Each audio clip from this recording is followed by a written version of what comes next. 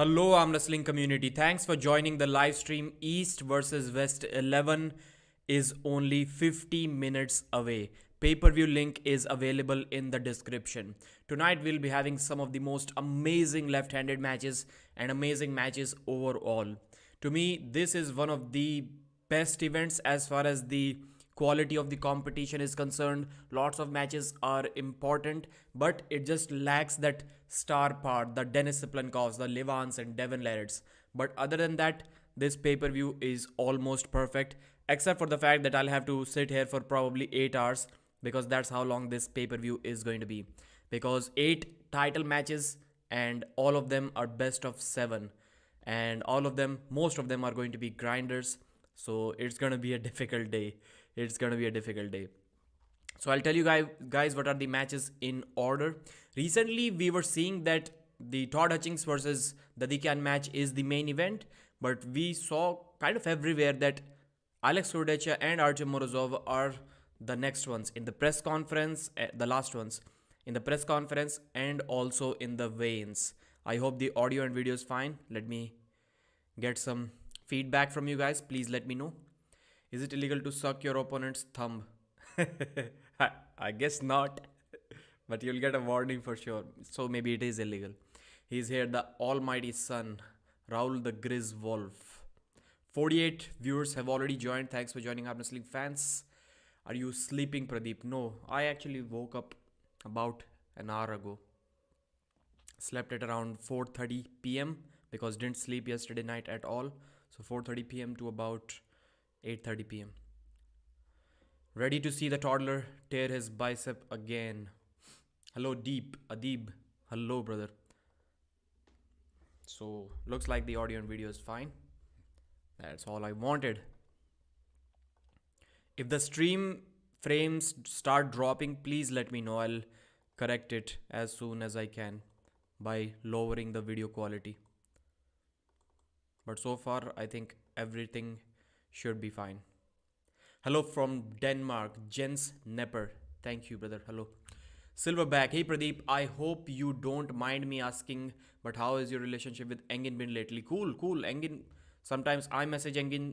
Sometimes Engin calls me. It's been working fine. The best that it has ever been in, not ever, the best it has been in last 1 year. So relationship with Engin is fine, absolutely fine. No problem with that. Genuinely great to hear. Thank you. So the video is fast today. Like there is no delay. Can anyone stop Todd's side pressure at this point? We'll see if Dadikyan can do that. He won't stop Todd's side pressure, but maybe Todd won't be able to stop his side pressure, his explosiveness. If you talk about stopping Todd's side pressure, it's difficult, man. Ongarbai was kind of stuck into this position. Todzilla is the fastest top roller in the business. I said this after the last stream as well. The last event that Todd Hutchings won. Seriously, man, if you look at it, he's top rolling Ongarbai. He's out top rolling Ongarbai, almost top rolling him. And he's faster than him. So this means that Todzilla is the fastest top roller in the business. Could anyone have thought about it in maybe 2021, 2022? No. At 2021, nobody even knew that Todd Hutchings is a top roller. Everyone was calling him a hook arm wrestler. But he's a pure top roller. Side pressure based. What match are you looking forward to the most? So let's see the list of the matches.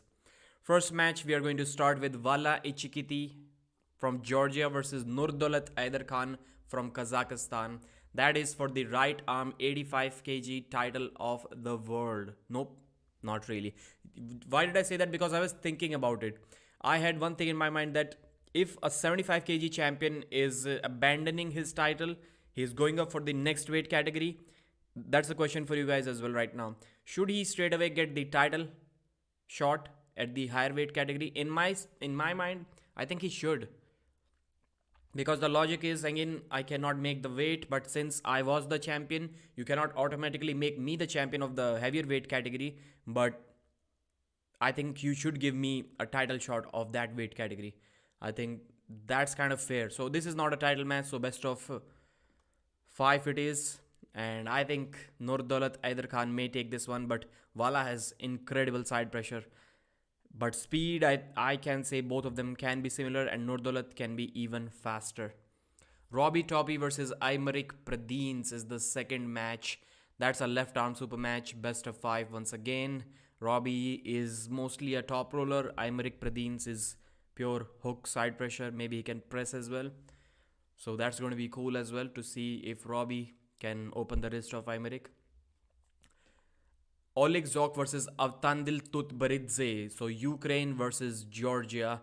AVTANDIL is amazing. So he's already ahead of Oleg ZHOKH in the sense that he's the champion of 85 kg class in WAF, and Oleg ZHOKH is the champion of the 80 kg class in WAF. And he's only 19. AVTANDIL TUTBERIDZE is 19 years old.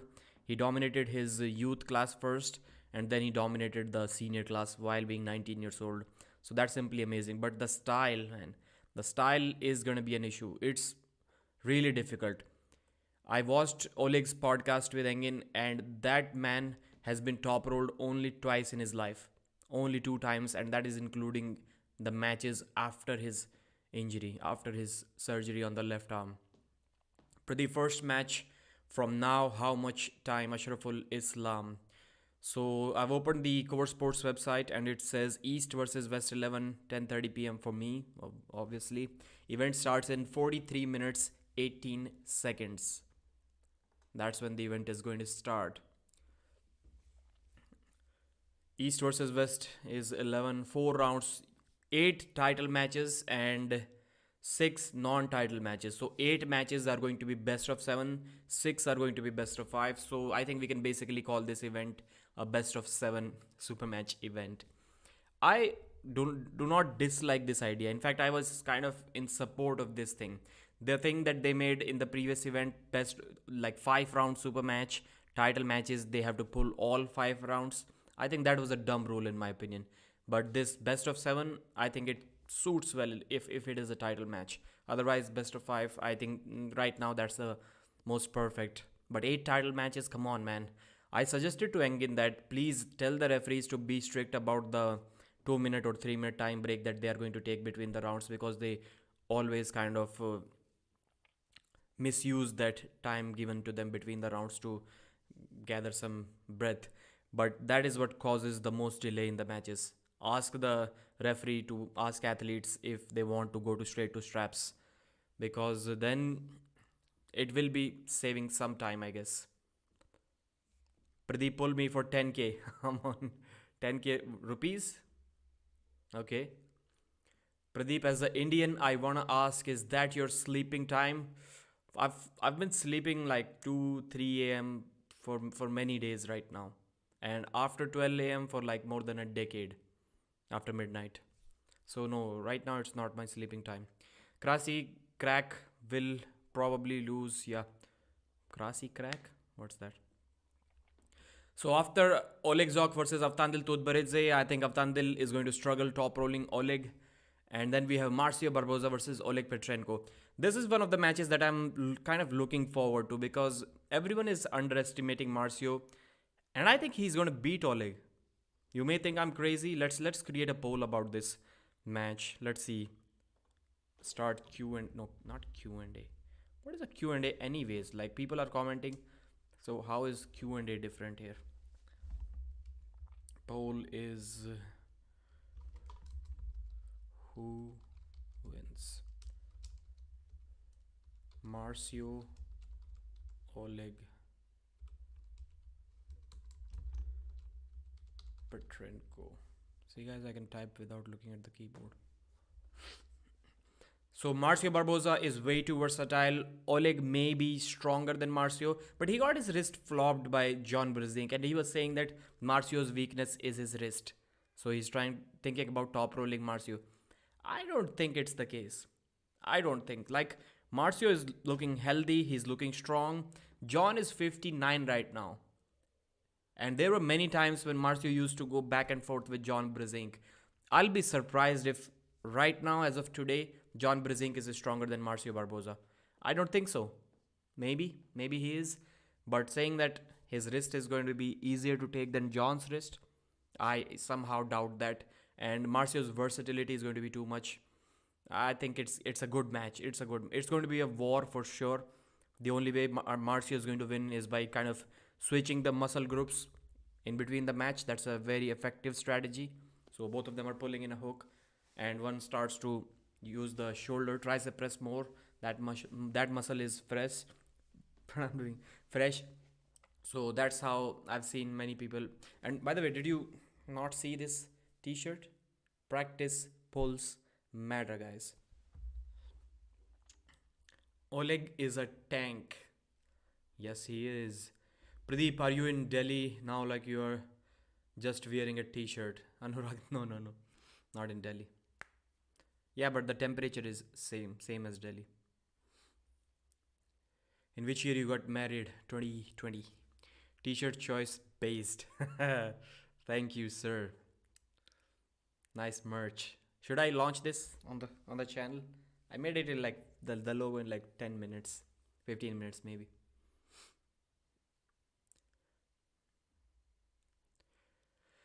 Marcio might out endure Oleg. That's exactly what I'm thinking, brother. Because Oleg is going to do one thing, in my opinion. He doesn't have the press. I've seen it.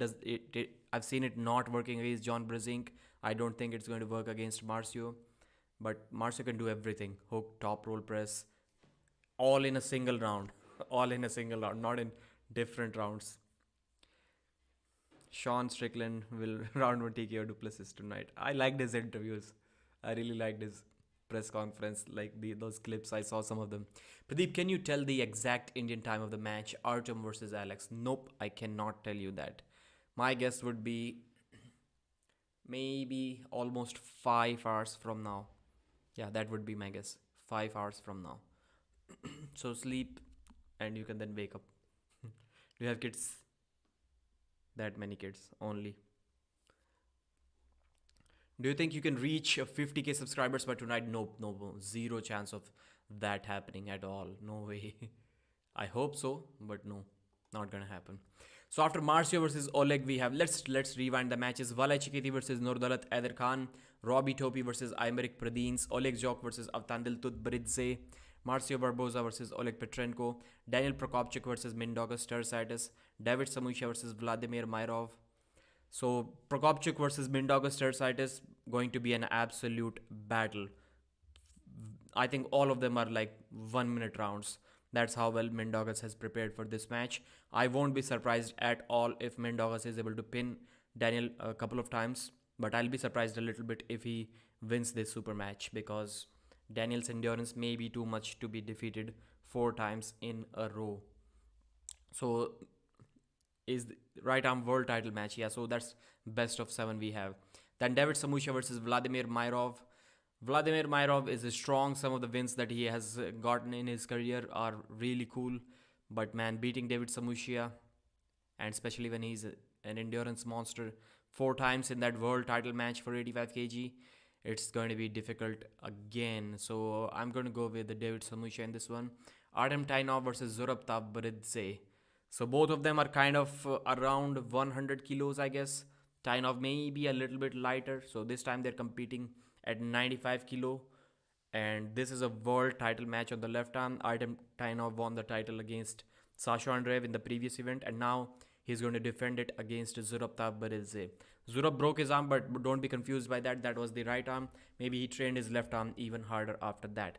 But for a month or so, I would assume it would be kind of almost impossible to lift even with your left arm, because that right arm is kind of staying in a sling.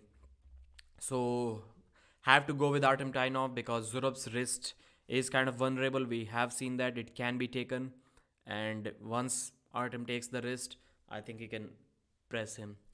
IRAKLI ZIRAKASHVILI versus Paul Lynn. This is the match that I'm looking forward to. This is one match where I'll be surprised the most if Paul Lynn is able to beat IRAKLI, because stylistically it just doesn't suit well. Like IRAKLI may not be able to beat Sasho because he cannot top roll him, but Paul Lynn can beat Sasho because he has that much dragging hook power. So that's a stylistic problem for Paul. I think Paul is thinking about going sideways like Todd Hutchings if he loses his wrist. That's what I got from his interview. but I don't think it's going to happen. It's going to be really difficult. Irakli ZIRAKASHVILI, number one contender super match for the 95 kg title match. This is, I think Irakli takes this 3-0. Then we have Matt Mask versus Wagner Bortolato. Amazing match. Press versus top roll. Probably going to end very quick depending on who gets to his move first. Best of 5. Ivan Matishenko, Reno Masic, 115 kg, left arm world title, best of 7. Ivan is fast. He's experienced. I think he takes this match. John Brzezinski, Krasimir Kostadinov. I was talking with some of the American arm wrestlers and I was like, I even messaged Engin Terzi about this. I was like, Engin, I don't think John has any lane against Krasi. I don't believe Krasimir can beat John Brzezinski. And Engin was like, wow, okay, let's see. We will have to wait. Are you kidding? No. What's the pay-per-view price? I think $20. Parthakji, you are noob. Parthakji, okay. Have you... Okay, let's read all of the matches first. So, John versus Krasi. I'm going to go with the Krasimir. Maybe 3-1. Most likely 3-0. Alijan Muratov versus Evgeny Prudnik, left arm super match. That's going to be an absolute war. Prudnik will be redlining here, trying to stop the match, and I think he will stop the match. That's a left arm world title match, best of 7, 105 kilos. Todd Hutchings versus David Dadikyan. Toddzilla is going to defend his freshly won 105 kg right arm title match against the Armenian Dadikyan. He's going to have to stop that explosive hit. If he doesn't, the match can be over quickly. And same goes for Dadikyan. If he doesn't finish it early, it can end bad for him. Artyom Morozov versus Alex Kurdecha, left arm super heavyweight world title match. So how many left arm matches on this card? I think 7 or 8. Left arm Robbie Topi versus AYMERIC PRADINES. Then Oleg versus AVTANDIL 2. Then we have Artem TAINOV versus ZURAB TAVBERIDZE 3. Ivan Matishenko versus Reno Masic 4. Alijan Muratov versus Evgeny Prudnik 5. Artyom Morozov versus Alex Kurdecha. 6 left arm matches, and how many? I think 3 or 4 of them are world title matches. So that's amazing. People always used to say, let's make the left arm great again. Only left-handers have said that. This is the statement that I'm making. Only left-handers have said that statement or repeated that statement. Let's make left arm great. No right-hander ever cared about it. Never. So Engin is making the left arm great in this event, which is a really, really cool thing. So if everyone starts taking the left arm seriously, they start thinking that yes, they have to compete in the future, then the pool of the matches immediately I'll not say doubles, but almost doubles, because most of them will be taking seriously the left arm as well, and we are going to see probably 50% more high level, elite level super matches. So that's a really amazing thing in its own. Travis plus Devon, smaller than Levan. Pradeep को याद रखें, अगर कोई आपसे arm wrestling करने के लिए कहे और आपको बर्गर किंग ऑफर करे, you have to see who it is. Who's that guy? I don't know. कौन है वो? Is there anyone like that who offers burger in exchange of arm wrestling? How much chances in percentages does Reno versus Ivan? Reno, I'll say maybe 20%, because if Reno gets his shoulder, and I think it can end quickly for him as well, because Reno is also very fast. It will be difficult for Ivan to stop it once he gets in a defensive mode like this. So he has to keep it offensive, I think. Georgi would love it. Any arm is good as long as they are good. What does that mean?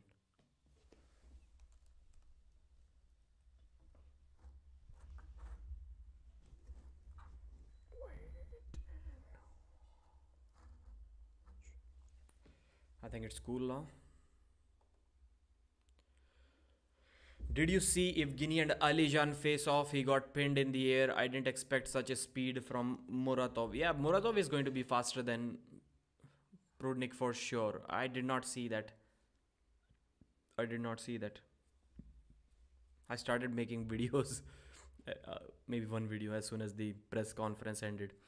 Did anyone else find this first part of the press conference probably the most cringiest press conference ever? Like Prudnik's level of press conference, which used to be there, I think it kind of dropped here in this one.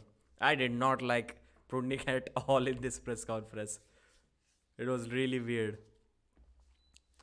What happens to Tobias versus Wagner left arm? Engin said it will depend on. It will happen. I don't know. Tobias got injured, like he had hernia surgery, not injury. So I think he's back now. So maybe it should happen. I think it's a good match. Tobias is at a level higher than Wagner, of course, but the styles may make things interesting because Wagner has a good press and Tobias is a top roller. Press conference is always the lamest part most of the time. Make sure that your stream doesn't crack this time because it does crack every time. You lost your viewers earlier too. Hope that it doesn't happen this time, brother. Yeah, let's hope so. Let's hope so. So far, I'm assuming that everything is working fine. And I hope it stays that way. Sometimes I've seen in this streaming software the audio drops, but then it comes back in like 10 seconds. So if that happens, I'm warning you. If the audio drops, it will come back in about 10 seconds. It's showing me that the views count that I have right now is 520. The average view duration I have is 3 minutes 30 seconds. That's how long you are watching this stream on average. Levan versus Alex. Left arm right now. I think Alex, if that match happens today, I think Kurdecha will beat Levan on the left. Right? No competition. Even today, Levan will beat Alex, I think. But Kurdecha is not easy to top roll, man. He is difficult to top roll. People can still beat him with side pressure just like he used to lose in 2018-19. Maybe, but still very few people, maybe only a couple of people in this world will be able to top roll Kurdecha. Has the matches started? East versus West 11. The event starts in 0 hours 27 minutes 30 seconds. That's when the match is going to start.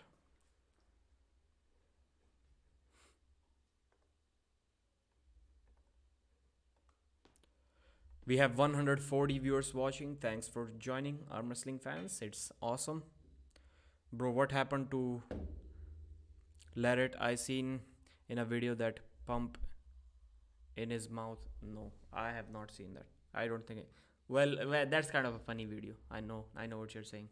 Travis Prime versus Dennis Prime left arm. I think Dennis for sure. In a tournament, maybe there's a possibility that Travis may beat Dennis prime for prime in a tournament, but in a super match, no way. He will get stopped. Alex versus Morozov 4-0. Alex, what's your thoughts? Yeah, 4-0. I don't think Morozov got what it takes to hook Kurdecha, and that is when Morozov probably has the best hook setting ability in the world on the left arm, as good as Ivan Matyushenko. So I don't think even that is going to be enough. Maybe Morozov can lose, man. Let's wait and watch. Bro, John Brzing 2015 or Levan, man. What kind of question is that? Easy Levan, bro. Anil, easy Levan. 2015 John was, I don't think he was that strong. Yes, he defeated Devon, which is cool, but Devon was also not that strong back then, and that was a 225 pounds class. I think Ivan versus Devon can be good match. Left arm, you mean? Which match in your opinion is going to be the most dominant in the card? Dominant? By dominant you mean close or one-sided? If you mean close, then Prudnik versus Alijan is going to be close. Marcio versus Patrenko is going to be very close. Dominant, then Oleg ZHOKH may dominate TUTBERIDZE, or maybe not. Maybe TUTBERIDZE can hold without his wrist. And who else can dominate? There's a possibility that Ivan may dominate Rino Masic. I think that match is going to end quickly either way. Artem TAINOV versus TAVBERIDZE is also going to be a good match, long match. John versus Krasi is going to be a war. Not easy. John will not get tired quickly because Krasi will not have the hand control.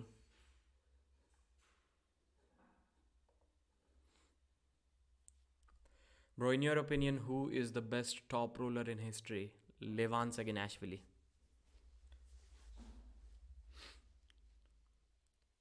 Why we should listen to you, you chicken?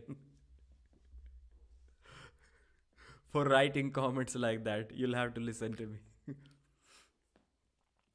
Yes, on the left, obviously, if if he can hook Devon, it is interesting. I think he can. I think he can. He was kind of underselling or underestimating himself when he said that maybe I can hook Devon only once on the left, but after that it will be difficult. Yeah, Devon sets up with that low hand top roll, but that's kind of interesting. Devon sets up with a low hand top roll. He drops his wrist to kind of either match the webbing level of his opponent, or maybe that's his only move. But he never drops his riser, even if he's facing a like 7 inches shorter arm wrestler on the right arm. Strict curl PR, I don't know. I don't know. Maybe if I train a little bit, I can curl 47, 48 kilos. Over 100 pounds for sure. Over 100 pounds for sure. Maybe 50 after a month of training. 110. Interesting voices in your poll. Which poll?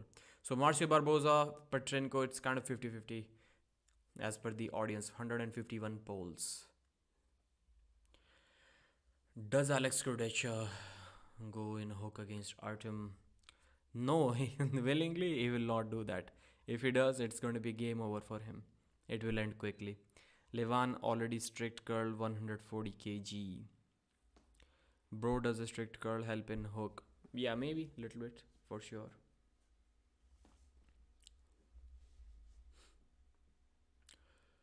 Alex looks like monster. He will destroy.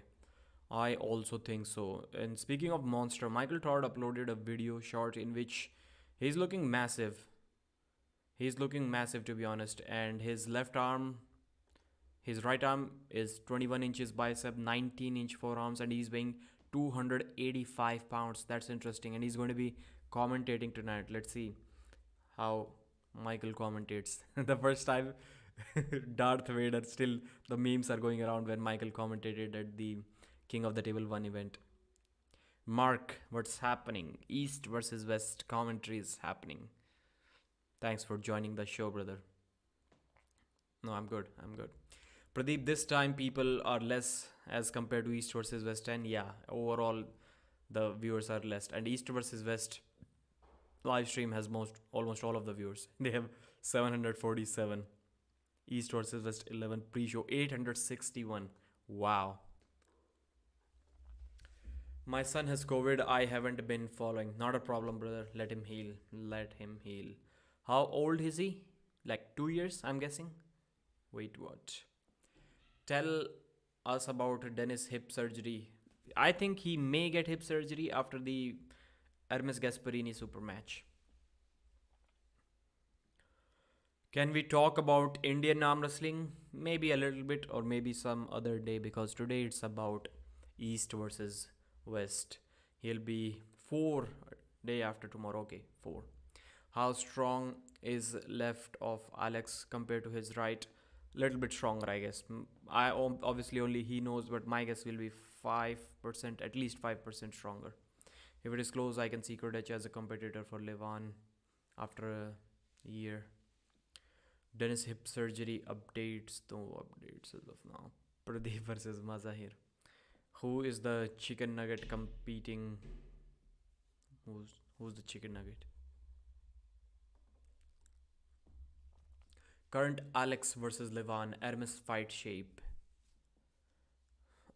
Levan, easy, bro. Easy. Alex destroys Morozov. What say, Pradeep? Agreed. Alex looks kind of soft body wise. His wrist and his forearm, they don't look that impressive, to be honest. His wrist kind of, I'll say it's the smallest for anyone who weighs over 160 kilos. It doesn't look that impressive. I kind of agree with that. Dadikyan versus Hutchings world title match. Good match. Let's see if Dadikyan can win if the match gets stopped. Let's see if Todd can stop the match. Mark with his favorite 37 dirham super chat, and my favorite as well, for Pradeep, the only uncensored voice in arm wrestling. Thank you, sir, and it's going to stay that way. Pradeep, do you think elite athletes should be concerned about speaking English as it is the international language? Yes, I think. I used to talk about it a lot in 2022, but then I stopped talking because arm wrestling was becoming kind of famous when I saw some examples that you can get really famous even without speaking English. That's when I kind of stopped talking about it. But for most of the athletes who are still like not at the very top level in the world, for them still English is the way to go to gain some popularity. Thanks once again, Mark. Thank you. Dadikyan will win and Artyom Morozov will win for sure. Mark my words. Okay. Can Shivjit stand any chance against 70 kg player of East versus West? No, I don't think so. He may be able to protect his wrist because the way he arm wrestles, I've seen he's like almost impossible to top roll. But they'll beat him inside. Matt Mask already lost to Wagner 1-3. Please speak up. I can't hear well. Is that so? Can somebody give me audio feedback? Is it not good enough, loud enough?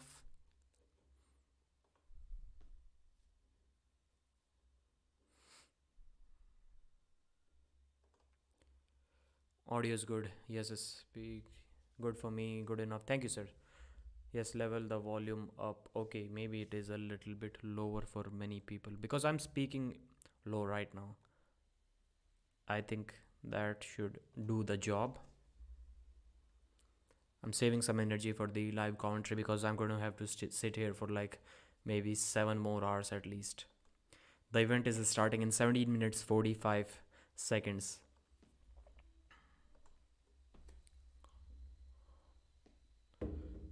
It's on the low side. Yeah, I'm speaking low. I'll increase the audio. Maybe until then I should change the settings to 100%. Now it should be okay. Now please give me a feedback once again. Please increase volume.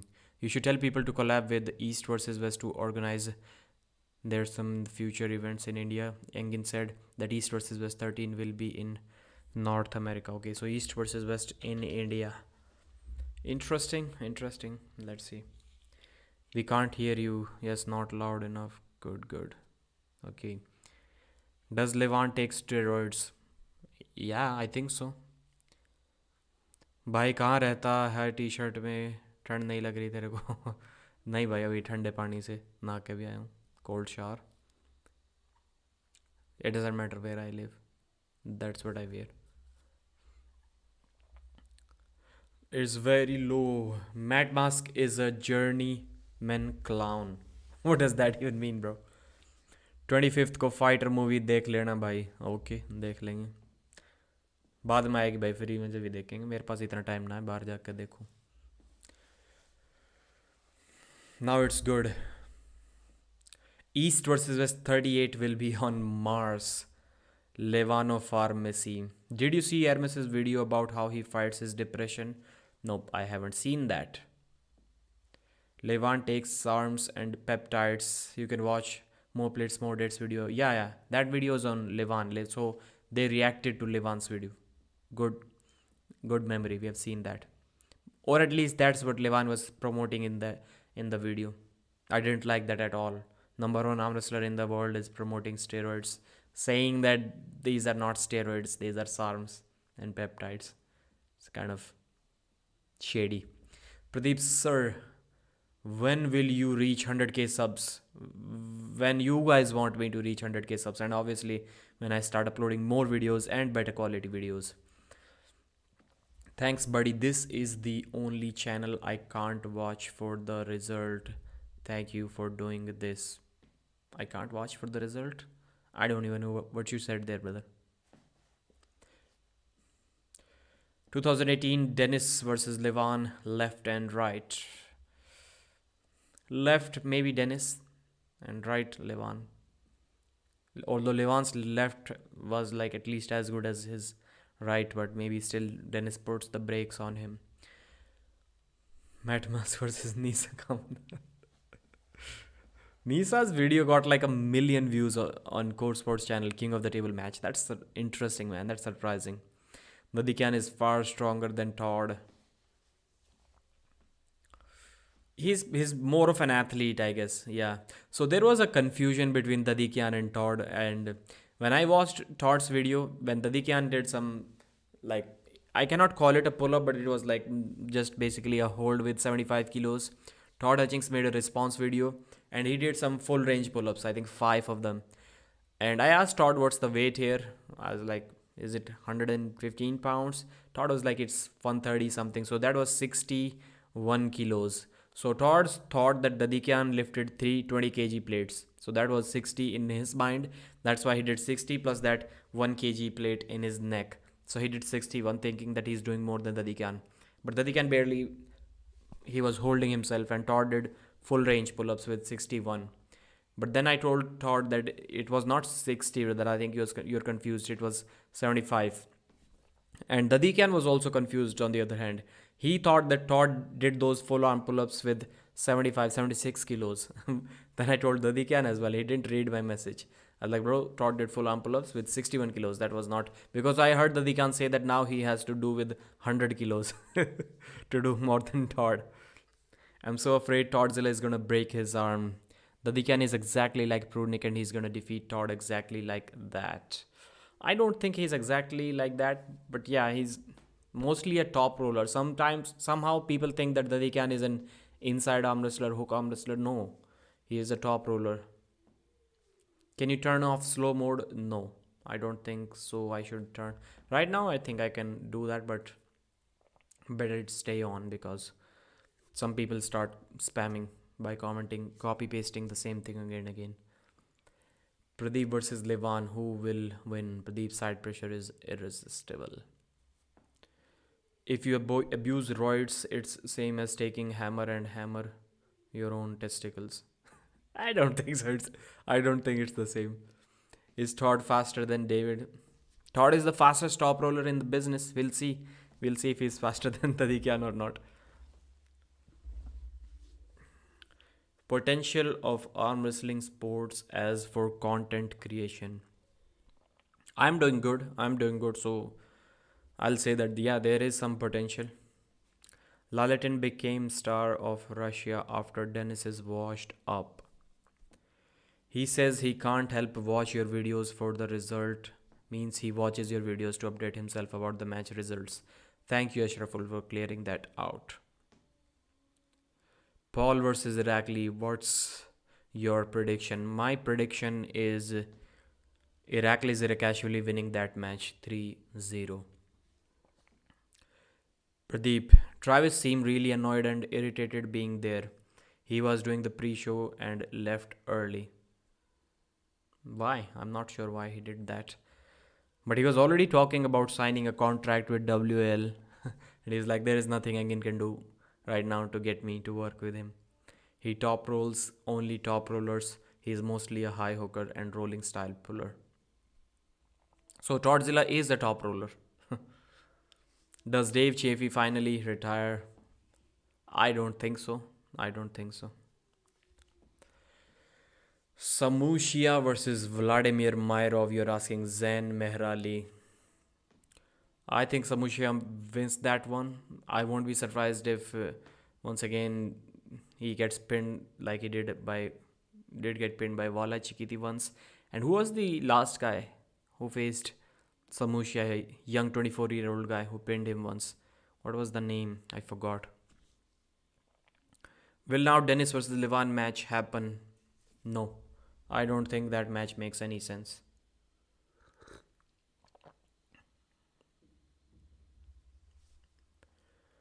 What do you think? Dennis should change his grip from low to high? Yeah, that move, I coined it a new name. I gave it a new name. What Denis Iplenkov does from now on, we should be calling it the dad roll. So he's holding someone in a dad move grip and he's trying to top roll them. So that's a dad roll. Highly ineffective move in my opinion. Highly ineffective move. The matches will start YIS motivation in 12 minutes from now. The event will start. Hello Pradeep, long time. Plan a trip to Mumbai soon. You're gonna have a great time. Aryan Upadhyay. Okay, brother. Okay. Dad roll against Hermes won't work. That's exactly what I think.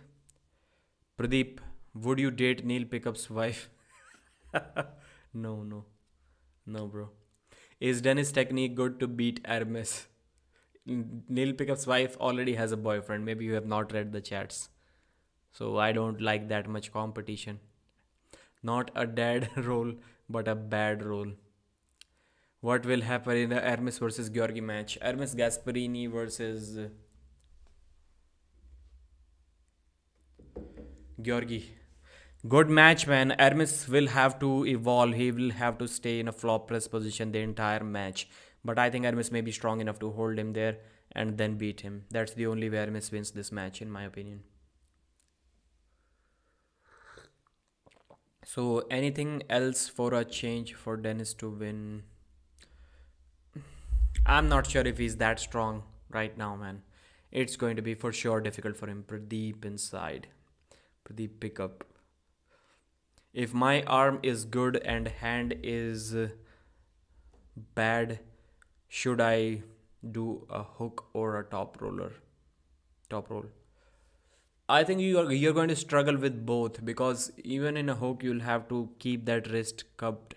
There are two types of hooks. Sometimes some people just curl their opponent in with their fingers and their wrist, and some shoot forward for a hook. Either way, if you shoot forward, you may not need that much hand and cupping. You may not need that much, but you're going to still need it to stay there, especially when you're about to finish the match. Hook seems to be a better option as of now. Joe Basha 10. Which currency is that? Sorry, brother, for the super sticker. Thank you, sir. Thank you. I like your live love to arm wrestling.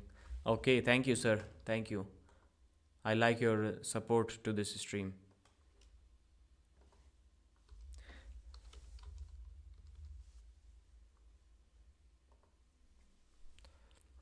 So, Saudi Riyal. So, Saudi Riyal is the currency. Thank you, brother. Pradeep picks up. Okay, no, not going to read that. Tell us about Prime Zoloev. Will he come back in future? Prime Zoloev. I don't think he's going to be here. He's also kind of fading away, just like Dmitry Trubin did. And I don't think he's going to be back in prime form. Like, he rarely wins anything these days. Dad roll or Todd roll? What do you think is better? I think Todd roll is better than dad roll. If Todd does his Todd roll, it's risky, isn't it? Yes, it is. Have you watched? Maybe tomorrow will anyone buy this t-shirt if I practice pulse matter? If I launch this on the channel tomorrow? Who, according to you, will beat Levan first? Devon, man, it's going to be difficult. I think Hermes still has the best options, best style. That flop press. Dennis can beat easily if he level up of his prime. Lens is very dangerous in Pradeep. Prime dangerous. Prime Dennis can beat Devon. Okay. Yeah, I think Prime Dennis can beat Devon. It's possible. Have you watched the UFC promote slap fighting a lot in the matches as well as outside matches? So do you think East versus West should sponsor? So UFC should sponsor East versus West? Is that what you're saying? Maybe. Todd's first surge has immense power. Yes. And that power stays there. It doesn't fade away.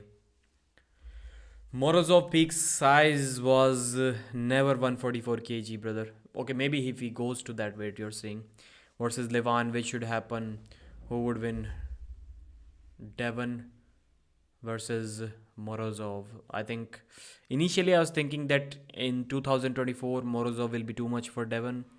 But right now, I think he's still maybe too much for Devon this year if he gets if he gets to that size. Good match, I think. Good match. War.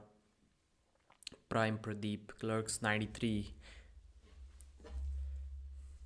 If Alex or Morozov wins, will he be able to beat Vitali? Left arm? I don't think so, man. I don't think so. Vitali is going to be tough for anyone to deal with. तुम्ही मराठी आहे? No.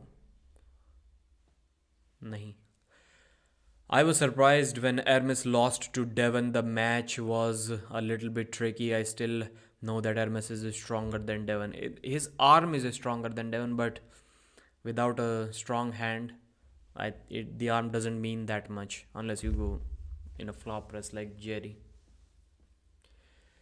Pradeep, you my boy, should do a video demonstration on the top roll hooking move. I am not the right kind of guy to do that, brother.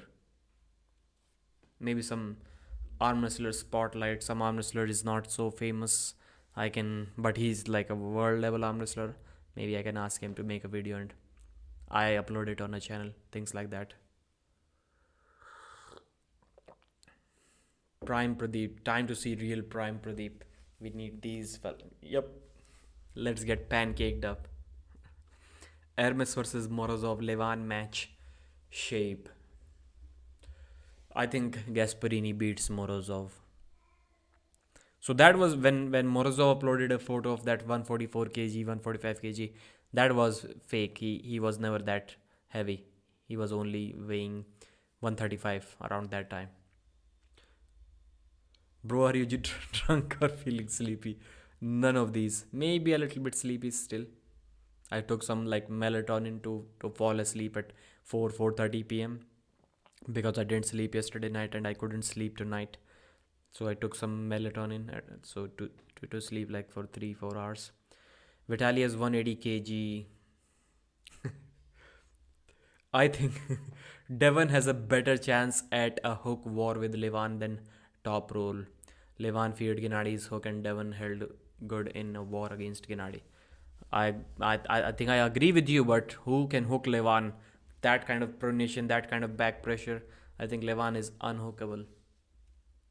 Oh, it was fake. I also thought it was real. I even made a video about it. So if an arm wrestler is uploading his photo and he's writing like 144 kilos, you would assume that yeah, he's gotten to that weight. But then he himself said later on that he was never that heavy. He said it like almost a month or so later after that. Can you go to Pro Panja arm wrestling without drugs? Yes, you can. Like, is there any league where you need to be on drugs to go there? Coming on the main topic, what's your salary from my job? It's around 60,000 rupees, so $800 a month. If Vitali bulk up, it's funny how it is the main topic in an arm wrestling live stream. Does WL have any drug control? No, they don't. Is VADA tested? Yes, they are. Babkan's barbecue causes stomach issues.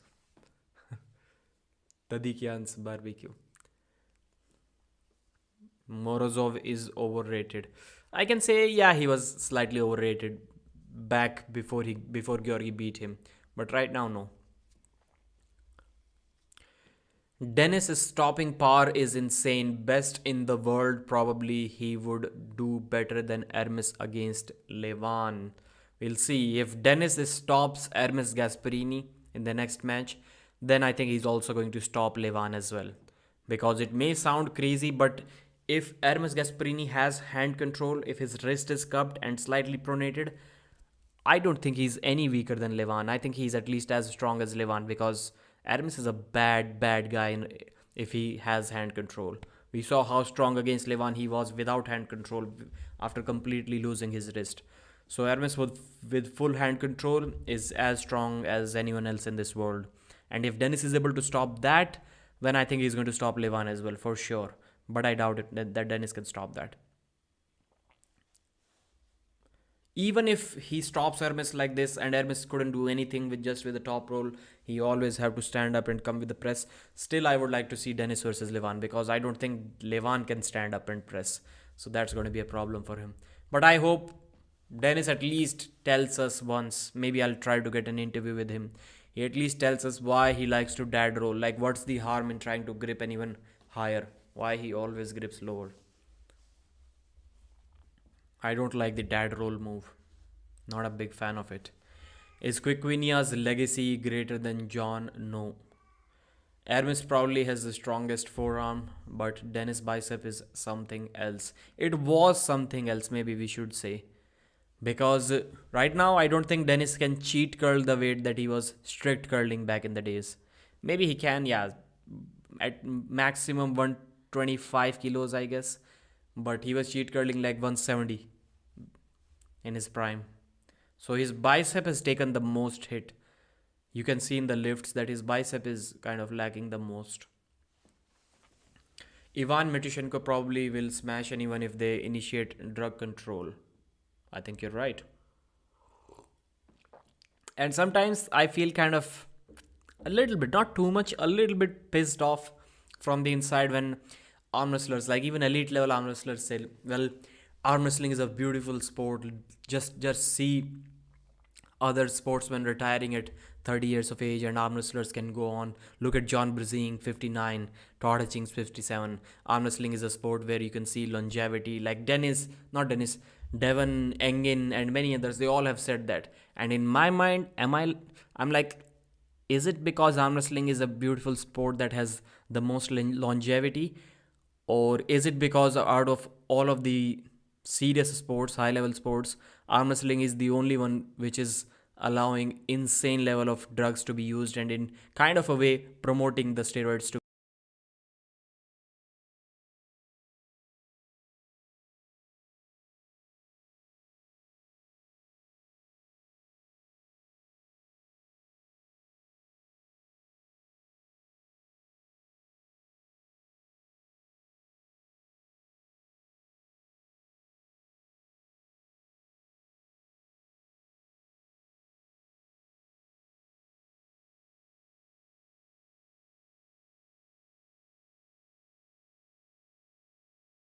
Okay. I think it should be back. Will now Travis beat Hermes after Hermes and Travis sound back? Thank you, sir. So this can happen multiple times. I know why. I don't know why this problem is with this Streamlabs streaming software, but the good thing is it always comes back. I'd like to offer Pradeep a WWE contract, Mr. McMahon. बोलने लगा मेरा जिसू What's that? Dennis says humbleness prevents him from getting a better grip, in my opinion, like with Devon.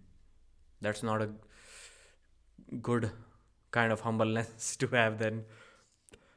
I mean, they do use crazy amount of steroids in strongmen. Compare that to better and average strongman is equivalent to a Levan. So Aniket, yes, the strongman part was in my mind as well. And after arm wrestlers, I think strongmen have the most longevity. Mark Felix, I still remember. I think he had some kind of grip Hercules record or something like that in his 50s. So yeah, the only other thing that don't have any drug control is arm wrestling, bodybuilding. Bodybuilders, sometimes I've seen they are also kind of relevant even in their 40s. I've heard about some guys, strongmen, still relevant in their 40s.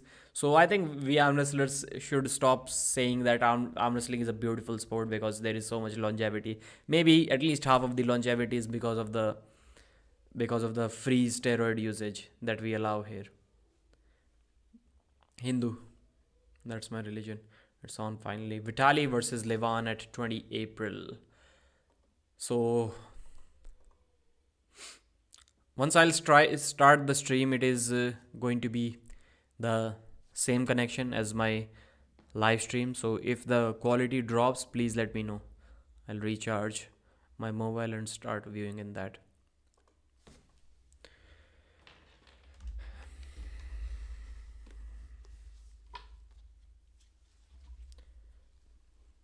Wow, the first match is on already? That's good. Cool time to start.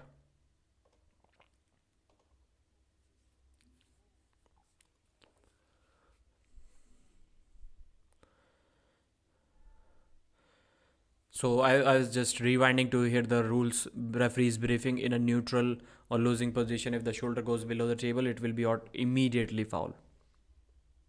Let the strongest win. So AYMERIC PRADINES is at the table. The first match, Robbie TOPIE versus AYMERIC PRADINES. 45 Robbie, 37 AYMERIC, 185, 180. Robbie TOPIE 105.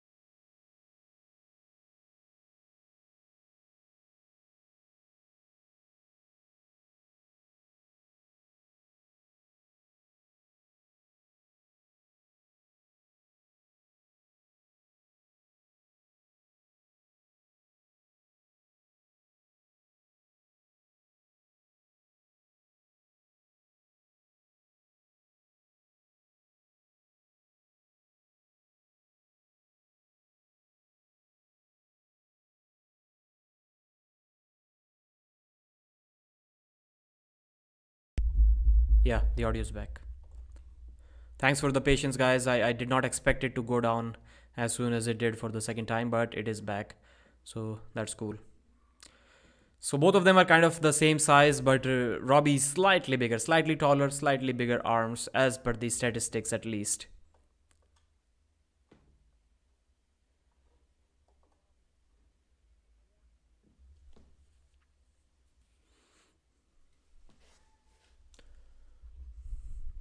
So the first round is over quick. AYMERIC PRADINES with a very fast top roll, as you can see in the replay. I thought AYMERIC is going to hook him, but he went with a quick, fast top roll.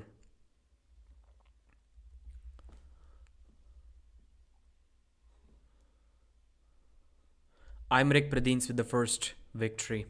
How many do you think I'm going to get correct today? Out of 14 matches, I'm hoping for 10. If you get 10, then you can say, yeah, you know I'm wrestling a little bit. Anything less than 10 is just a mere coincidence. A lucky draw. You shouldn't have an interview for Dennis. Why? Yeah, I was thinking about that. Maybe I should message Babkin. Recovering the previous video, that's why. Or if Dennis doesn't have enough time, maybe I should just ask him that one question. भैया t-shirt कैसा लगा? You tell me t-shirt कैसा लगा? Why are you asking me?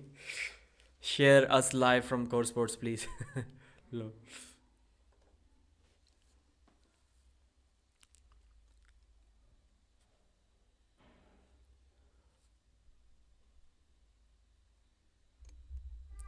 Second round, Robbie TOPIE versus AYMERIC PRADINES. Ready? Go. Wow. AYMERIC PRADINES with an easy top roll. Robbie couldn't do anything against the guy. Clean, fast top roll. That match is ending quick. That match is ending quick. AYMERIC PRADINES cares about arm wrestling news. He doesn't want me to sit here all day long. That's why he's ending this match quickly. हैं? आगे. एक ही तो gear लगाना, दूसरा क्यों लगाना? हाँ, एक आगे बाकी पीछे. पानी मंगा लो भाई आवाज देकर. I already have it. Is the event started already? I forgot my motorcycle. It's already parked outside, and now the owner of the house is asking me to get it in. I was like, bro, nope, not happening today. Not happening today. Robbie getting physiotherapy. भैया mention किया था story में. करण, okay. Which story? So third round, ready go, is about to happen now.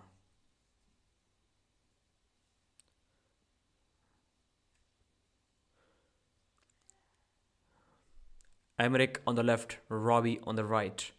Wrists are flat, ready goes about to happen. Robbie goes first, a false start from Robbie TOPIE. This is what I like the most. When you're losing, When you're losing, why not utilize those false starts and open up the wrist? Man, Robbie's looking jacked. Robbie's looking jacked. So why not utilize those elbow fouls to kind of loosen up your opponent a little bit? Not even elbow fouls, just a false start. It's just a warning, not even a foul. One more false start. Oh, this time Robbie cracks the wrist. The strategy worked. Perfect gameplay from Robbie. Perfect gameplay. You have Hero Honda. Nope, I have Bajaj. Hamara Bajaj. Indian company. Hero is also Indian, but Honda. Bro, Hero and Honda. Okay, maybe you're not from India, but Hero and Honda kind of separated almost a decade ago, maybe more than that. Those shades and a motorcycle. When will you see your Bollywood debut, Pradeep? Yeah. Platina. No, I have a Dominar 400. I bought it. I discussed on the live stream. I was thinking, man, I want to buy a Dominar. It's kind of like a first dream bike for me, and I bought it in a dream once, and people were saying that you should buy it. And few months later, I bought it with YouTube money, thanks to you guys. $3,000 motorcycle. It's amazing. Hermes and Levan printed on the back. Robbie's timings are off. Yeah, let them be off. Crack that wrist, Robbie. Do one more false start. You still have one foul to utilize.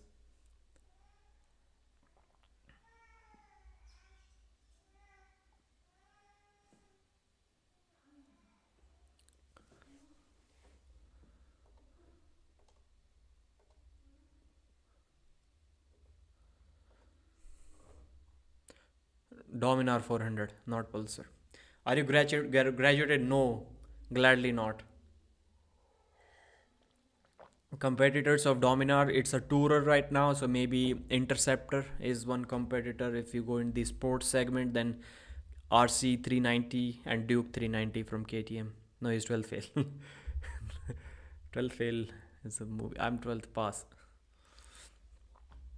Alright, let's get back to the match. Final round is about to start.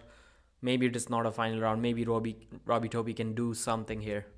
AYMERIC is looking uncomfortable with the grip right now. His tone is kind of more serious. Robbie is looking good. The setup is looking good for him. AYMERIC is not looking comfortable at all. He's not looking comfortable at all. His wrist is already like almost bent back. There is no way AYMERIC is going to top roll from here. No way.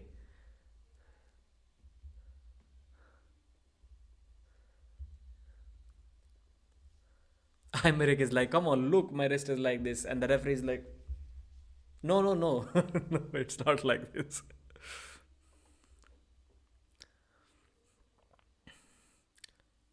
I have Super Meteor 650. Wow, that's cool. That's a good bike. Triumph 400 speed, also from a India factory.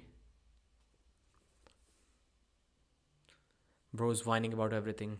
I thought about, like, not right now, but maybe in the future, about the Triumph Street Triple R.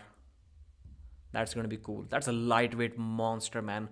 120 bhp, I think, with just like 166 kg body weight. That's insane. If you like accelerate, that thing is going to lift from the front for sure. Don't start talking about motorcycles here, bro. I can talk all day now. I can talk all day long.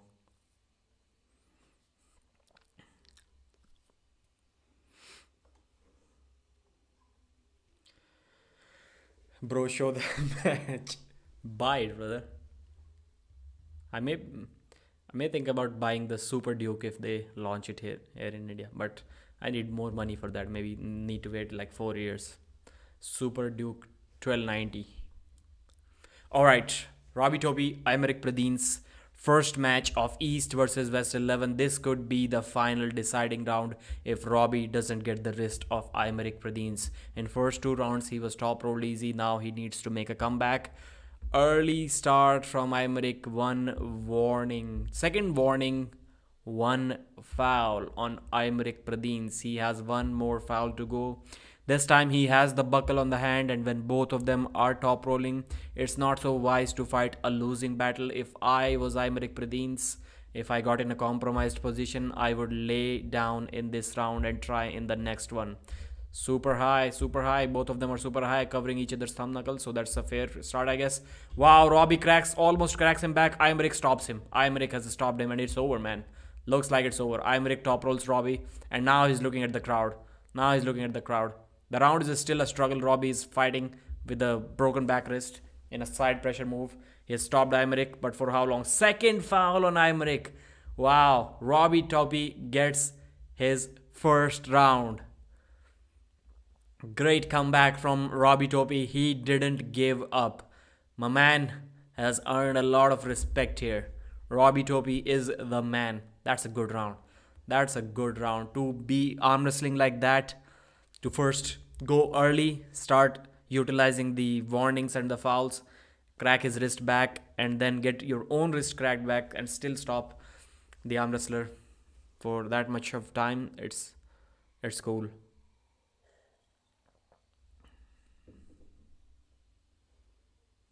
No, it's looking good for Robbie here. Travis saying it's not looking good. It's saying YouTube is not receiving enough video to maintain smooth streaming. Are you guys getting good video, or is there something wrong with the video quality? But AYMERIC didn't have the red dots on the fouls, so it's just one foul, right? Yeah, second foul. It was second foul. He did have that one dot, I think. Maybe they forgot to add it, but he was already on one foul. Dennis will marry tomorrow. Who told you, Ayush? The audio and video are perfect. YouTube, why are you scaring me then? And listen, that's the only thing that I don't like about Travis Bagent's commentary. Like every 20 seconds he's like, and listen, and listen. It was cutting a few times, okay. Didn't Sporong pull Vitali lefty after Morozov edge? Yes, he did. But there was good amount of gap, maybe more than me. Okay. So clean top roll from AYMERIC. PRADINES gets the job done against Robbie Toppie. 3-1. Good first match. I think that was a good matchup by Angin Terzi. Like it was not completely one-sided, but still towards the end AYMERIC was kind of dominant. 3-0, like a promoter hates 3-0s the most, in my opinion. So let's talk about the setup here. So the top camera angle looks good. The table poster looks cool. Body by Robbie, Vidacell Biologics, the sponsors. So once a YouTuber does some promotions, everybody's like, bro, you sold out. You why are you promoting this product? You shouldn't be promoting this product. And once the big leagues, they get some sponsors on the t-shirts, on the logos that they don't even know the name of half of those sponsors. They couldn't even pronounce them. Then everybody's like, yeah, it's good that you got sponsors. Then nobody asks them if they use the sponsors, the products or not. Sporong should pull Ivan or Reno. Yeah. Reno, Sporong, good. There are a lot of matches for Tobias Sporong. Lots of matches. But Tobias Sporong versus Devon Larrett. I think Tobias may be able to get Devon, especially with that clean, fast top roll. He's thinking to marry in the near future. Bro. Tomorrow is not near future. Tomorrow is like today. I said it here first. New quotation. Tomorrow is today. How can we beat Levan? You? I don't think you can beat Levan. Only I can. What's your prediction, Daniel? I think it's a good match. I'll go with 4-2 Daniel PROCOPCUIC. Night Trods Pradeep. East versus West 12 pay-per-view giveaway करना भाई please. ऐसा card बार नहीं आता. Free की चीज़ों की आदत हो गई है. That's cool. Maybe I'll do. Yeah, I should do. What chances you think Kurdecha has against Levan? On the right, no chances. On the left, right now especially, I think very good chances to beat Levan. I think Kurdecha cracks Levan if that match happens. Like, in a month or two from now. After that, maybe Levan still will beat him. But right now, Kurdecha is at a higher level. Left arm. Audio of East versus West is bad. Is Kurdecha Polish? Yes, he is. Pradeep, please say hello, guys. Welcome back to Concrete Elbow. Bhaiya match dekha. It's difficult to say like that because the way he says it, he changes the audio. Like he, what do we call, makes the pitch kind of denser by slowing the audio down to at least, my assumption is like to 4%. I sometimes do 1%, and you can notice the difference. The voice gets denser even in 1%. He does probably 4%. Hello guys, welcome back to Pradeep's Elbow. They need to mute some of these mics.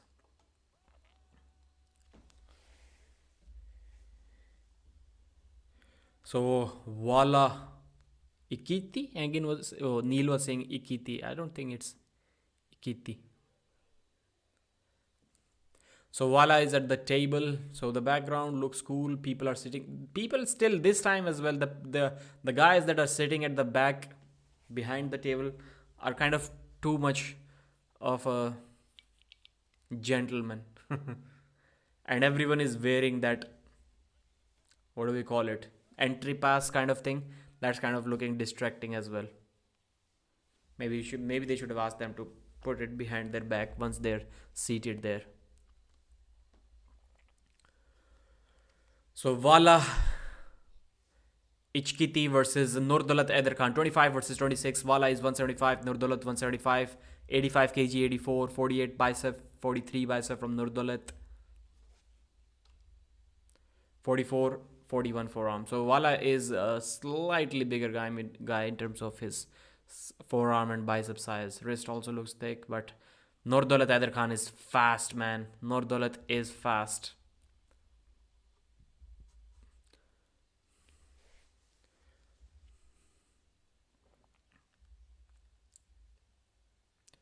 First round, Vala on the left, NURDAULET on the right.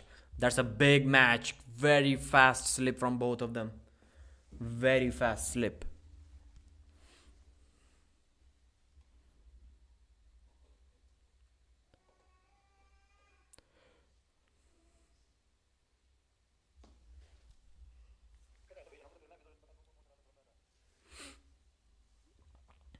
So, which matches should I do recap for? While they are strapping them up, let's see which matches. Maybe I do Oleg ZHOKH versus TUTBERIDZE. Should I do that? MARCIO PATRENKO, no. PROCOPCUIC, MINDAUGAUS, maybe not. ZURAB, TAINOV, maybe not. IRAKLI versus LINN for sure. Maybe all of the matches after IRAKLI and LINN. Alright, they're strapped up. They're about to go first round. Vala versus NURDAULET. NURDAULET with the... Wow. Vala is dominant. Vala's hand is dominant and he gets NURDAULET. Wow. NURDAULET hit sideways and nothing moved. Nothing moved. Vala is way too strong. Way too strong is the Georgian. NURDAULET has had no answer to that. Paul versus Irakli के बाद के सारे कर लेते हैं.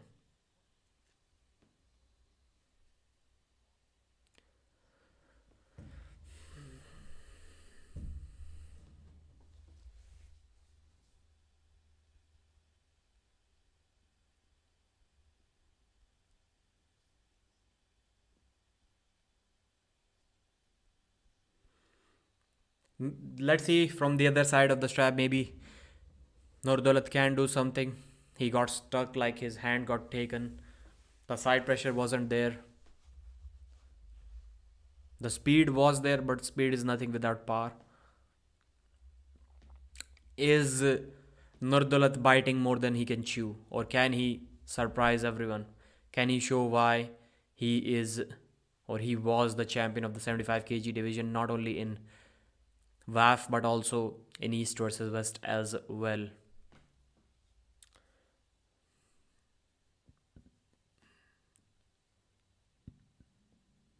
If they're slipping that quick, that fast, I think they should just agree to go to the straps without wasting much time. That's what the referees need to be asking here. That's when Engin needs to step up. During the breaks, he needs to tell the referees if both guys slip like really easily in the first round. From your own assessment, if you think the second round is also going to be like that, then you should ask the athletes to go straight to the straps. Only then some time can be saved in this event.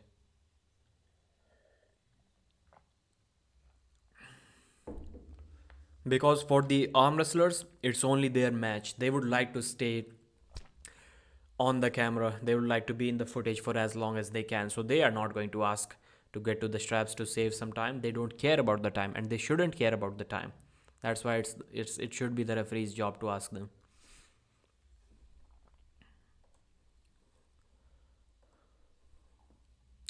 Superboy did Dennis X got married. Why wearing glasses at home like 80s Bollywood actor? Maybe I am 80s Bollywood actor. With the normal human, she couldn't take those fingers. Biggest problem is the recovery of Dennis. Ready, go once again. What happened this time? I missed. Let me watch it again. This time, wow, good hit. Good hit from NURDAULET AIDARKHAN, but an elbow foul.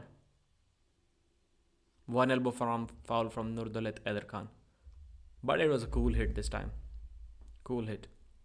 They're taking off the straps.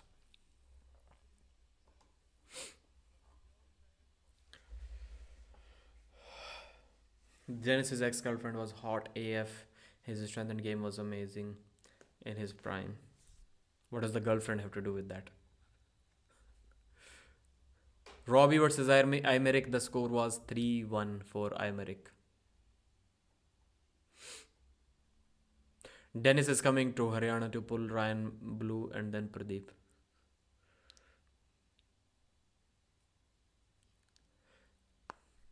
Kurdecha जीत गया. अच्छी बात है भाई, जीत गया था. भाई ये Dennis की शादी क्यों करवा रहे हैं सब? I don't know. I have no idea.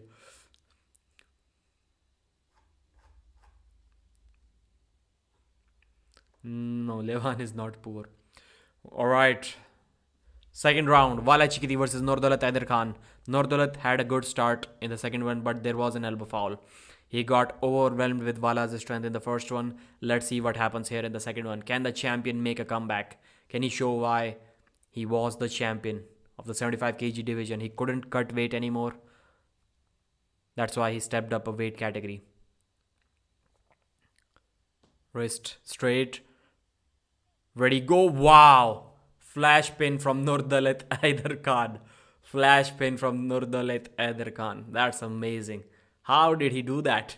From getting completely overwhelmed in the first round by Vala's strength to flash pinning him in the second one. And that was not some crazy top roll flash pin. That was pure hook side pressure, high hook kind of a move. Almost a top roll, almost a hook. Something in between these two.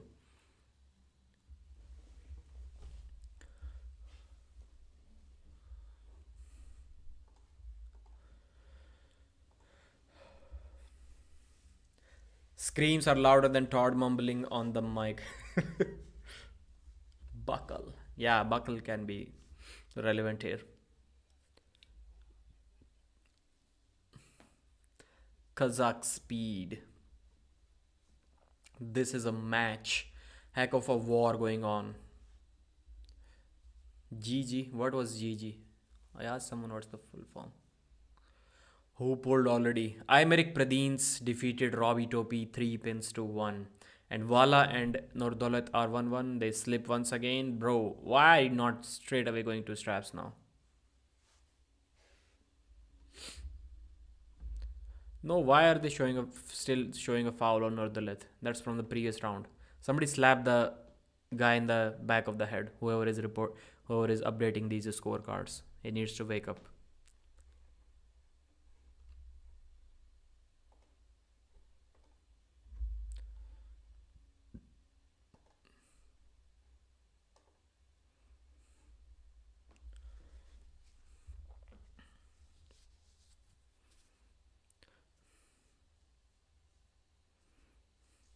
So there are two types of commentators. One is the strategic one is the color commentator. People say that Travis is the color commentator, but I'm not sure if he's capable of being loud and obnoxious enough when there is a war going on, who's like constantly shouting and hyping up the crowd, letting them have some goosebumps. I don't think Travis is also that kind of guy. So both of them are kind of technical commentators and not color commentators. Vala has his wrist like curled in like this. Wow, still not a straight wrist. Wow. Wow. NURDAULET still flash pins him. Vala basically started with a wrist like that, and NURDAULET still flash pinned him. I predicted 3-1. 3-1 NURDAULET in this match. And it looks like it's going to be that way. Wow, how about we address the fact that NURDAULET, while stepping up a weight category, is still beating Vala easier than David Samusia did. Isn't it crazy? Isn't it crazy? Because Samusia also lost the first round to Vala, and then after that it was a war. And NURDAULET is straight away flash pinning him after the first round. Please take a virtual interview of Mr. Denis Siplenkov. Will you? I miss again. So interviews are cool. Interviews are cool. I wish in some day in the future we can have like physical, like in-person interviews like some of the bigger YouTube channels have. Those can be awesome, but they, I think, can afford it because their interview style is like on any topics, like multiple topics they discuss. But for arm wrestling specific, I think arm wrestling is at least like 10 years away from that, when people can like fly over arm wrestlers for just interviews. Wow, another flash pin. Like he kind of got stopped in a hook, but still like slowly, it was like maybe a second and a half. Maybe you can still count it as a flash pin. 3-1 NURDAULET AIDARKHAN is your winner. The match is over. NURDAULET AIDARKHAN dominates Vala ICHQITI. I don't know how Vala got pumped just after flash pinning him once, beating him once. First round was like 2 seconds. Maybe 3 seconds, maybe 3-4 seconds, not 2 seconds. And he just got gassed after that, or maybe the champion made some adjustments. I don't know what channel it's on. Bye Pradeep, sleeping time. Goodbye brother. It's 11 p.m. here. What match is this? Second match of East versus West 11. Vala ICHQITI versus NURDAULET AIDARKHAN. NURDAULET has dominated Vala 3-1. I still remember the craze people had about Dennis. Devon was only popular on social media, and Dennis never had any social media, but immensely more loved and popular. So I saw one trend on Google Trends. So if you go to Google Trends and if you compare Denis Siplenkov and Devonlet search volume, whenever Dennis was arm wrestling, from day one till about 2023 when they had a match, so if Denis Siplenkov is arm wrestling, he's always more popular than Devon. The only time Devon kind of surpassed Denis Siplenkov in terms of Google Trends popularity, it was only when Dennis retired in 2018. So from 2018 to about 2023 mid part, 2019. Dennis retired in 2019. So after 2019 to 2023, until the mid of 2023, Devon was more famous than Dennis, and then that's it. Even in 2023, Dennis search volume surpassed Devon once again, and it was always like that before 2019. He needs to beat him 4 times, right? No. This is not a title match. Only in title matches. The translation is going to be crazy. So Coach Ray translates to Mazgan Shamiev. Mazgan translates to NURDAULET. Then NURDAULET speaks to Mazgan. Then Mazgan translates it back to Coach Ray. Then Coach Ray translates it to us. Come on, man. That's too much. It's getting too much.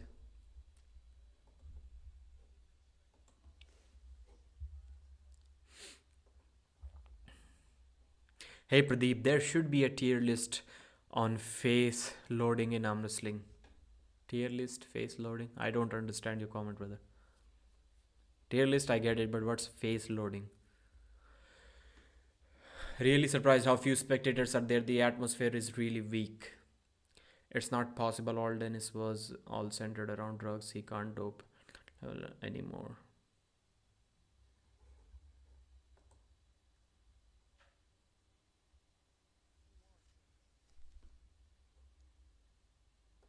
Michael Todd is still speaking in the background. He's kind of whispering, and his audio is coming through in the. I hope he doesn't say anything nasty. He thinks his mic is off, but his mic is on. We can still hear him.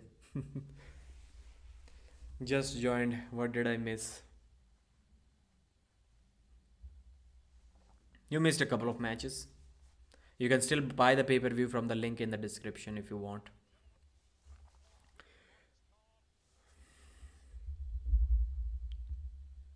When the arm wrestlers are loading up before the go, okay. And they have facial expression like Vala's face. Like this. Okay. Can spectators be even more quiet? That's why I say, like, the spectators sitting at the back of the table are like kind of way to everybody is sitting like that, not even moving. Like literally everyone is having their hands crossed and sitting like that. Oleg Patrenko versus Marcio Barboza. Oleg Patrenko coming to the table first.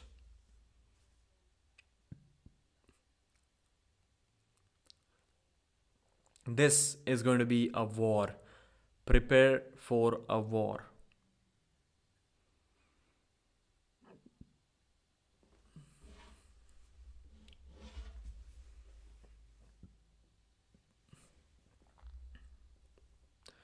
And his opponent is a legend of the world of arm wrestling whose career spans for over more than 25 years, from Brazil, residing in USA. I'm repeating what Engan is saying. Neil is saying here.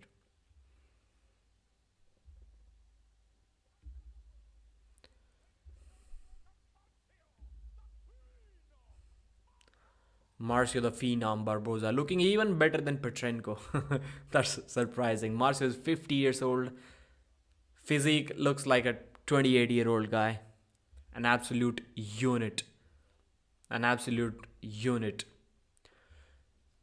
Wow, Michael, like right after me, maybe half a second after me, Michael said absolute unit.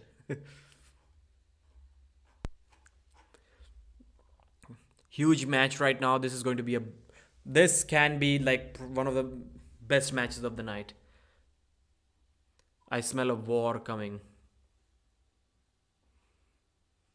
Ali Salman is saying Patel, okay, but Easterners prefer North American pullers more.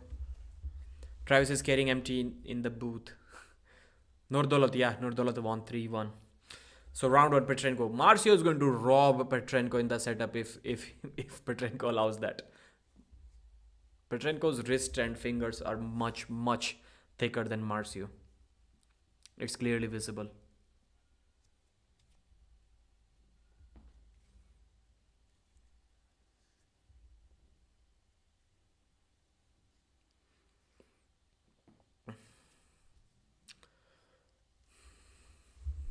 If it is a war, I think Marcio wins it. Petrenko has to dominate Marcio in order to win this match. I don't think he wins in a close match. I don't think he has that kind of versatility. I don't think he has that kind of endurance. Elbow foul. Massive elbow foul from Marcio. But still, Oleg just cupped. He didn't curl him in, but he stopped him with a flat wrist with finger pressure. Marcio with huge elbow foul. Like at least that much. If Marcio's arm wrestling, elbows will be flying everywhere. You can mark that. Pradeep should be invited as a commentator. No offense to Travis, but his commentating sucks. Guys, I have done live commentary. Okay.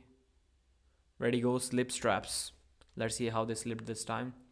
The even slip. Marcio looked kind of better in the slip, to be honest. I have done live TV commentary.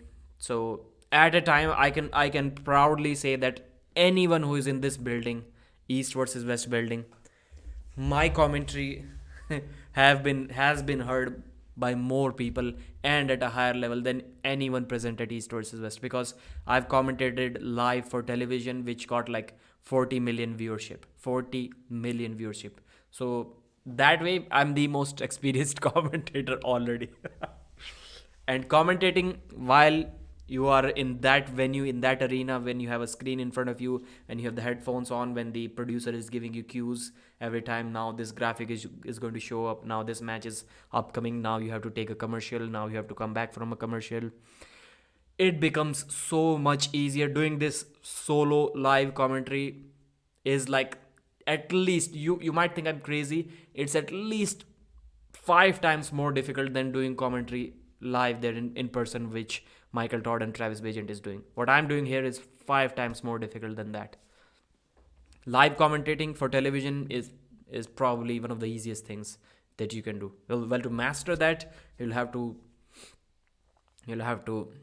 be experienced. You'll have to do it multiple times, but it's really easy, man. The flow is easy. It's not difficult. This is difficult, and you are alone, so you get tired.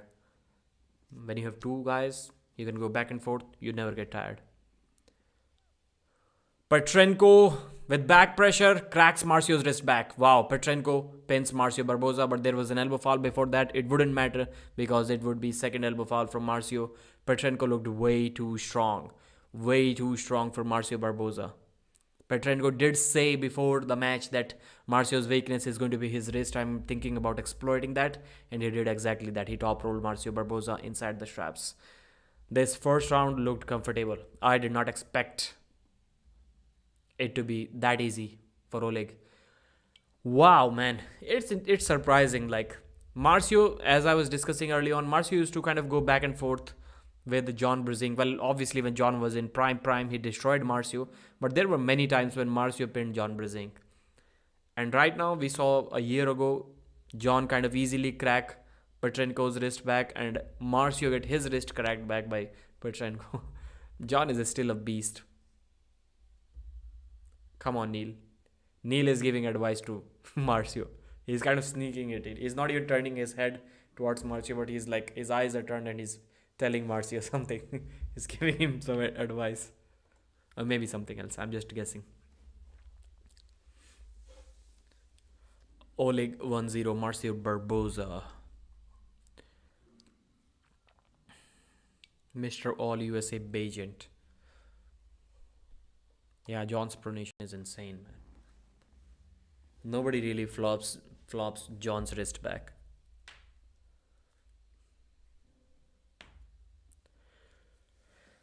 And Marcio is kind of robbing PATRENKO before the go. Still he got cracked back.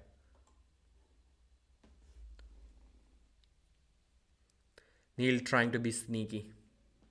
Eastern arm wrestlers always greatly show how overrated these North American pullers are. Of course, not including John, Todd, or Devon. Ayush 6. I'm not reading your comments. What are you saying? It's a bit laggy, Mr. McMahon is saying. Okay, stream is lagging. Is it?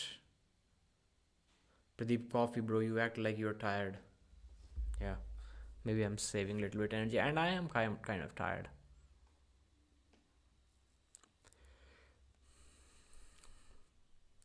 Alright, this time Marcio on the right, PATRENKO on the left.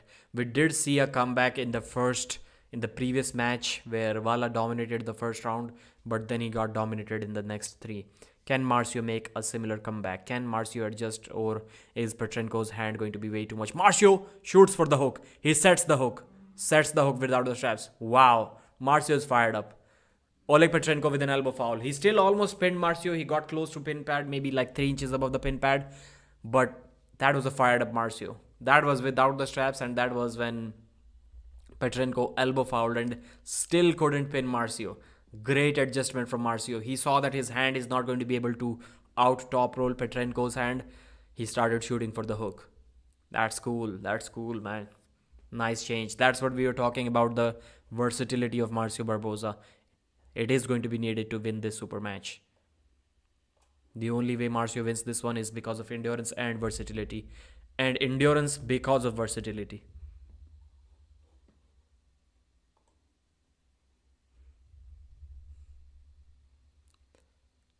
One foul on Marcio Barboza.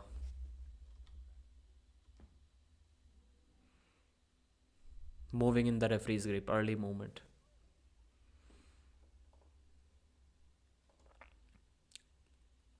So let's recap the matches quickly once again. The first match was Robbie Topi versus AYMERIC PRADINES. Robbie Topi did well in one round, then AYMERIC PRADINES won 3 rounds. So first one was won by AYMERIC, second Robbie, I think. Second also by Robbie, third AYMERIC made a comeback, but then it was over 3-1. PATRENKO wins the second round as well. Elbow foul on Marcio Barboza. Couldn't keep his elbow on the pad. Still got pinned. So why is Marcio arguing, complaining? So Marcio elbow fouled, but he still got pinned. Like, what's the point of arguing or complaining about the foul here then? Stream is lagging. Okay. Let's try to switch.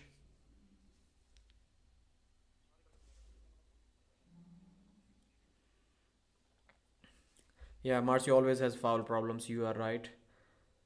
So let's try to switch to phone. We can watch the stream here. No lag. Okay, one final feedback. Is the stream still lagging?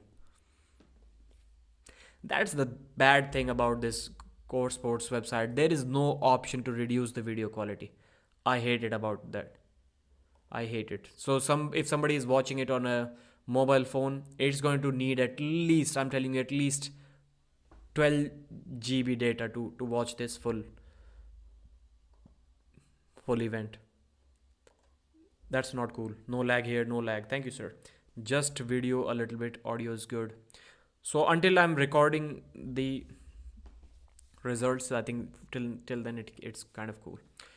We can go. No, only quality, my friend. Marcio won or lost. Marcio Barboza is losing, bro. He's losing. I almost always, not always, but almost always root for the one who I predict to win. I'm rooting for Marcio in this match.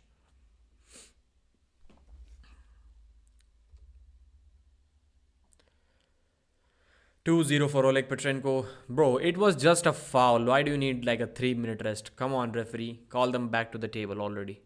What the hell is going on here? We have too many matches to cover, bro.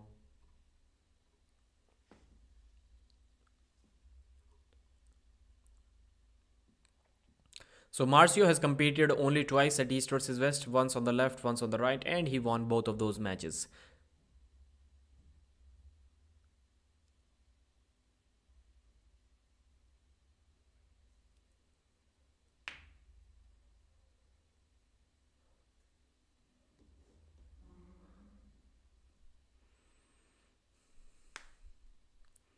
So round 3, they are back at the table after a 3-minute break. Surprisingly long break for a round which ended in fouls without even a second of arm wrestling. Oleg Petrenko's hand still looks solid. This time, maybe Marcio forces the hook. It's going to be a little bit easier than the other round when the buckle was not on Marcio's hand. Maybe, in my opinion, he should have still went for a top roll. And this third round would have been a good strategy to start hooking. But let's see if Marcio... Looks like Marcio's setup is good, man. This match is going in a hook. This round is going in a hook. I'm telling you, this is going in a hook. Referee's grip. Maybe still Petrenko, if he pulls back, Marcio's elbow is going to lift. But it's going in a hook for sure. Pay-per-view quality is pretty shitty so far. No. Why? The video is cool. The audio is cool. I just don't like these guys sitting at the back. Come on, man.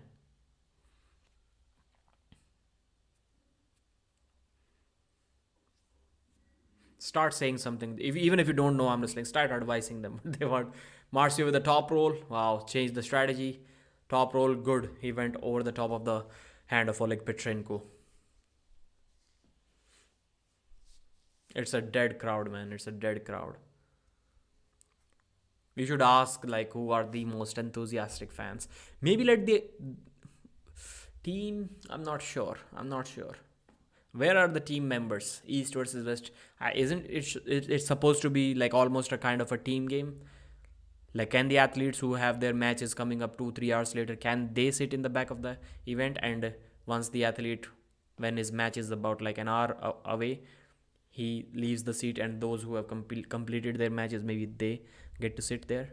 I don't know. I don't know what the solution to that is. But the WL fake crowd, but who that was always cheering. They didn't even know who was winning or losing, but they were always cheering. That was like 10 times better. Like, people used to complain about the WL crowd, it being fake, paid crowd. That was 10 times better than this one. Ayush 6. Biggest problem is the recovery of Dennis, that he was talking about that before. He used to train regularly, now 3 days a week only. He okay.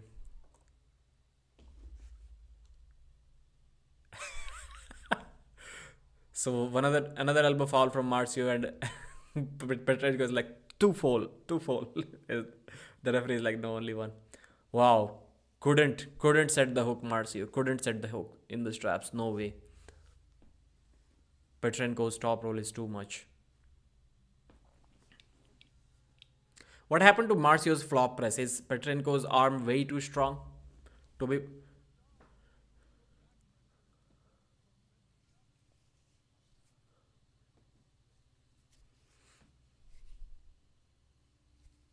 Marcio is struggling here. Marcio couldn't find a way.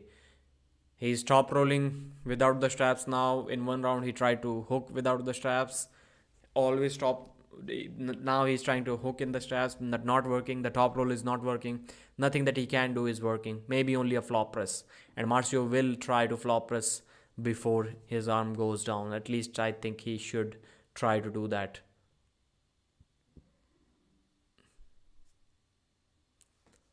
Setting up for a hook, Marcio once again. This is his final opportunity. Now they still have the fouls from the previous round. 2 elbow fouls they're showing on Marcio, 1 from Oleg. Somebody please give that scorecard updating guy a good slap on the back of his head.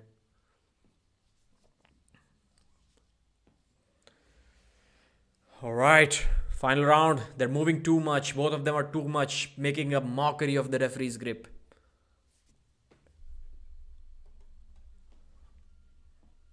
The stream lagging actually has stopped lagging for me now. It's over. I agree. I don't like that crowd behind.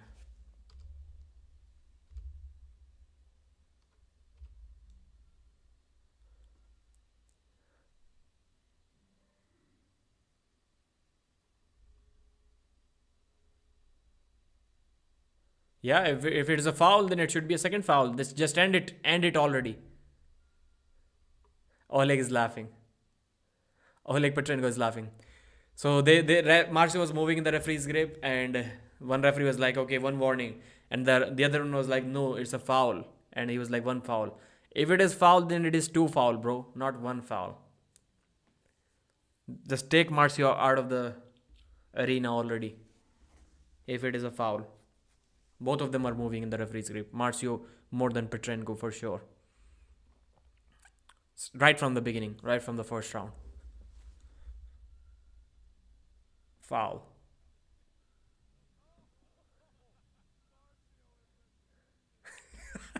Wow, Marcio, it looked like Marcio was moving, and Petrenko gets a foul. What is even happening? It's a comedy, man. Both Travis and Michael are laughing. Travis is saying great call from the ref.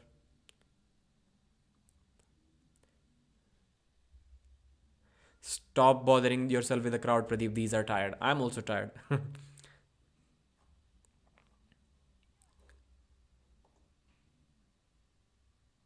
Second elbow foul from...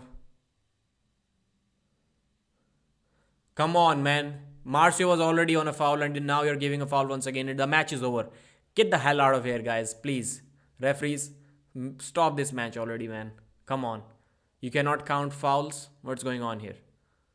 2 fouls. Winner, Oleg Petrenko, 3-0. Alright. Good performance, guys. Next match. Good performance.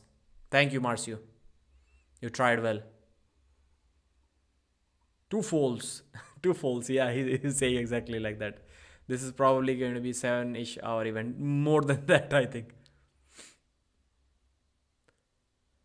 3-0 Oleg Petrenko. Marcio Barboza fouls his way out of the match. Fouls his way straight to a loss. I'm not impressed by your performance. Who's next match? 3 poor matches so far. Engin is discussing something with the referees. Maybe Engin is saying, don't be too harsh. But yeah, Marcio deserves to be too harsh, man. If you cannot stop moving before the go, come on, guys. If you are already on a foul, I think Marcio was already lucky that he should have been already fouled out, even maybe 5 minutes before that. But the referee gave him some leniency and Marcio tried to exploit that again and again. Get out, my friend. Irakli का कब है? 1 घंटे 1.5 घंटे बाद. Armis commentary. What is this? Rotation. We need 3 foul system. These 2 fouls. Yeah. 3 fouls with running foul is too much in my opinion. 2 fouls, running fouls you can do, or just 3 fouls straight away. But then you'll have to be extremely strict. You'll have to be strict. It cannot work like that. And now they're wasting even more time. Just everyone is gathering there. Neil Pickup is there. Coach Ray is there. Engin is talking from the downstage. They're still not leaving the stage. I mean, come on, man. Please don't rob us of our time like that.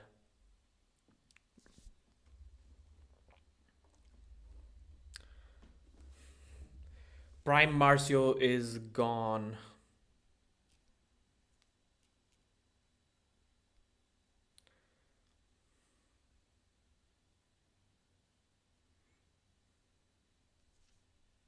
Arm wrestling news. Okay, let's see what kind of video quality the stream is able to produce. This glass is visible, looking kind of awkward.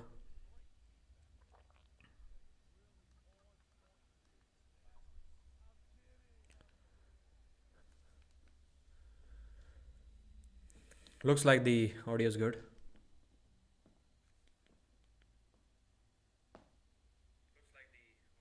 Yeah, everything is working perfect here. Hi Pradeep, I'm back. Jay Yadav, thank you sir for joining. Pradeep, I wonder if the audience was told prior to keep quiet. I don't think so. If it is, then it is a bad decision, man. You need chaos in that room. Silence before the go, chaos after the go. That's what ideally you should be looking for as a promoter, as a viewer, as an athlete, as everything. Like, I don't see anyone having a problem with that. So Petrenko is still sitting there. Maybe they're going to come back. They just don't want to see Petrenko winning clearly here. That's what it is right now, man. Come on. If they restart right now, they want Marcio to win this match. If they restart this, they for sure want Marcio to see winning this match. Want to see Marcio winning this match. Imagine how it will look if the crowd is silent during the Matt Mask match. LOL. They won't be able to. They'll be laughing. At least they'll be laughing hard. If not cheering. The scorekeeper has 4 fouls on the scoreboard. Has no clue what they're doing. That's why I've probably already slapped him 4 different times by now.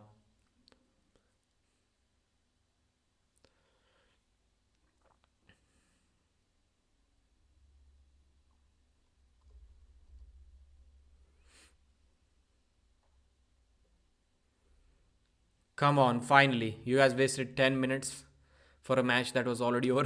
Prudnik is the translator. Wow, Prudnik needed translators a year ago and now he is himself a translator. What a promotion, man. What a promotion. I've never seen anybody getting promoted that fast. No Devon, so the crowd isn't much more. Okay. Good thing that the clown is not There. Easy. Forget Marcio now for a bit. East versus West. Cup of tea or is it coffee? Prudnik is a fast learner. Typical English bringing Prudnik as a translator. Typical Engin bringing. Okay, Engin. English. Irakli ka kab hai? Who is next? Marcio's finished.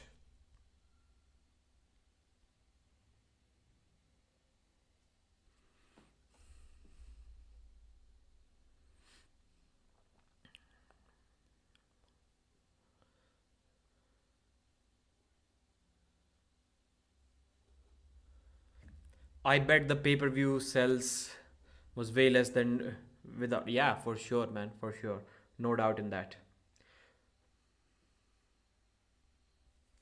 So let's try to write the results of all of the matches. Let me copy paste all of the matches that were there. I have it in the description of the video and I'll write down the results. So it will be easy for me towards the end to recap the matches. According to the card, Vala ICHQITI versus NURDAULET should have been the first match, but it wasn't. No problem, not problem. We don't mind that as long as we get to see the matches.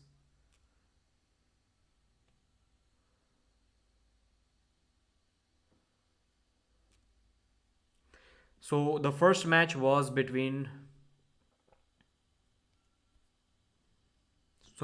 No, Prudnik is translating to Coach Ray. I think Prudnik should have done it straight away, man. Come on, man. Now.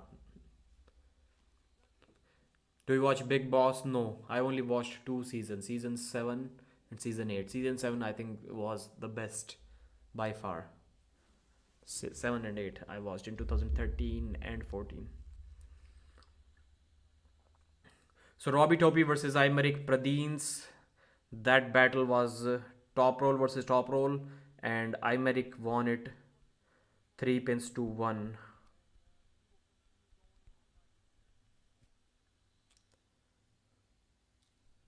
सारे match का ले लिए एक screenshot. पूरी उसकी video का भी result डलेगा ना तो उनमें एक स्क्रीनशॉट आ जाएगा. बैक करके सबका एक ले लिए.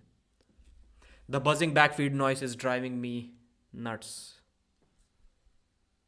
Buzzing backfeed noise from where? I hope not from my side. I hope next East versus West is Devon versus Levan, Travis versus Hermes. Travis versus Hermes is probably not going to happen. And Engin versus Bowen. Engin versus Bowen is an amazing match. Would make it one heck of an event. So the second match was between Vala ICHQITI versus NURDAULET AIDARKHAN.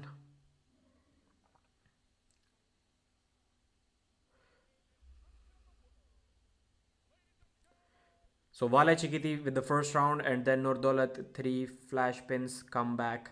That was a great comeback from NURDAULET. AIDARKHAN dominated him.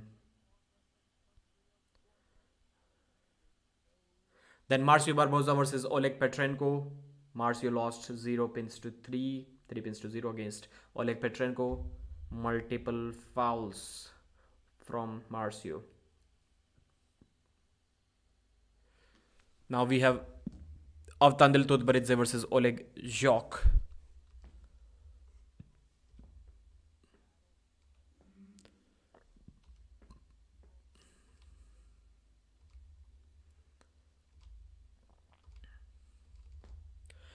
Oleg ZHOKH is returning to the table of arm wrestling at the event East versus West for the 3rd time. His track record is 50-50 as of now. He won against Betkilioniani, but he lost against the Armenian David Dadikyan, who is going to be competing later tonight.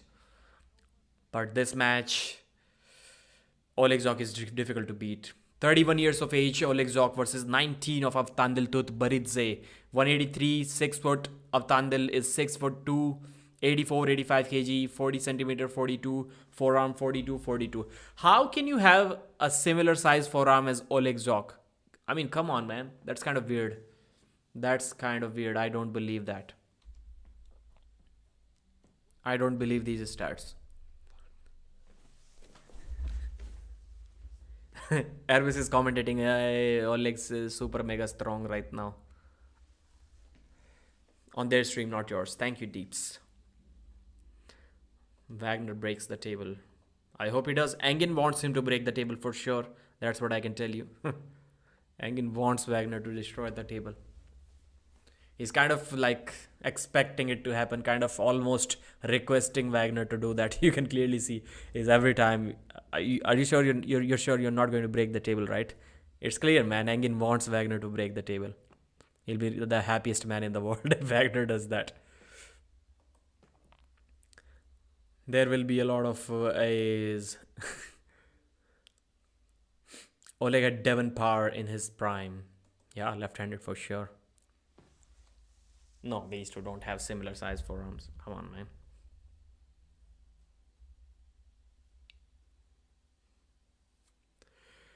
Round 1 of AVTANDIL versus Oleg. Oleg ZHOKH cannot be top rolled. Can AVTANDIL do that? When Dadikyan beat Oleg, it was inside move. One warning on AVTANDIL TUTBERIDZE. These guys are lucky. They're getting so many warnings in referee's grip. I'm not sure if they have been that much stricter if it was a foul in referee's grip. They would have still gotten those fouls, I guess. Time passes fast, man. Oleg ZHOKH is the older guy. He's 12 years older than his opponent. It's crazy, man. Oleg still looks like a child and he's 12 years older than his opponent.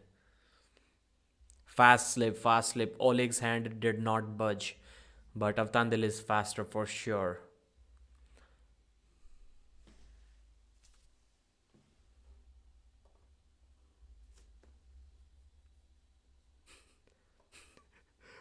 AVTANDIL TUTBERIDZE and Travis is calling him Alexander.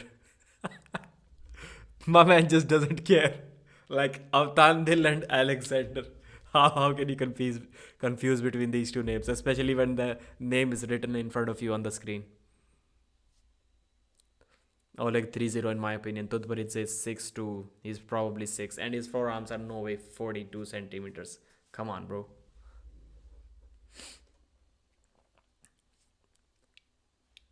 Or maybe Oleg's forearms are bigger than that. Alright.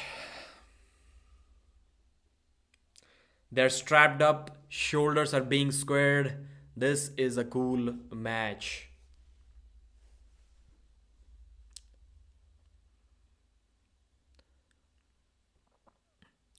Oleg contains the top roll. Wow, AVTANDIL elbow fouls, but he still loses. One foul on AVTANDIL TUTBERIDZE. Oleg's hand did not move at all. The young boy has no shot.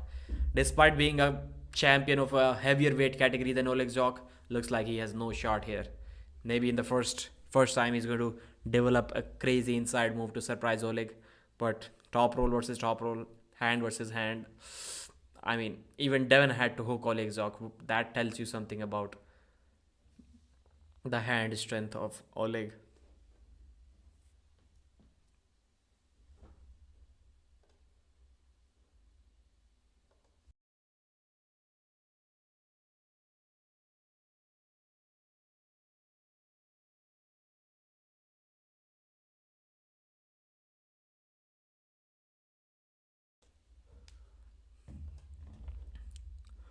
So, it's about to start. Total containment. Wow, AVTANDIL is coming back. AVTANDIL is coming back. But still, Oleg is looking solid. His wrist is not going back. AVTANDIL TUTBERIDZE is having a war. He has stopped Oleg. Oleg cannot pin him. Oleg cannot pin him. He needs to keep that pronation intact. Elbow foul. Second foul from AVTANDIL. Wow, he stopped him for such a long time. That's surprising. The young Georgian is roaring. He's confident. He had that kind of pronation going on. He tried to do something with Oleg's hand in the center, but he couldn't. But then he stopped Oleg here. Come on, Oleg, beat this young kid. You want a match against Devon, and you're struggling against AVTANDIL? I mean, come on.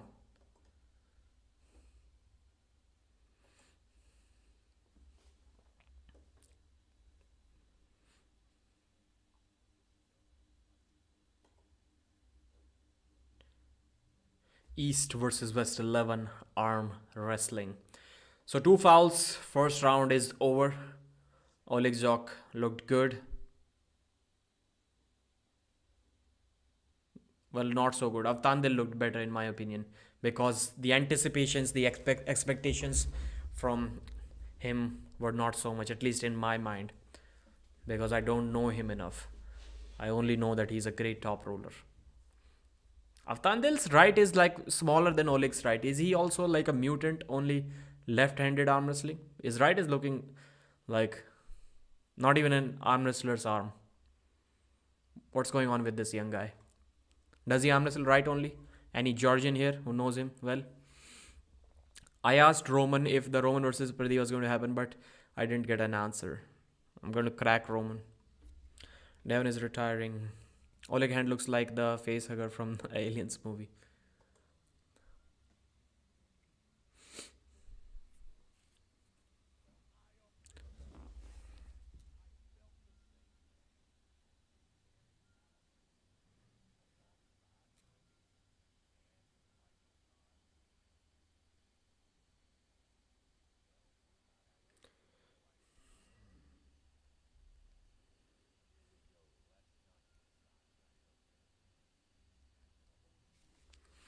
So round 1 was won by Oleg ZHOKH, but AVTANDIL TUTBERIDZE put up a good fight. He stopped Oleg for a good 20-25 seconds before he elbow fouled for the second time, and the round was over from there.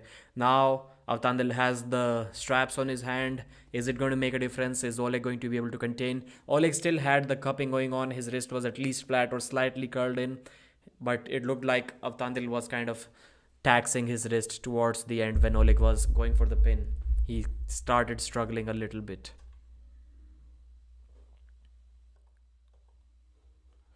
Ready go happens, and this time once again Oleg contains the top roll, but AVTANDIL is moving sideways like a crazy maniac. Oleg has completely contained him this time, flopping his wrist now. This time Oleg's setup looks great. Still AVTANDIL is not going down. Oleg has completely dominated the hand. His forearm is perpendicular. Still AVTANDIL is not going down with a flopped wrist, broken back wrist. Now he needs to switch to a flop. He cannot yet. He cannot. AVTANDIL has stopped Oleg. It's looking difficult. Elbow foul. Wow, smart strategy. Smart strategy from the Georgian. He was about to lose, then he elbow fouled. This also kind of exhausts a lot of time, but I like this strategy when arm wrestlers do utilize elbow fouls before they go down.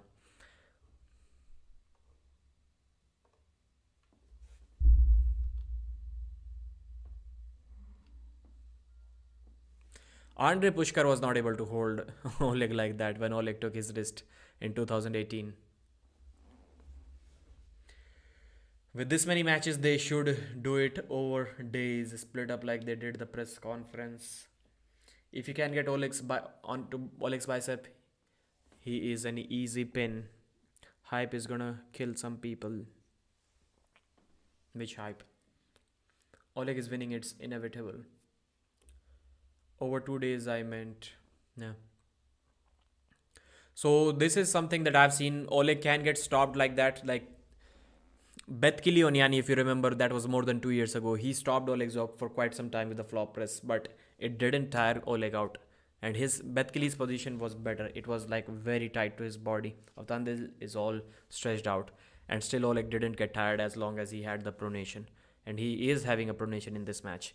So I don't think Oleg is going to get tired like that. You have to get on Oleg's bicep by curling your wrist in. Flop press, yes, it still kind of attacks it if Oleg is stretched out like that, but not that much, not as much as a hook when you've kind of curled his pronation in. So still AVTANDIL, despite stopping Oleg for quite some time, still he looks in trouble to me. This time Oleg totally dominates him. Too much back pressure. The back pressure from AVTANDIL has gassed out. It's just not there. But a good fight by the young Georgian in the first round. And even in the second round.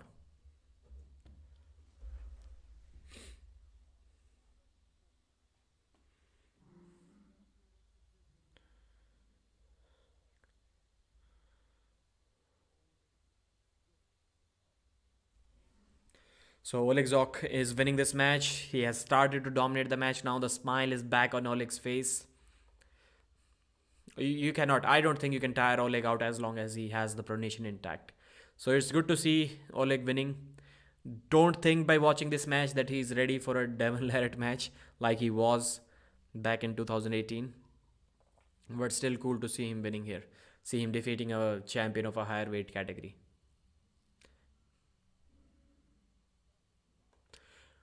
As Engin was saying, Dadikyan kind of top rolled Oleg in the final round, but that was a completely different thing. I don't really call it a top roll because, well, he already dominated, not only physically but mentally also. He broke Oleg down in the first couple of rounds, and then in the third round, Oleg stopped pulling, then kind of went over. So was it really a top roll? Yeah, technically yes, but not what we wanted to see. So still, in my opinion, still it's really difficult to top roll Oleg. Why rat? Kohli is the GOAT. Which main event? Morozov versus Kurdecha, I think, is going to be the main event.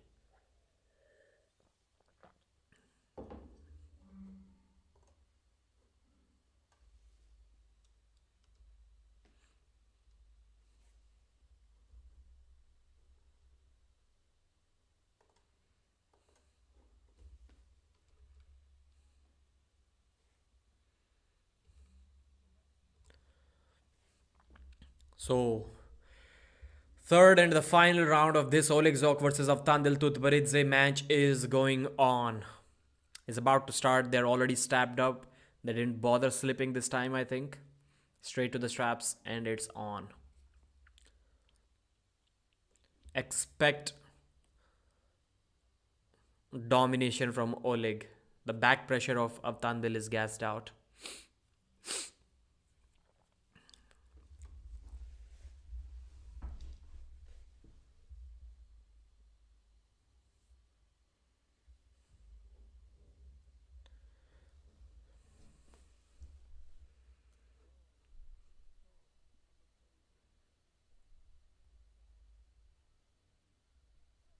Ready, go. AVTANDIL tries to go inside this time. Oleg takes the hand, goes sideways, almost a pin. AVTANDIL is down on the wrist of Oleg this time, which is slightly better, but Oleg has full control, man. He has totally eaten up AVTANDIL's hand and almost finished the match. AVTANDIL has stopped him an inch from the pad and gets the pin. Oleg gets the pin. Completely consumed the hand of the young arm wrestler and dominated him. But good stop once again from AVTANDIL.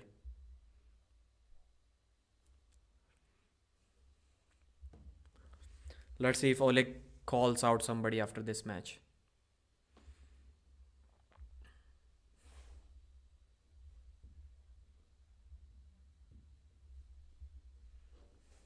So a couple of Ukrainians have won their matches today. That's a good point from Travis the Beast Bajent.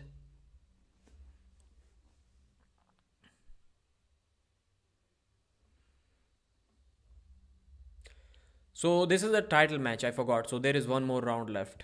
This is a title match.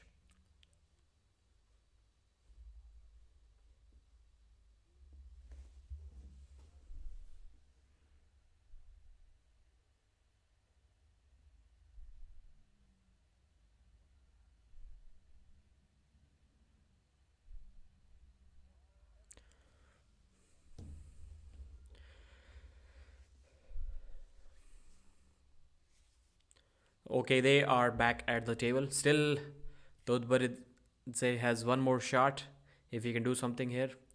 Now they're still showing 2 fouls on AVTANDIL TUTBERIDZE from the first round, I think. That's insane, man. That's insane. The guys with the scorecard update responsibility is sleeping. Or maybe there is some technical problems there. Or maybe he's just sleeping.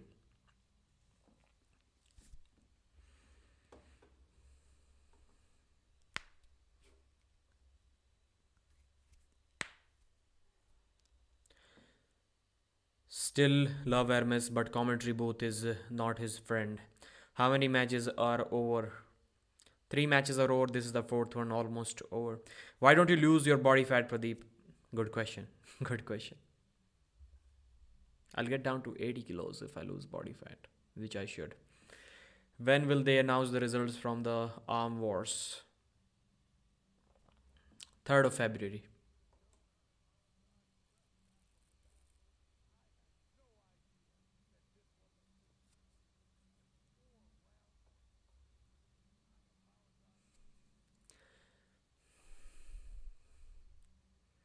So Travis Bagent has already taken a bathroom break. It's only the 4th match.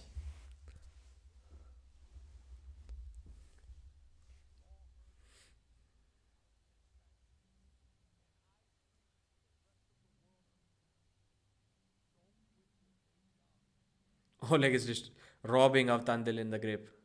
Oleg is like that high. Or maybe the Georgian has just figured out that he needs to hook. That's why he's also grabbing low. AVTANDIL is grabbing low. Yes, no. Miss the go. Early warning. One warning or one foul on Oleg ZHOKH.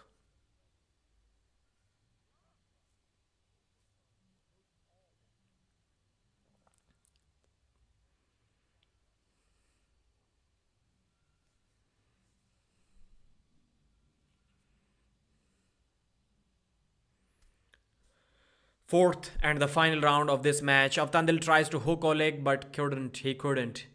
His wrist is bent back. Oleg is climbing. The match is over. AVTANDIL tried to elbow foul here, but the referees kind of ignored it and let the match go. And the winner is Oleg ZHOKH. With a double bicep flex, 4-0. Easy victory towards the end for the young Ukrainian. Well, he's not really young anymore, 31 years of age.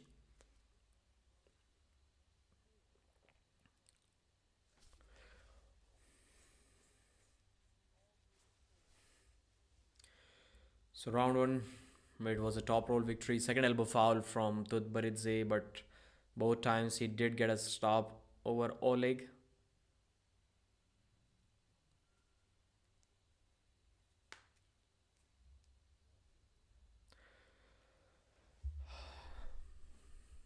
Let's see what Oleg says in his post-victory speech. Let's focus on the chat. I haven't paid attention in quite some time.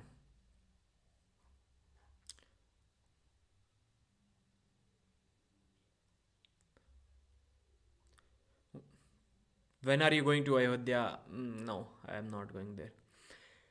What the result of BARBOZA versus PATRENKO, please? 3-0, Oleg PATRENKO. I like Hermes, but his commentary is a disaster. Travis commentary, ladies and gentlemen, the young man, and listen 500 times. Pradeep, are you going to Ayodhya? Jayesh, no, I'm not. Dadikyan kind of top rolled Morozov. Yeah, he did.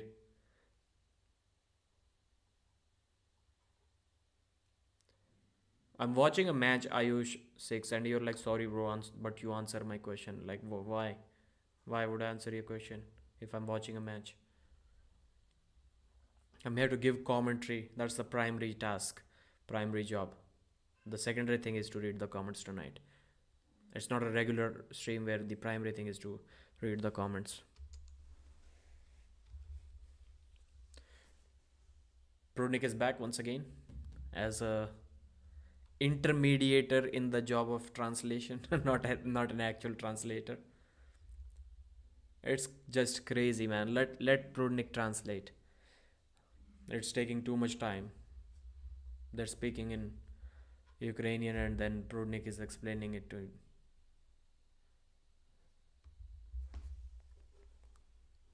Slava Ukrainia, he's saying. That's the part I understood.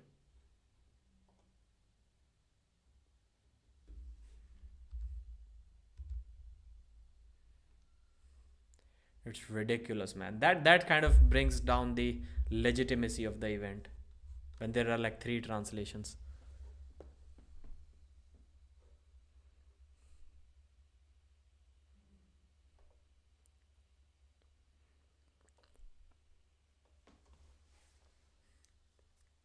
All right, that's enough, Oleg. That's enough. Okay, let's try to recap this match. Whatever happened here, let me recap it to you guys.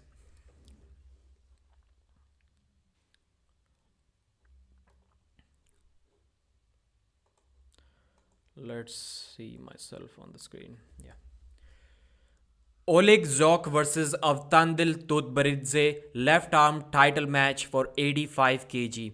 Slowly but steadily, Oleg is making his comeback. AVTANDIL is only 19 years old, but he's a WAF world champion in the 85 kg division, whereas Oleg was the WAF champion in 80 kilos division. So the match was kind of fair, but it's extremely difficult to top roll Oleg ZHOKH, and that's what AVTANDIL faced in the first round. Oleg had good cupping going on. His side pressure was not enough. AVTANDIL stopped him for quite some time in this position, not only once but twice. Both times he elbow fouled, but we saw Oleg struggling a little bit. He was not able to pin the Georgian, and we thought that there is something going on in this match. But in the second match, once they restarted, Oleg flash pinned him, and that was the case in the third one as well. AVTANDIL played smart by intentionally elbow fouling when he realized that his hand is completely consumed by Oleg and there is no way out of there. He elbow fouled and got the restart, but once again Oleg had too much cupping, too much pronation, and he was slowly eating up the fingers of AVTANDIL TUTBERIDZE. AVTANDIL tried to flop press, but that was also not working. 4-0 easy victory for Oleg ZHOKH. He is not at the level where he was talking about facing Devon Larratt, which we discussed in one of the videos, but he's for sure making a comeback. When people beat him, when Devon beat him, when Dadikyan beat him, they always beat him through a hook. AVTANDIL was a top roller, and I want to see somebody top roll Oleg ZHOKH. That's really, really difficult. 4-0 victory. Oleg ZHOKH is the champion of the East versus West. Thanks for watching. Like the video and subscribe. So that video will be uploaded soon on the channel. There goes my ears, dang loud. Okay, the music on the East versus West. Commercial break, I guess. Devon already beat him. No one wants to see that match again. Done your recap like a pro, Pradeep. Thank you, sir. Thank you, Baztown. Hello, Pradeep. भाई ऐसे बोलते हो अगली line लगती है मिलते कुछ समय के बाद. ऐसे बोलते हो अगली लाइन लगती. Okay. Nice recap. Very professional. Thank you, sir. Wear them glasses. A couple of horses ass going at it. Will be a good one. Whew. That was the previous comment, by the way. What time Matt versus Wagner match? How will I know the timing? Have you ever seen Engin release the exact timings of the matches? Ayush, Jayesh, no, not Ayush. Like, how can I know the exact time, bro? I can just give you some. They're not even following the order of the matches that they gave us, so it's impossible to tell. MINDAUGAS Teresitis versus Daniel Procopcuk is the next match, which is probably going to go on for maybe an hour, 30 minutes at least. Be prepared for a long match.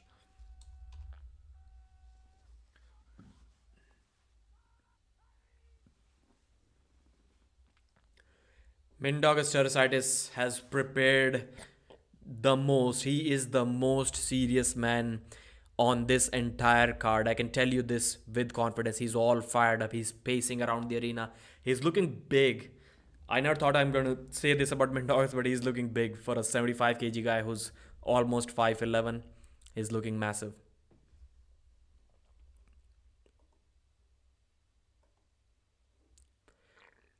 The super matches specialist has arrived. I think he's undefeated at East versus West in his weight category, and he got one pin over the 85 kg champion, who is David Samushia. The guy being a hook inside arm wrestler, top roll David Samushia in one round. That kind of shows you how strong he is. MINDAUGAS Teresitis and Daniel Procopcuk have been going back and forth, but Daniel has a good winning record over him. Age 28, Daniel Procopcuk, MINDAUGAS 32, 171, 179, 75 kilos both, 40 centimeter, 38 of MINDAUGAS biceps, 48 centimeter forearms, 37 from MINDAUGAS. So both of them have a same size of forearm and bicep. So their forearm and bicep have same measurements.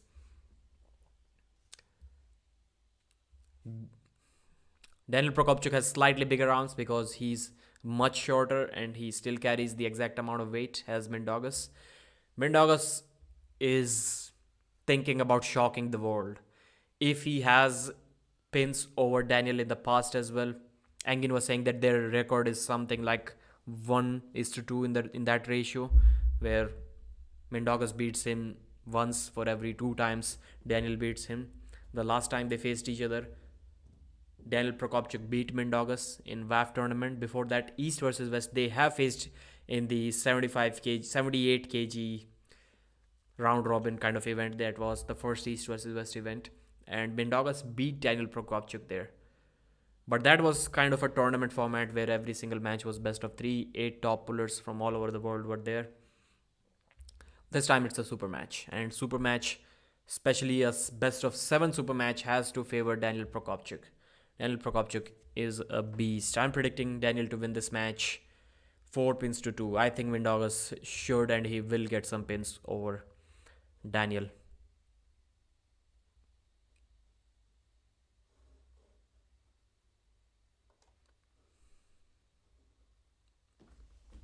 They're going straight to the straps. Cool. You guys care about us. Thank you, sir.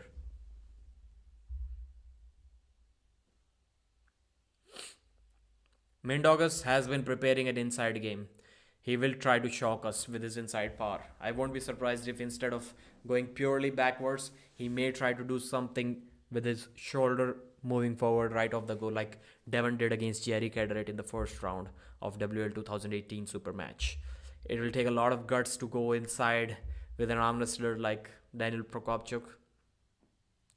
But let's see how it goes. Daniel Procopcuk defeated NURDAULET in the first round when they faced each other in 2021 or 22 WAF, I think it was. Maybe 21. And then NURDAULET came back in the finals and just flash pinned him sideways, just like it did to Vala today. That was a surprise. That was impressive. So it kind of shows that Daniel can be beaten if NURDAULET was able to beat him almost kind of inside. I kind of always struggle to analyze the style of NURDAULET AIDARKHAN, whether he's going outside or inside. He's like always in the middle. Starts going sideways, then kind of rolls out towards the end. Mindaugas, I don't think can do that. He's not that fast. He's not that explosive. So he has to maybe just go over the top of the hand of Daniel. Daniel is also looking kind of little bit stressed, as he should be before the go. Not really relaxed, not completely relaxed, bothered about the grip as well. I don't know how Daniel gets such a good grip over there. He's covering like half of the hand of Mindaugas with such short fingers. Expect a war. Ready, go. Wow, Daniel stonewalls him. Daniel curled him in. Daniel Procopcuk curled him in, stonewalls him. Just lay down, Mindaugas. Mindaugas lays down. Wow, Daniel Procopcuk is saying no, I won't let you pin yourself. But then he let him pin himself. Wow. My man had the buckle on his hand and he still just curled him in right off the go. I was surprised to see the grip. He already had that much covered behind Mindaugas' hand. And he just totally destroyed him. Wasting even a second of energy inside the strap inside a hook against Daniel Procopcuk isn't a smart decision, and that's exactly what Mindaugas also knows. So that's why he laid down. He tried for a few seconds, maybe 4 or 5 seconds. He saw nothing moving. That's why he gave up immediately.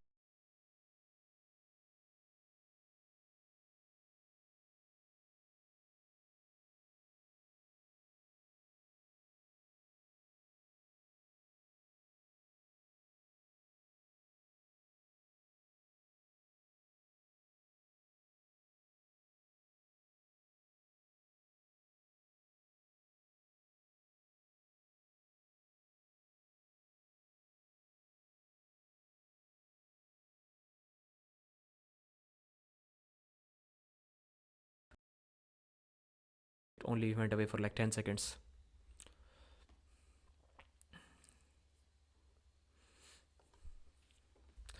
Round 2, I thought this match is going to go for like half an hour, but they're already starting every single round in straps, so that is saving a lot of time, and Daniel is dominating him, man. Looks like it's going to end in 5 minutes. 10 minutes.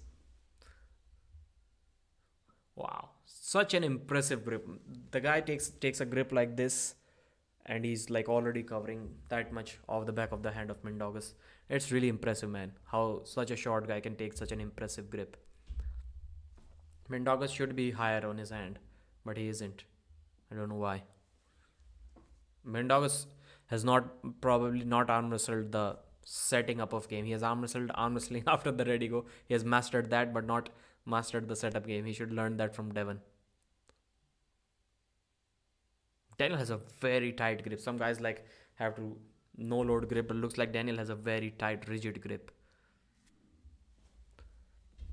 It's like he's bullying the hand of Mindaugas. Not like in a cheating way, but in kind of a dominant way. He's just consuming it completely.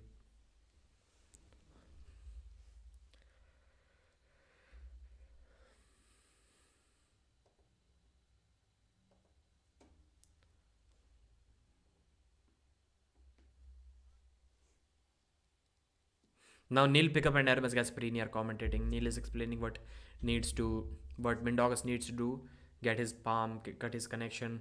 So and Hermes is saying yes, yes, yes. And then Hermes went on to say the completely opposite thing of what Neil was saying, what Mindaugas needs to do. So Neil was saying that Mindaugas needs to turn Daniel palm up. Just back pressure, just pronation won't do the job. Just try to turn him palm up. And Hermes was saying yes, yes. Mindaugas needs to keep his back pressure and his pronation. That's what not Neil was saying. That's not what Neil was saying, man. Daniel has a large head. Over to sign language. Neil on the commentary is awesome. Why very less viewers today? 331. I think it's cool. It's cool. It's not that less because East versus West also goes live with the behind the scenes footage. So they have like most of the viewers. I'm assuming they have 700-800 viewers right now. Ready go. Daniel gets him in, man. He gets him in once again. It's over. It's over. Now Mindaugas has some positioning this time. He has some positioning. Mindaugas is trying to hit sideways, but Procopcuk is stonewalling. Flat wrist match. Mindaugas has some cupping, but he doesn't have the pronation yet. Is he going to give up? Daniel Procopcuk is like frozen. Procopcuk has frozen. He's not moving anywhere. Mindaugas gives up. Wow. I did not expect it to be that easy. Who can beat this guy at 75 kilos? Bring the destroyer Alan Zoloev. Bring him. Bring Artur Makarov. We don't know who can deal with this monster that we have here. Two Russians. They are the only one who have some chance. The stupid allowance of a foot up before the go gives him total advantage. Just stopping in for a second to say hi. The Drew 24. Thank you. And then where are you going, Drew? I hope you have some work to do. You're not going to someone else's live stream. Or maybe you're just going to watch the pay-per-view. This is the worst atmosphere I've seen in an arm wrestling event. I've been saying this since the last event that you need to be a little bit selective about who sits behind the arm wrestling table. They need to be energetic. I'm also kind of a shy, lazy kind of guy. If you make me sit behind the table, I'm also going to be like a dead body just sitting there doing nothing except in a few matches. So I wouldn't want to sit there if somebody asks me.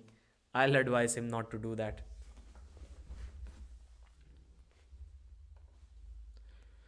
Until now, we were kind of assuming that, yeah, Procopcuk is good, but he kind of loses. Now they're starting without the straps. But Procopcuk loses his hand, he wins without his hand. Now he's curling him in. Now he's hooking Mindaugas.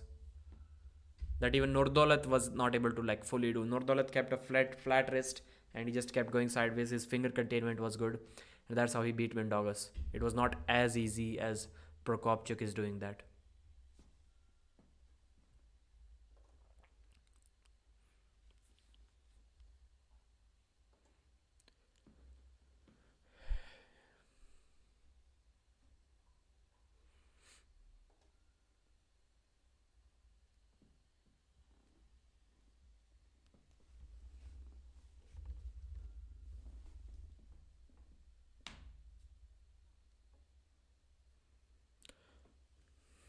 They are in the straps now. What happened? What did I miss? Did they slip or they just agreed to go to the straps?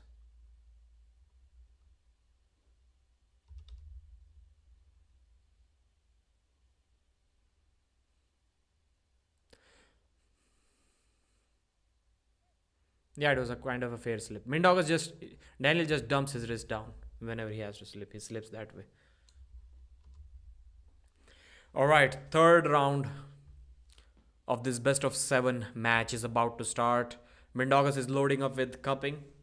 He has a good setup. He's like already setting up like this. He'll try to hit outside, like almost like a Travis Bagent setup. Ryan Bowen also used to set up like this. He'll be like this, and then he'll try to roll out of the go. Can Mindaugas do that, or he's going to get curled in once again?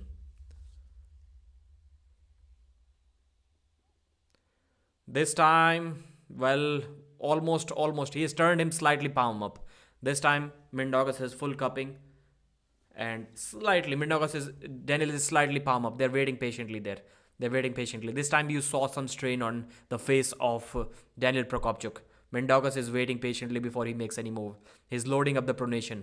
The wrist has gone flat. It looks like it's almost about to go back. Yeah, the wrist of Daniel is going back. Now it's going back. That's a great setup. Mindaugas is climbing now. Mindaugas is climbing.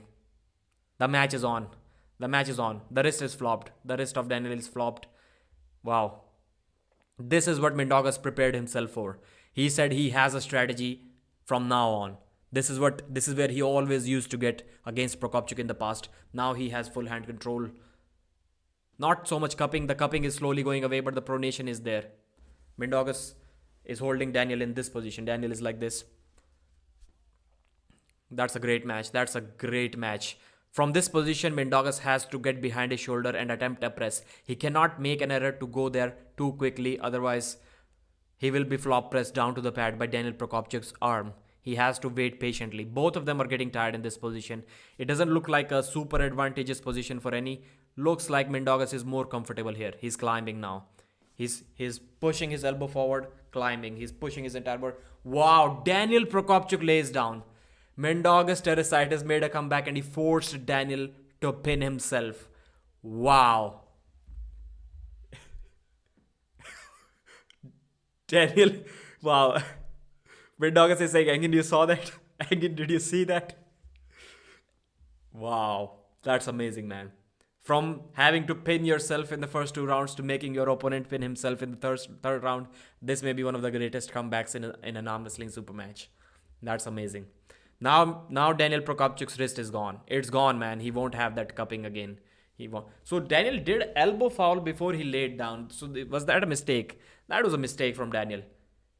That was a mistake. He elbow fouled. He should have stopped him for some time after an elbow foul. So he just elbow fouled and then immediately laid down. So that was given as a win. I don't know why he elbow fouled. If he wants to get a restart, he needs to stay there for a moment. It's not WAF where if the foul happens like half a second before the pin, then it is a foul. No, if you get a foul right before a pin, they will give it as a pin, not a restart. So strategic mistake. Maybe Daniel was not that much bothered by getting a restart in this round because the buckle is here. Maybe he'll try it once again in the next round. But he needs to be more careful. He was letting Mindaugas get anything in the setup that he wanted. So Mindaugas already has a little bit cupping going on before the ready go. But great strategy, man. This is maybe the strategy that he was talking about. So he had his hand, and instead of just trying to go sideways with his elbow planted, he was moving his entire body. So in this, Mindaugas was in this position. He was doing this, moving his entire body, even sliding his elbow. It wasn't moving too much, but when he did like 10 times, Procopcuk was slowly getting out of his shoulder lane. Now they're not starting in straps. Don't know why. Stop pinning yourself. Now he's teaching again. Yeah. The guy who has mastered arm wrestling.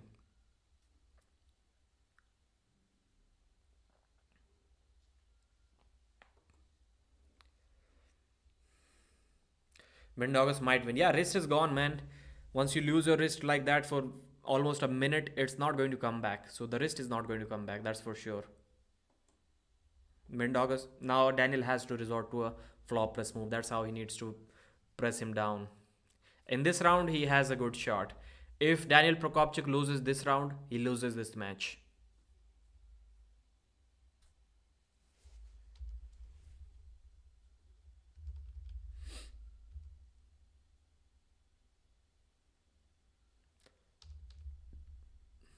Slip and they go to the straps. Nope, no, there was no slip. They just agreed to go to the straps. After wasting a minute of time, they agreed to go to the straps.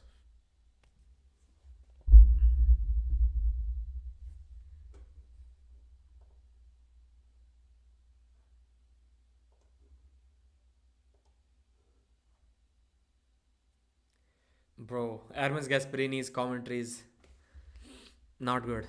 Not good. Let's just end it that way. They must invent a strap with no buckle disadvantage. Yeah, maybe I have buckle on both sides. You tighten it from both sides. They had a strap like that. I don't know why they didn't use it. A Velcro strap, maybe it was. I don't know. What was that?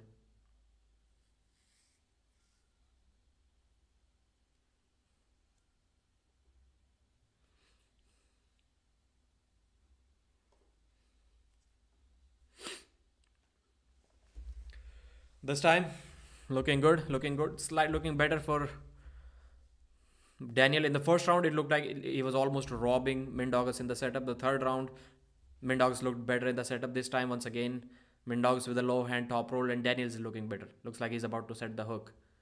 Looks like he's about to set the hook. Couldn't quite set the hook, but gets behind his shoulder. Mindaugas is off position this time. Can he bring him back? Can he bring him back? Daniel Prokopchuk has lost his wrist. Now he's getting pulled out outside of his shoulder. Now he's getting pulled out outside of his shoulder. Good match, good match. It has stopped in the exact same position as the previous round.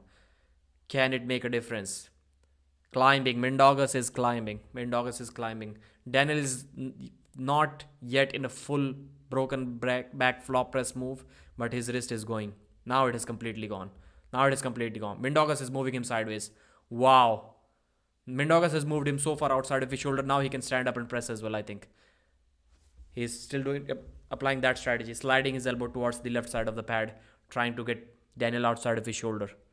Wow. If Mindaugas wins this round, he wins this match for sure. I think we're seeing a new world champion here. I think we're about to see a new world champion. The match is frozen in between. The match has stopped, frozen in the... Wow, this time he just top rolled him to the pad. Not even a press needed. Wow, just top rolled him to the pad. Mindaugas Tersitis is the man. Ladies and gentlemen, we are... You saw the hips, I was like... So now he's giving live arm wrestling coaching classes to Hangin Terzi.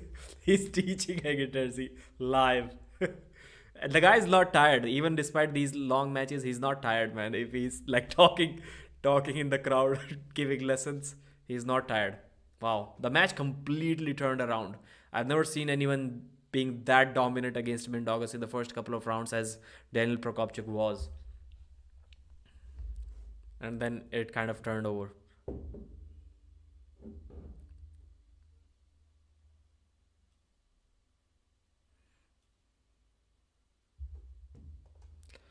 So still we have the score as 2-2. So there are 2 more rounds remaining.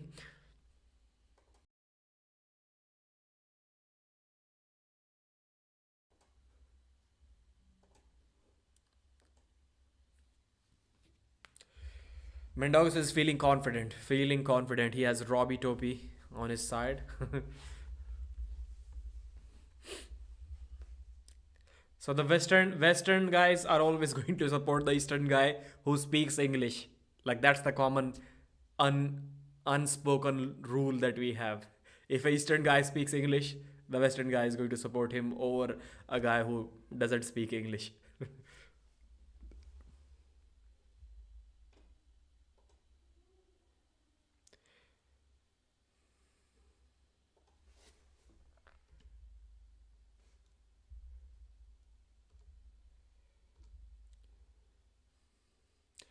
So round 5 is about to start without the straps.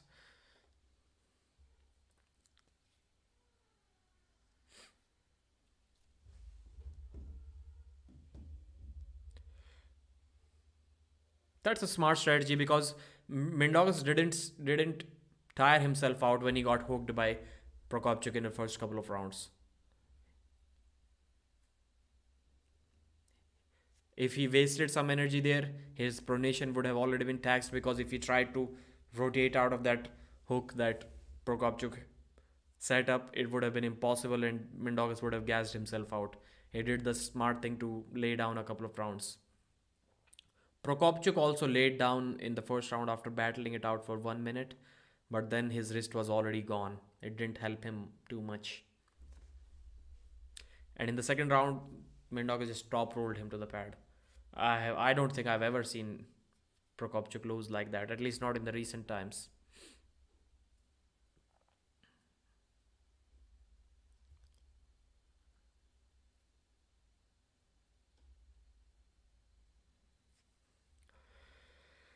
Now they are inside the straps. Why do they come to the table, try to grip up without the straps, waste a couple of minutes, then they say, okay, let's go straight to the straps without even any radio? It's kind of taking even more time.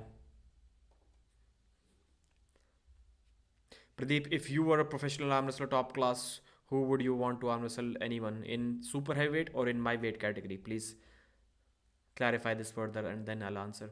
How is the personality of a pizza? Roy, narrate me please. Pizza Roy? Vitali should face next. Vitali should face Demolet next. But he's going to face, I think I know who he's going to face, but that match has not been announced yet, so I cannot talk about it. But he's going to arm wrestle at King of the Table. Once again, this time Daniel goes sideways offensively without his hand. Without his hand, he has taken Mindaugas almost to the pad. He's in this position, he has lost his hand. This is pure Toddzilla move. Elbow foul from Mindaugas. I saw an elbow foul on Mindaugas first. Mindaugas is calling Engin. No, not Mindaugas. Daniel is calling Engin.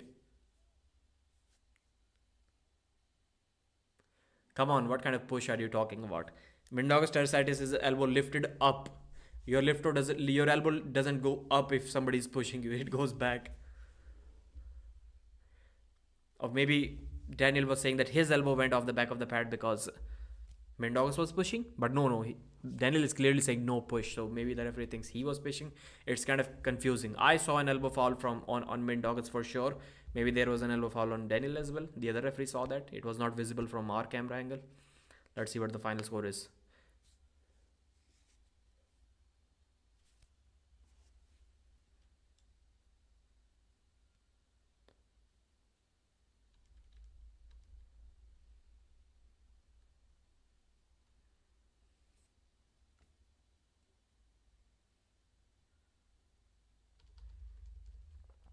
Now Neil is explaining to... Okay, Mindaugas has one foul on him.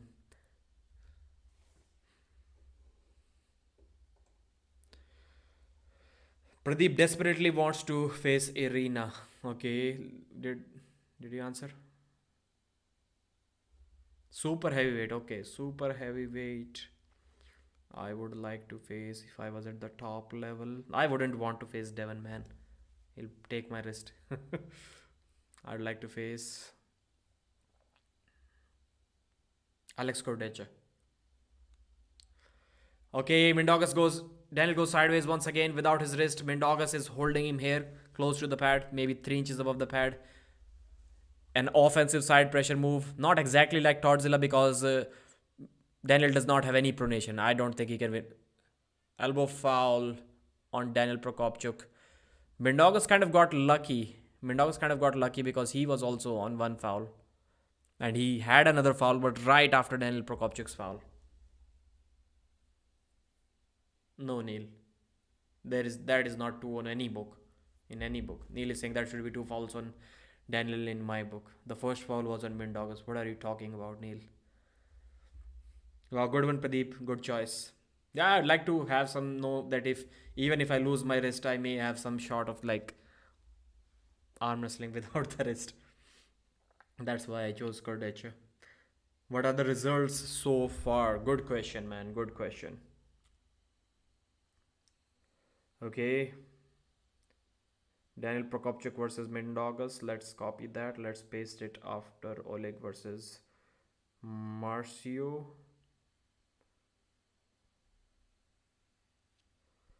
Okay. Daniel versus Mindaugas. First two rounds, Daniel won. Then Mindaugas. That's the result. Next two won by Mindaugas. Teresitis.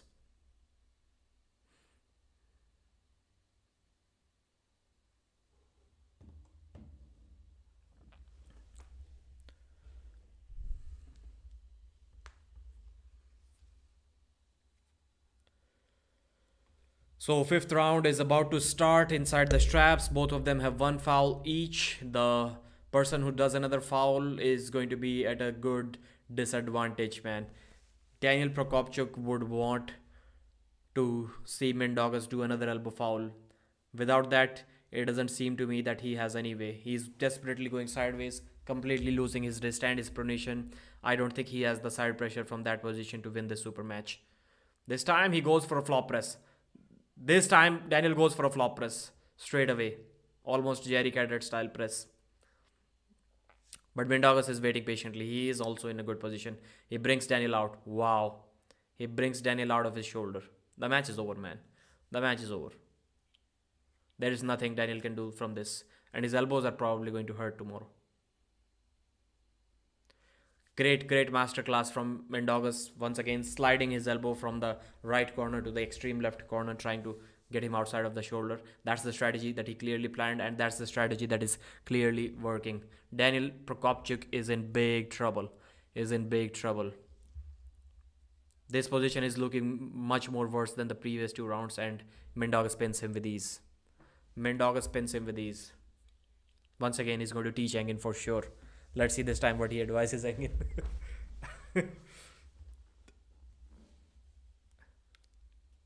Nope, goes to his corner this time. Enough lessons already given. For further lessons, Engin needs to buy a training program from Mindaugas.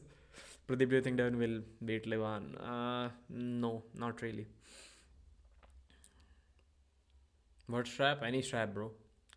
Any strap is good for practice. So far the matches that have ended are Robbie Topi versus IRAKLI PRADINES, 3-1 IRAKLI PRADINES. Vala ICHQITI versus NURDAULET AIDARKHAN, 3-1 NURDAULET AIDARKHAN. MARCIO BARBOZA Oleg PATRENKO, 3-0 Oleg PATRENKO. Oleg ZHOKH versus AVTANDIL TUTBERIDZE, 4-0 Oleg ZHOKH. Daniel Prokopchuk versus Mindaugas, 4-2 Mindaugas Teresitis. It will be 4-2. Right now it's 3-2.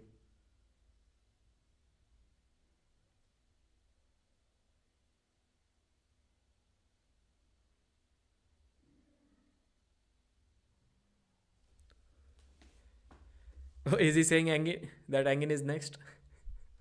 What was it? Okay, you're next. Stay heavy, doesn't matter. Okay, Mindaugas wants Engin next. Wow. After such a dominant performance in first couple of rounds, Daniel Prokopchuk is getting completely overwhelmed. Like a fish out of water. He doesn't know what to do from here. Nothing is working. He tried going sideways, but he lost his wrist, which didn't matter that much, but he lost his pronation. If he was like this, Todd Hutchings, he would have done something. So from this, I think Daniel is probably going to take one advice home, and that is pronation. Like, I think this match is going to turn Daniel Prokopchuk into Toddzilla. Because pronation, it's all about pronation, man. He's getting turned palm over and then he's arm wrestling like that, which is not possible. So if he adds more pronation, if he still loses his wrist, maybe we're seeing a new Todd Hutchings here.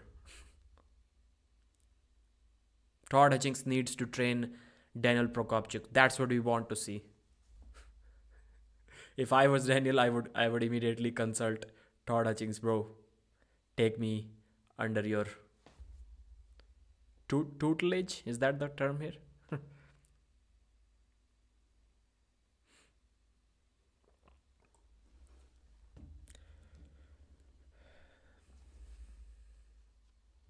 Just give him wrong advices. It's not hard. Which state are you from, Pradeep? Haryana, UP, Rajasthan. Loses a round or two and comes back all the time. I don't see what's so confusing. MINDAUGAUS, okay? Don't move, go. Once again, side pressure attack, but MINDAUGAUS has the cupping.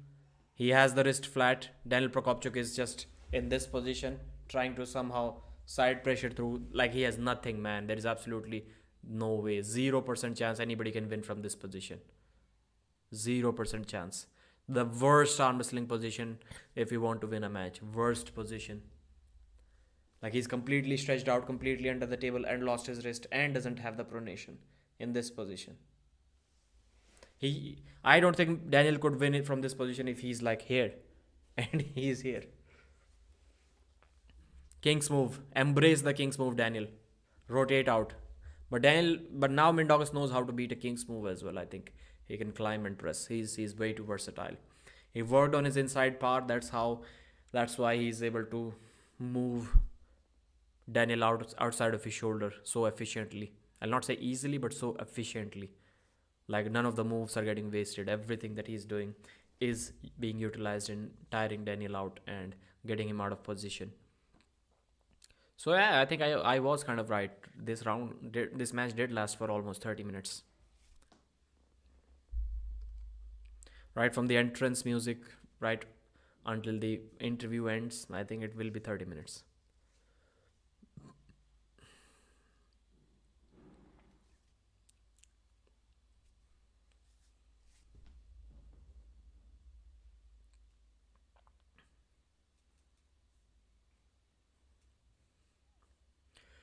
Go once again goes for a flop press. MINDAUGAUS contains it. MINDAUGAUS is climbing now. Once again, it's looking bad for Daniel PROCOPCUIC. Any other day against anyone else in this position, we would have just smiled like Daniel PROCOPCUIC got this. His wrist is taken, but he got the match. He's going to win it. But this time, it looks like he cannot do nothing from there, man. Wow, good push. Good push from from what was that? It should be an elbow foul on MINDAUGAUS. So Daniel pushed him sideways. I think pushing anybody sideways is completely legal. MINDAUGAUS his elbow went outside of the right side of the shoulder. MINDAUGAUS was like, just one more round. Now the foul card is showing 2 fouls on Daniel and 1 foul on MINDAUGAUS. Man, fire that guy immediately, whoever is keeping that scorecard updated, or the technical guy behind that, if he is the one who is messing that up. Should be 1 foul on MINDAUGAUS. I'll be pissed off if it isn't.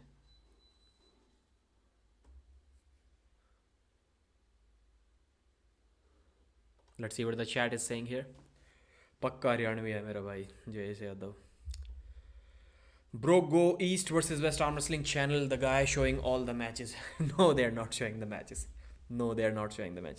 Maybe they're implementing their strategy on me this time. I used to send people like that. Should we do that? Should we do that to East versus West? Hangin will be pissed off. Like we used to go to other live streams, like out of those 374 watching, maybe 70 will go to some other live stream and they'll say, bro, come to Pradeep's channel. He's showing the entire matches. He's showing the video, screen share. And people will join immediately, like 100 people will join. They'll curse a little bit, but the viewer count will increase. Is it what East versus West is doing to us right now? Pradeep, you can't do lateral raises, change the execution. I'm not working out here, bro.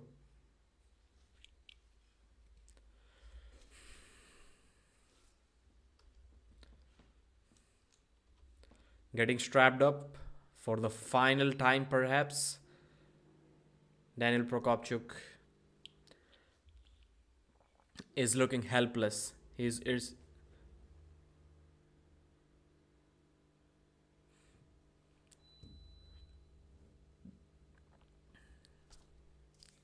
No, no. Once again, a mistake from Neil. He's saying the champion is trailing. Prokopchuk is trailing. Prokopchuk is not the champion. As far as I know, nobody is the champion in the 75 kg division. NURDAULET was the champion. And this time he stepped up. So the title is vacant. There will be a fresh champion. Wow. Clean, fast top roll. Like total domination. Stopped. He got stopped, but it's over. It's over for Daniel. He is not going to be able to do anything from here. Good hit from MINDAUGAUS this time. Now he's confident enough to just hit sideways off the go. Climbing now. Climbing over the top of Daniel's hand. Daniel needs to push. Take a foul, bro. Daniel, push. Come on, push him off the pad. Take a foul. Take a foul. Take a foul. Push him off the pad, bro. Don't lose. He's about to lose. Push him off the pad, Daniel. MINDAUGAS is climbing. He's not, doesn't look like he's getting tired. Yeah, gets pinned. Prokopchuk gets pinned. New world champion of the 75 kg division. MINDAUGAS Teresitis. The happiest man in the world tonight. The happiest man, the proudest man in the world tonight. We have MINDAUGAS Teresitis as the new champion of East versus West 75 kg division. Took his revenge over Daniel Prokopchuk. Took the revenge. Daniel defeated him in a WAF tournament last time. So it seems as if this was also a tournament, then still Daniel would have won that. He would still be ahead of MINDAUGAS. But since it is a super match, MINDAUGAS was able to make a comeback and turn it around. The match is over.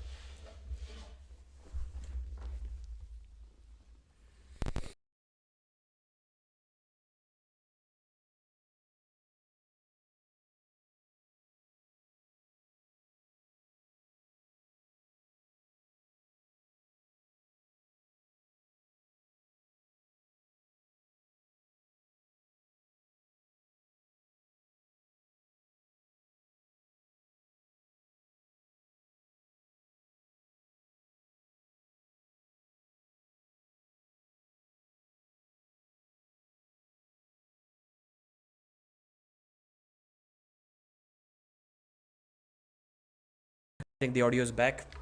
So I also think, yeah, fastest 37. It's crazy how a single mistake can turn things around. Daniel messed up in the third round.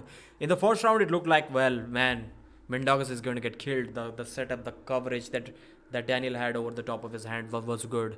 And in the third round, Daniel let MINDAUGAS like start almost like this, which is not really a cup, but when you set up like this way, it looks straight from this side.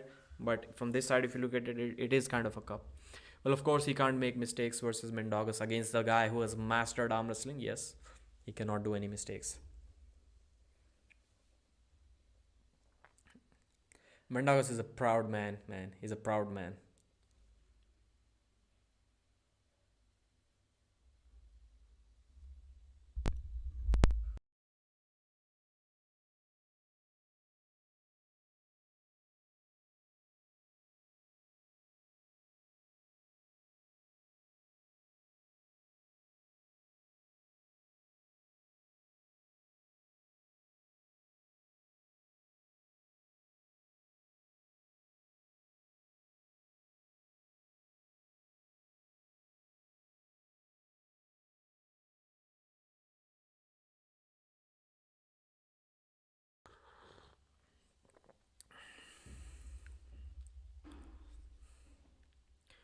MINDAUGAS is giving his victory speech now. Recap, please. 1 pound dumbbell. Good morning, sir. Clearly goated.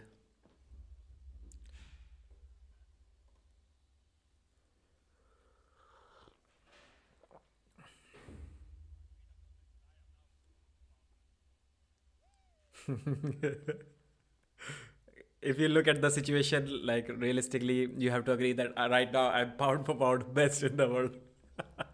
That's what MINDAUGAS is saying.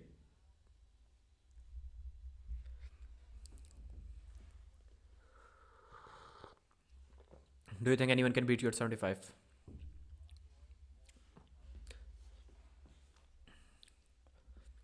Alan Zoloev and Artur Makarov. That's what MINDAUGAS wants next.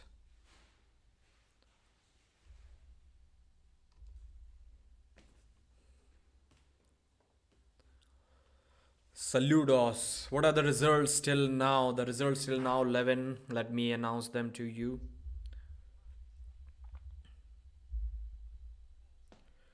Robbie Topi versus IRAKLI PRADINES 3-1 IRAKLI. Vala ICHQITI NURDAULET 3-1 NURDAULET.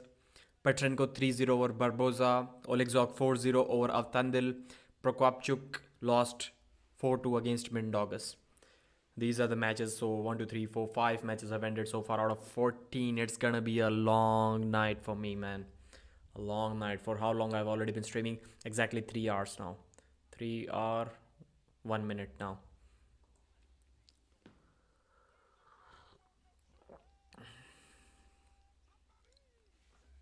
How do you like arm wrestling news?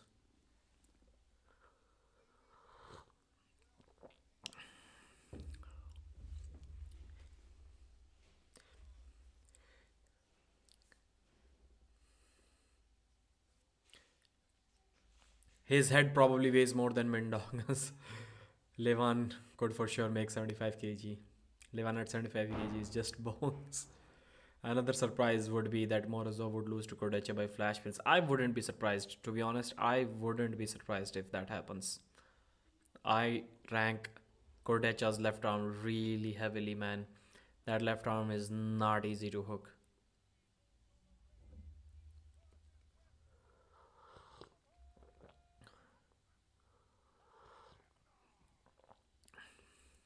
Artyom TAINOV chilling with a cap on his head, rocking back and forth, title belt on his shoulders, arriving like WWE champions.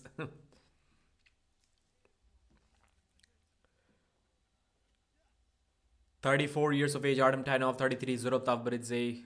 Artyom is 6 foot tall. ZURAB is 5 foot 10 almost. Are you kidding me? No way. ZURAB is not 177. If ZURAB is 177, then I'm 7 foot tall. Well, not really. Then I'm 6 foot tall. 95 kg, 47, 50 centimeters, 42, 46. So ZURAB has bigger arms for sure.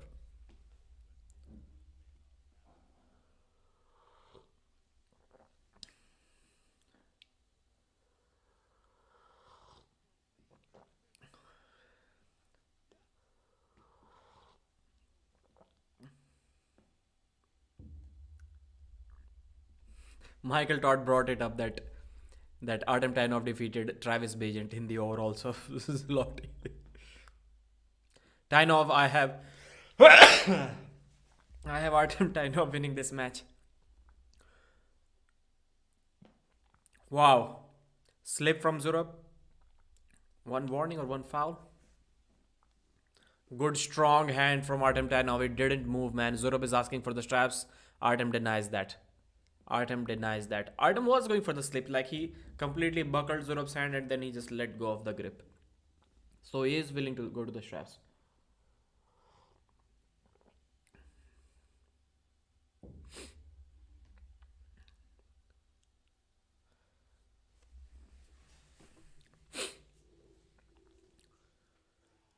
Wow, Artyom TAINOV goes sideways and then he just tries to crash down on ZURAB's arm. ZURAB tries to slip like that, but an elbow foul before the slip.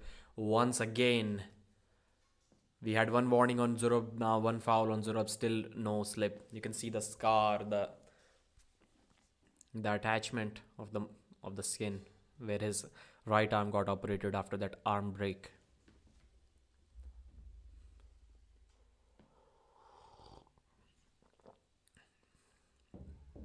Just buries him down. Underhand slip. Artyom TAINOV, the winner. Wow.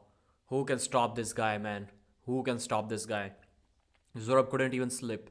It's not like he's containing him with his fingers. Like the fingers aren't even taking that much pressure. He's just taking the grip and just crashing down. Like he's even willing to let go of the grip, just crashing down. His arm power is so much. The explosiveness is so much. Will ZURAB be able to slip against him?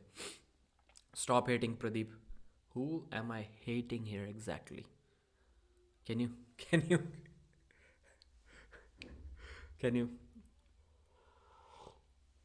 If you're saying that I'm hating someone, at least I know where you're going and then I can defend why I'm not hating that guy. I don't even know who I'm hating here. Artyom wins in a war, maybe. That switch to a press it's not even switch. He's like straight away just crazy going down sideways. It's like he's punching somebody whose face at the...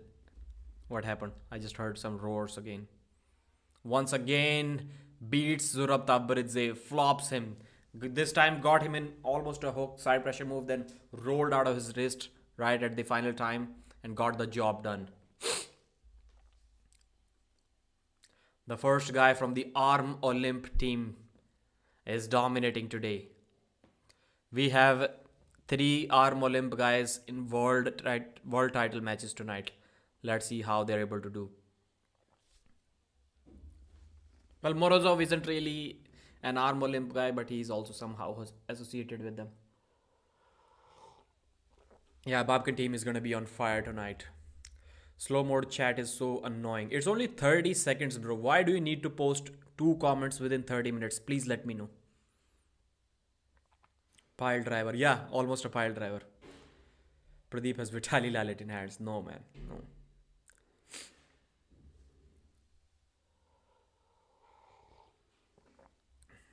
I thought I had 8.5 inch hands, but that is what when I measure them like this with an open hand. When I put it on the table like that, they were only 8.3. I was so disappointed.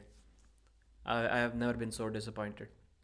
For a couple of years, I thought I had once again. One warning once again for what? Still couldn't get to the straps, man. Still couldn't get to the straps, ZURAB TAVBERIDZE.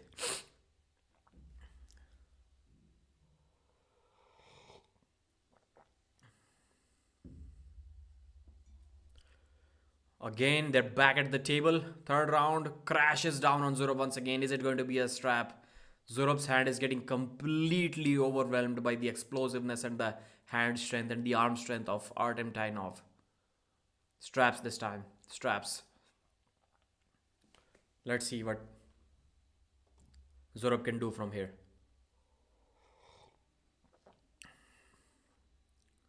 Engin might bring Vitaly next for comment. That's the comment of the night so far. I wanna spam the chat is nonsense. Okay, so you want to spam, that's why you want the slow chat feature removed. 100 more matches by the PPV asshole. Make your own handle. आपसे बात करने के लिए बेसब्र हैं. Okay, brother.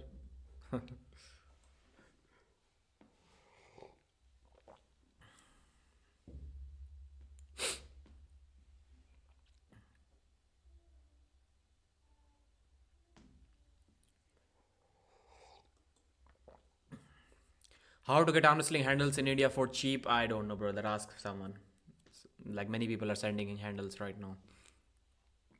You make your own handle. आपसे बात करने के लिए okay.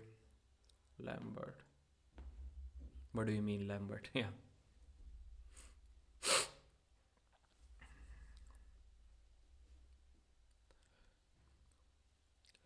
In the straps, can ZURAB TAVBERIDZE do anything? Nope. Artyom TAINOV flops his wrist and smiles at him. Artyom has stopped the match and smiling at ZURAB TAVBERIDZE.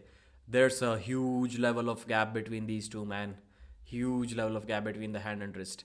I thought TAINOV may need the press. He will take the wrist and then he'll need the press to finish the match. But nope. The top roll is more than enough. More than enough.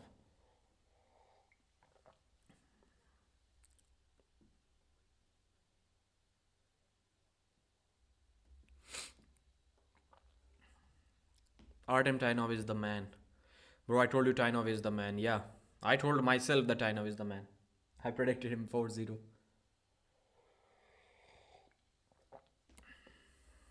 TAINOV is way too strong. How many matches remaining, Pradeep? I think this is the 6th match. 1, 2, 3, 4, 5, 6. Yep, 6th match is going on right now. Man, lots and lots of matches remaining.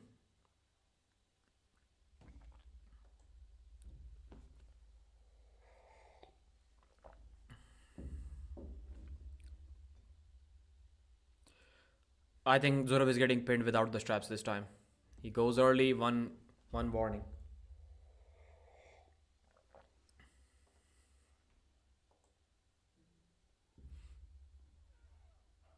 Elbow foul, is it? Straps. ZURAB is desperately slipping like this.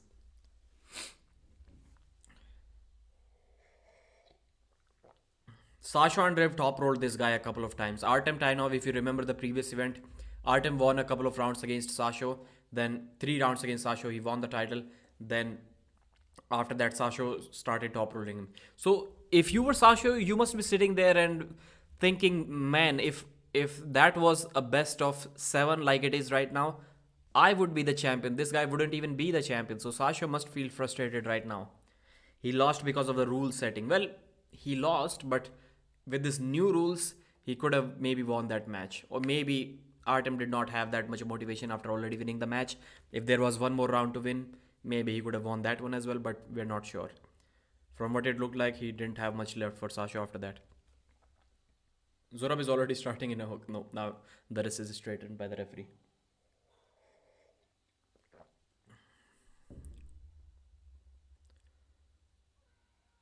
Tainov top rolls him once again. This time ZURAB, no, yeah, rolled out of his wrist. Winner Artem Tainov, 3 pins to 0. One more round remaining.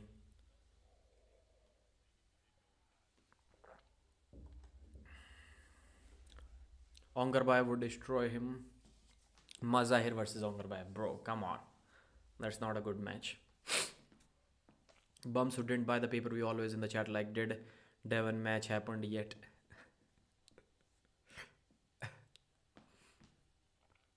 ZURAB had his hand card in, but then the referee kind of straightened it out. It didn't matter, man. Even if ZURAB gets him in a hook, his hand is so much weaker compared to Tainov that Tainov can still roll out of that and still get the win.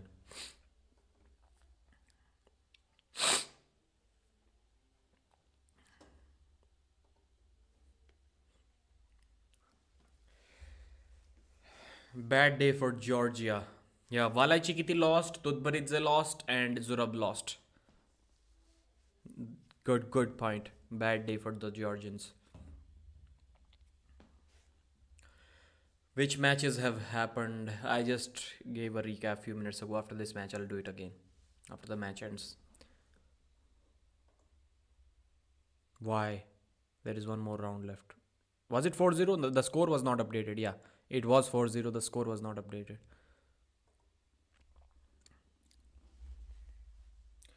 So the champion defends the title 4-0.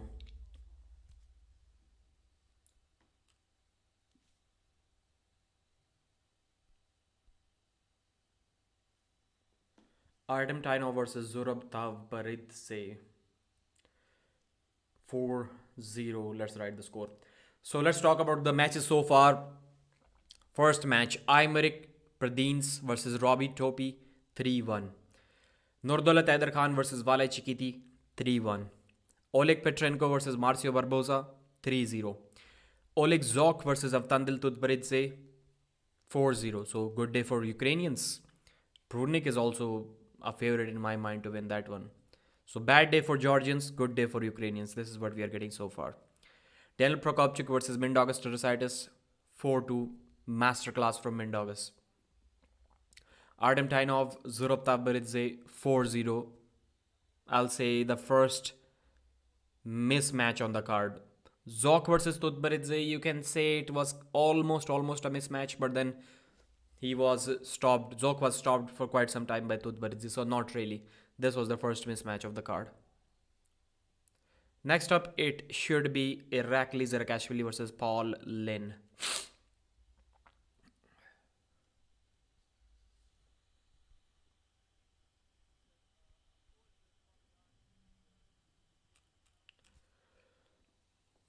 So who can beat Tainov? Maybe Sasha deserves a rematch because he started winning after 3-0.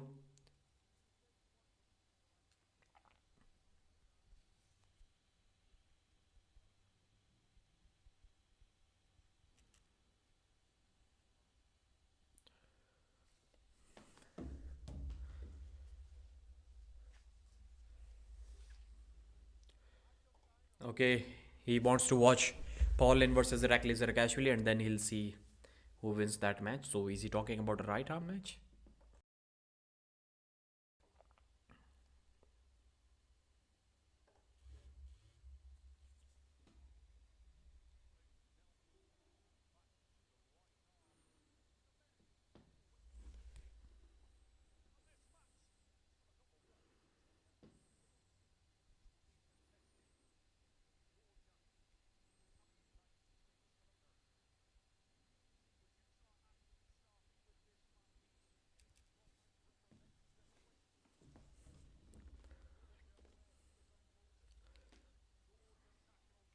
So Irakli Zirkashvili versus Paul Lynn is the match. Paul Lynn will be on fire.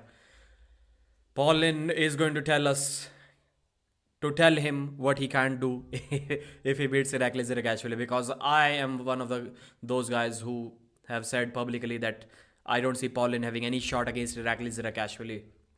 It's a stylistic nightmare in my opinion for Paul. Paul, overall horsepower, strength-wise, he may be a stronger arm wrestler than Irakli Zirkashvili, but Irakli is almost impossible to hook. Hooking is not how you beat Irakli, unless you are Sasha Andreev, and that too when Irakli was very light.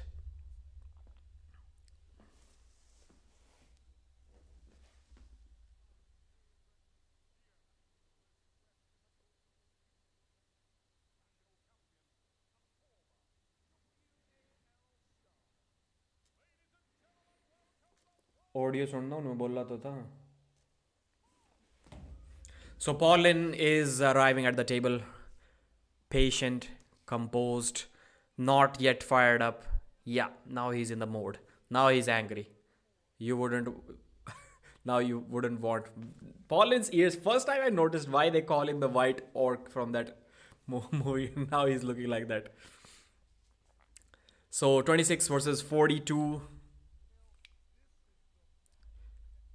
Youth and experience are kind of both on Irakli's side. Irakli has more arm wrestling experience than Paul Lynn. 95 kg both.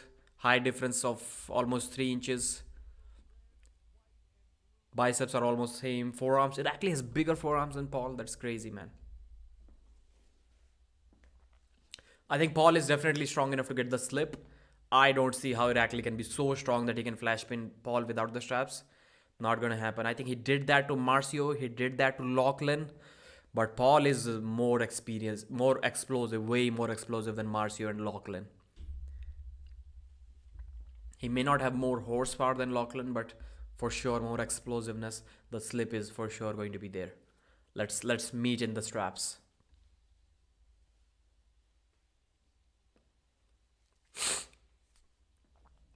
How did I suddenly sitting here catch a cold with just one sneeze?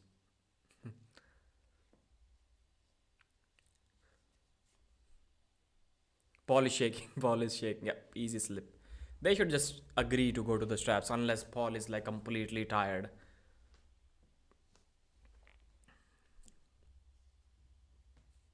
Which he won't be. I don't think so. Paul always underplays his endurance, saying his endurance is not good, but it is not bad either. It may not be like too great in one single round if the match gets stopped, but the way he recovers so fast, it's amazing. It's amazing how he recovers. I mean, getting stopped an inch above the pad by David Samushi a couple of times, being brought back and defeated, and still flash pinning him in the next rounds, that takes some insane level of recovery. And Paul has that. Endurance won't be a problem at all for Paul against Irakli, at all. Unless he somehow manages to just grind the match out without his wrist, which is going to be very difficult against Irakli's back pressure and pronation.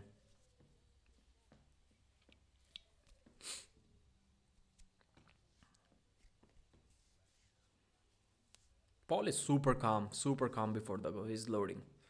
Bro, is chill. Let's go, Paul. Let's go. Let's go. Get him inside, man. Get him inside. Shoot for the hook. Yeah, no, man. Paul's wrist gets cracked back. Don't fight, Paul. Don't fight. Irakli top rolls him to the pad. It's easy, man. It's easy for Irakli. Round 1 was easy for Irakli. Don't grind it out once your wrist gets taken, man. Too much back pressure, too much pronation from Irakli Zirkashvili. Paul tried to set the hook. Not there. that girl in the glasses sitting in the corner. She has no interest in the match. She's just eating her chips. She didn't even know who won this round. She's eating chips over there.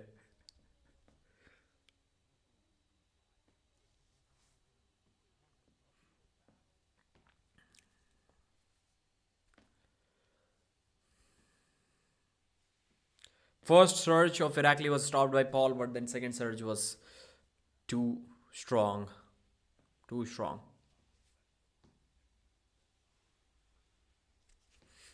Stylistic, as we were discussing, man. Stylistic bad matchup for Paul Lynn.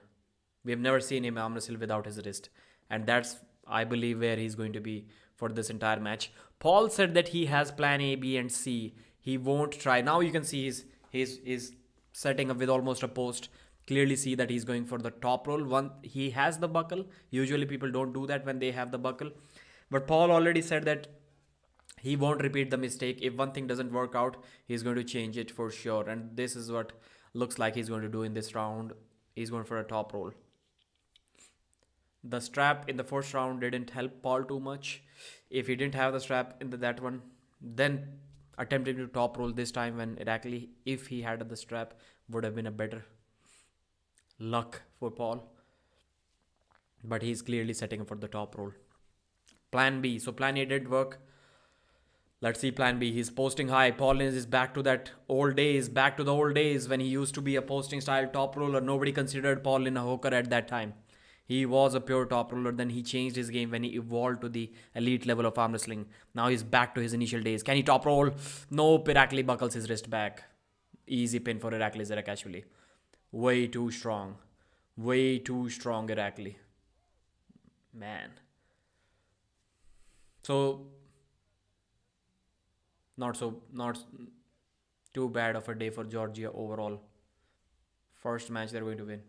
David Arabuli is looking thick. David Arabuli is looking thick over there in the corner of Irakli. With double and triple C's.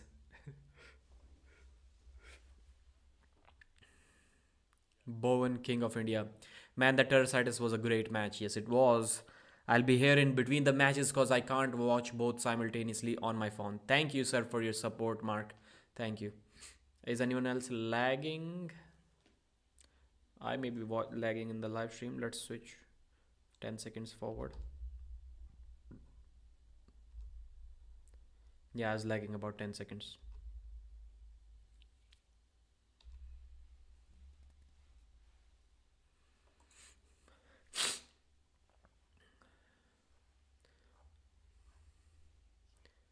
He's bit even close to Irakli. Only Daniel messed up my perfect predictions.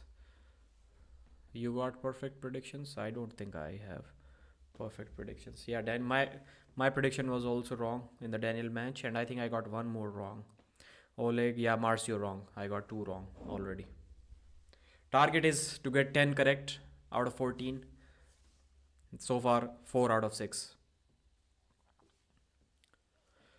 Paul goes sideways. This is a Todd Hutchings style move. This is a Todd Hutchings style move. He's at the back of the pad. Irakli is just looking at him and wow, slammed him to the side of the pad. This was maybe the strategy that Todd Hutchings did against Irakli. That exact same move from Todd Hutchings went sideways with pronation without his wrist. Good positioning. I'll have to say good positioning, but clearly not enough. Clearly not enough. The hand of Irakli, man. The hand of Irakli is insane. How was John Brezink able to top roll Irakli? Can somebody explain that to me? How is this working here, man? So, Marcio has kind of faded away faster than John. While he's like 9 years, 10 years younger than John. 9 years. And Paulin is still not at the level of John Brezink. What's going on with John's hand, man? Should I change the prediction of Krasimir versus John after watching these matches? Can someone tell Paul what he can't do? It was always a stylistic. I don't think you need to be that much experienced about arm wrestling to think that this was a stylistic nightmare for Paul. I never saw like any shot for Paul in this match. Not much that he can do about that, except like he could have hoped for a better matchup. There are some guys that I believe, including Sasha Andreev, I think Paul has a better shot at beating Sasha than Irakli. John Brzezinski. But Irakli, like, if he pinned Sasha once in 2020, I think he can do it more than once now. Pradeep nailed the prediction spot on WTG on that. Dadikyan is daddy. Your daddy? Andrew. Okay, Dadikyan. What's the current match and score? Irakli ZIRAKASHVILI defeated Paul in 3 pins to 0. Let's see what he's saying in the post-match speech.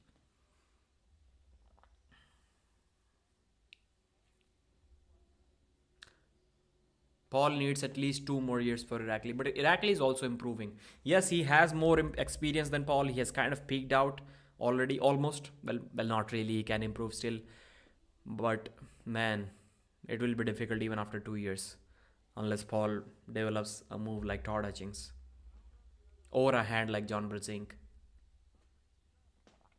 Dadikyan is gonna spank Todd. It's gonna be a difficult day for Todd, man.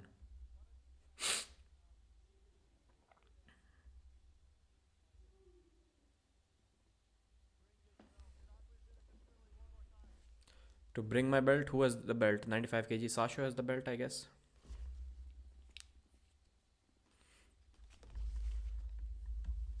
Okay, let's have a recap of this match.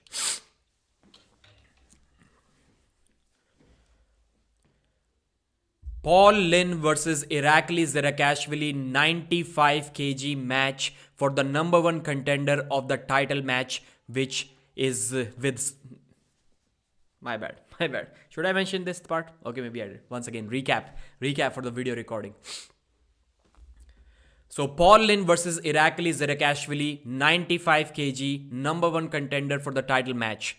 So this match, Paul came in with 3 strategies and he tried all of them, but none of them quite worked for him because Irakli's hand and his back pressure was way too much. In the first round, Paul tried to hook Irakli. He couldn't. Irakli stayed flat, then he rolled out of his wrist, and with a couple of side pressure surges, he got the job done.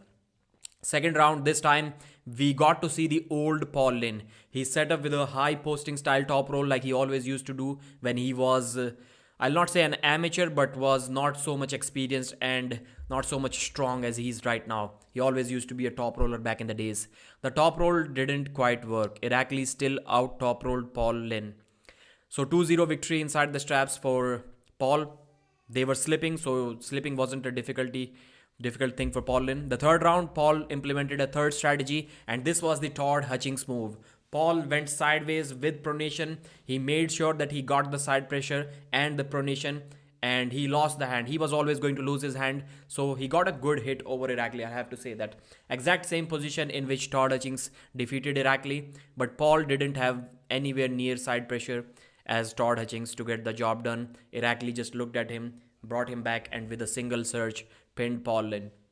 So I still wouldn't count out Paul Lynn too much because this match was always a stylistic nightmare for Paul Lynn. There may be some guys that Irakli cannot beat and Paul can beat them, such as, I'll say, the champion Sasha Andreev himself. But stylistically, it was always going to be a difficult match. And after the match, Irakli has called out the champion Sasha Andreev and he wants that belt. Can he get the job done? In 2020, he got 1 pin over Sasha. He was still very light back then. Now he has more experience. I think it's going to be a close match. Thanks for watching. Like the video and subscribe.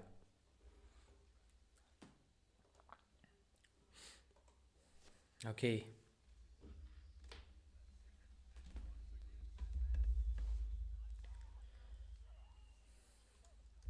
Okay, Matt Mask versus Wagner BORTOLATO going on. I didn't even pay attention.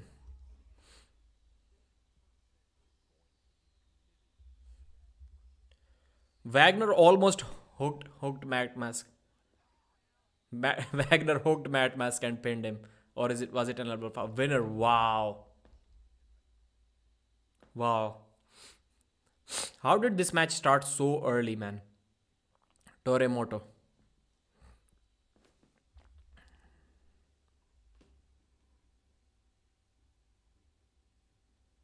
Come on, live stream, go back up. Please protect the table. Man, my stream is kind of stuck. I don't know what to do. Matt Mask has also made a comeback. Why my stream is frozen? So first round was won by Wagner BORTOLATO and second round is now won by Matt the Wild Horse Mask. Now Matt is slapping the table. Let's go back to the first round. I want to see Wagner's celebration. I cannot afford to miss that. This match is ending very quick, man. So first round, Wagner hooked Matt Mask without the straps. Wow, this is probably the lightest celebration I've ever seen Wagner do.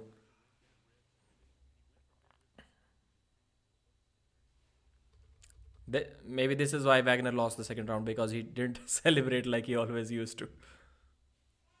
Mad Mask with a clean flash pin top roll victory in the second round.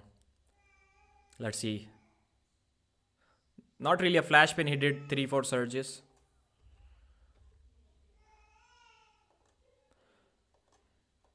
Now we're going to witness the third round. Who takes this?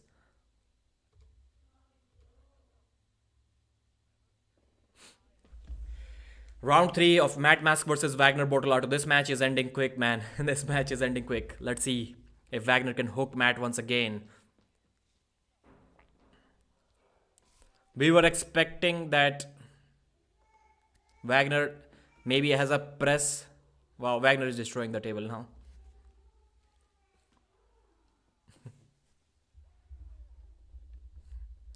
now the crowd is laughing. I thought Wagner has a similar press like his left arm, but he doesn't. I was always predicting Matt to win. I don't know why I changed my prediction at the last moment.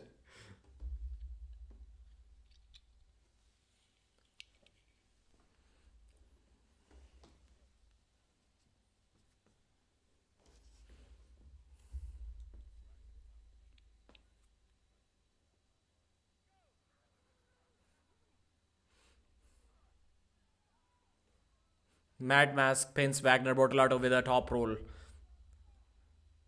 Wagner was able to stop it for a moment, but the back pressure wasn't there. He was completely stretched out, and Mad Mask got the job done. 2 pins to 1.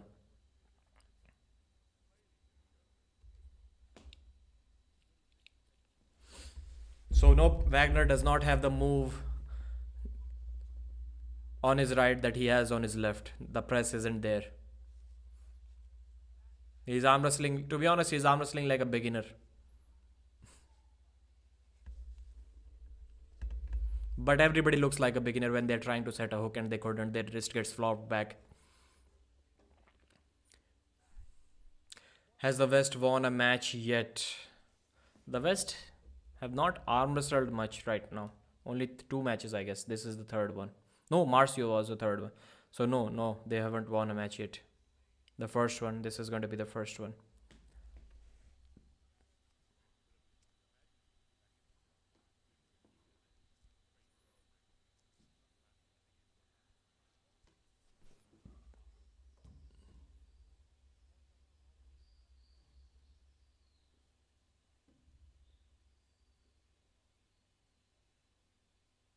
Did Wagner tear his bicep or what?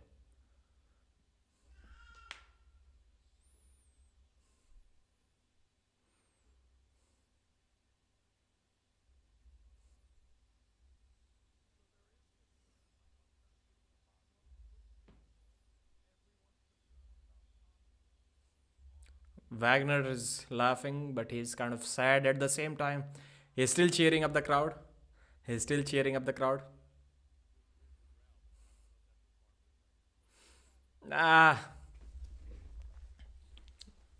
Little bit of a sad moment.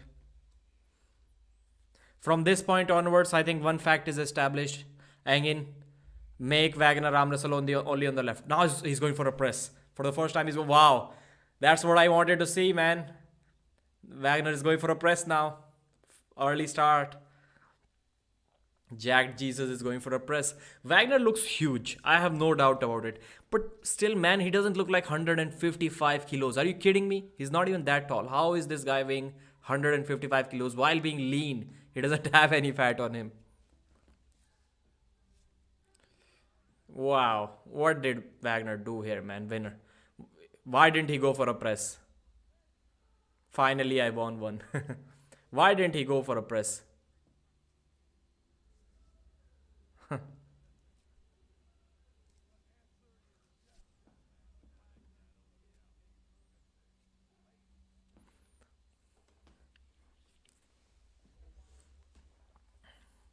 Matt the Weakling Mask won. Let's go, Wild Horse. Wagner is fun to watch. I just hope Dadikyan can win. That title gonna look so good on the stud like Dadikyan. Marcio lost, yes. Marcio has US citizenship. That's why he's West. Bortolato is also West. This match was West versus West. Brazil is always West. That's how Gabriela won some matches for the West.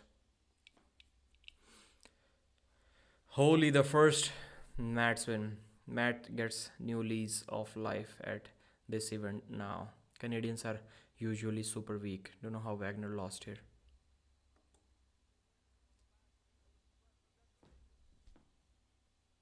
Massive veins popping out of Matt's bicep.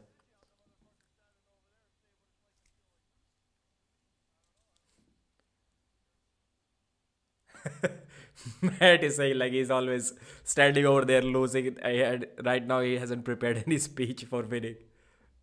He doesn't have that experience.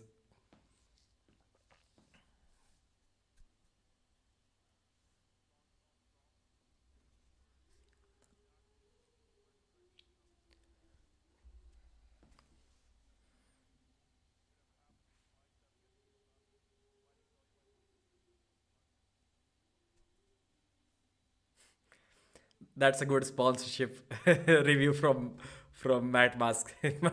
Matt is saying why does he hook him up with something? Fix his bicep. Matt has already dropped like 20 F bombs in his first victory speech.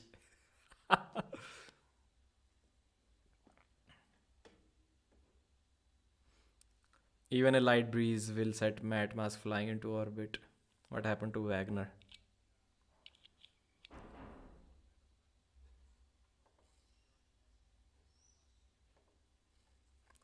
So 474 people watching, guys. Please hit the subscribe button.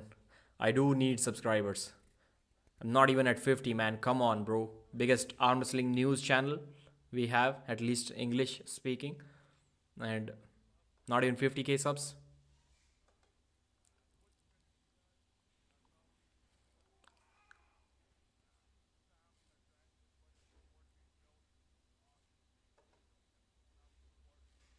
Matt is speaking so much when he doesn't have a speech prepared.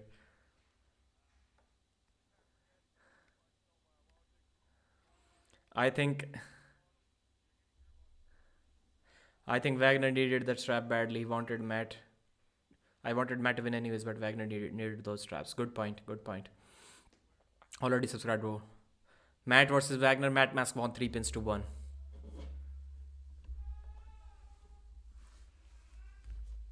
That's a lot of speech from Matt.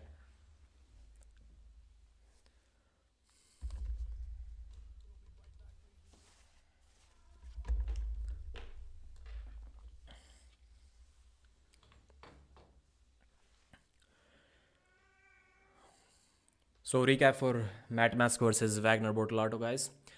Matt Mask versus Wagner Bortolato, East versus West 11 right arm super match. Yes, you heard it right. Matt versus Wagner was right arm match. So we expected a press from the jacked Jesus who weighs over 150 kilos while being jacked. I don't know how.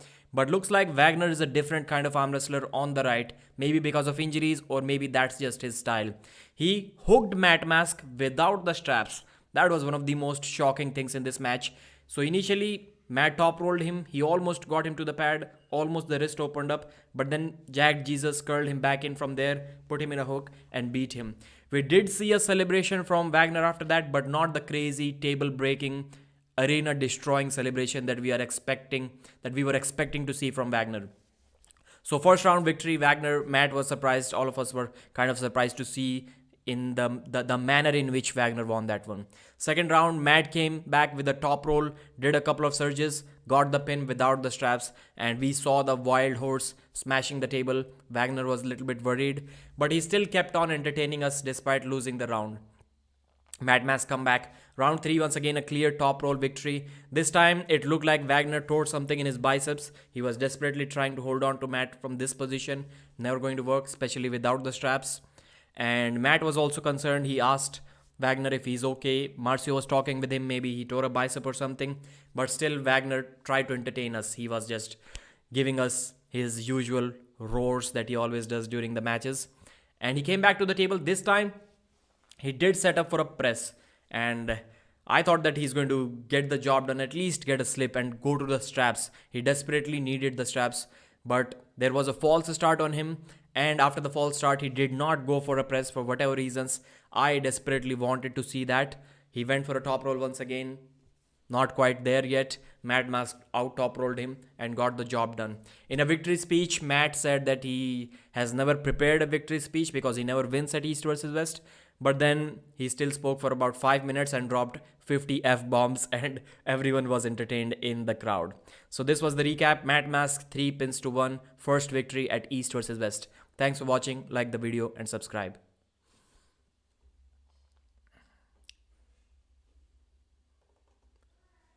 So has the next match started yet?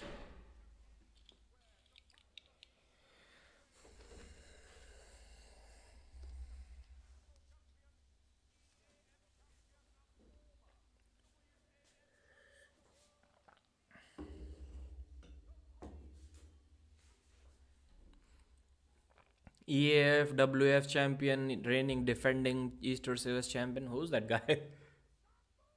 Okay, David Samushi. I was like, bro, the portfolio looks awesome. Who's that guy? We have David Samushi versus Vladimir Mayrov. Let's read out the stats of these two warriors. Age 30, age 29, 178, 179, 85, 85, 45, 38. Only 38 centimeter of biceps on Vladimir Mayrov. Forearms 43 on Samushia, 40 on Vladimir. Vladimir looks like if you just look at his face, he looks like a girl.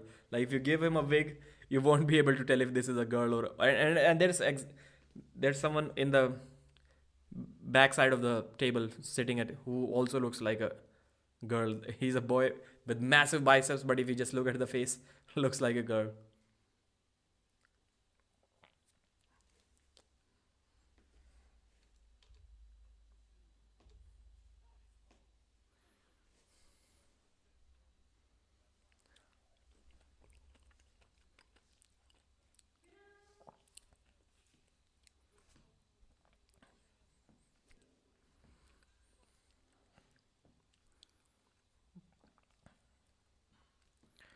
Alright, Vladimir Mayrov on the left, David Samushia on the right. Wow, David top rolls him without the straps. That was easy, man. If David Samushia top rolls you outside of straps, the match is already over. You should not return to the table. You should not return to the table after that. Was there a false start or anything? Nobody's celebrating, nobody's talking. The referees are standing like statues. Hristo Delichakov is probably flexing his triceps, looking absolutely massive. Devon Lad's favorite referee. It was like side pressure, high hook move. Not really a top roll, not really, almost a hook move. Almost transitioned into a press, just like NURDAULET AIDARKHAN. So NURDAULET AIDARKHAN versus Samushia also looks cool as of now. Especially comparing their matches with Vala ICHQITI.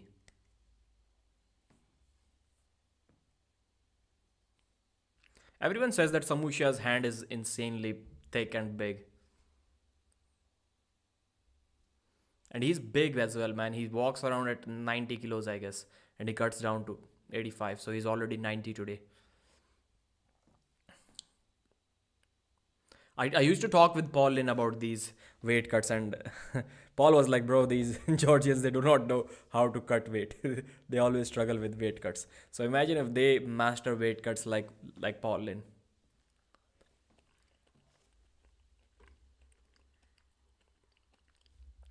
Round 2, can Vladimir Mayrov slip? Can he get the slip?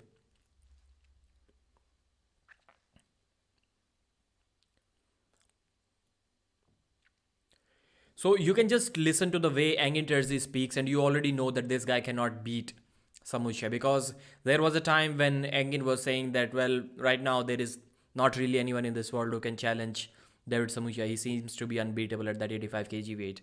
And then suddenly somehow out of nowhere Vladimir Myrov emerges, and you're telling me that Engin didn't know about this guy before? Engin knows about everyone who has a shot against. So wow, gets him in a hook, Good battle, good battle. He's trying to switch to the tricep press, but not quite there yet. Wow, shoulder is completely behind his hand. Good position for both. Samusha is looking comfortable. Samusha is an endurance master. The match is stuck in absolute middle, dead center. Samusha goes sideways, cannot finish. Vladimir Myrov is also looking good. Wow, Myrov is about to pin him. No, not really. Samusha stops it. Now we'll see the endurance part. We have never really seen Samusha get tired. Never really seen. Not moving, man. Not moving. Both of them are trying to hit sideways. Nobody's ready to lose yet. Wow. Myrov is about to get behind his shoulder. He needs to be careful not to cross the center line with his shoulder. Samusha pulls him out of his shoulder. Not quite. The back pressure is going away from Myrov, but his shoulder switches to the tricep press. Wow, that's an amazing match. That's the match of the night. That's already the match of the night. Wow, Vladimir Myrov pins David Samusha. That's amazing. I was just saying like, wow, this is going to be a mismatch, and he immediately proves me wrong. In an absolute war. Great adjustments from Vladimir Myrov. Didn't leave Samusha with much to work with. Great. There were some times where his shoulder was like quite clearly crossing the center line, but the referee kind of let it go, and Myrov was able to win. For sure, the Georgians will be complaining about that.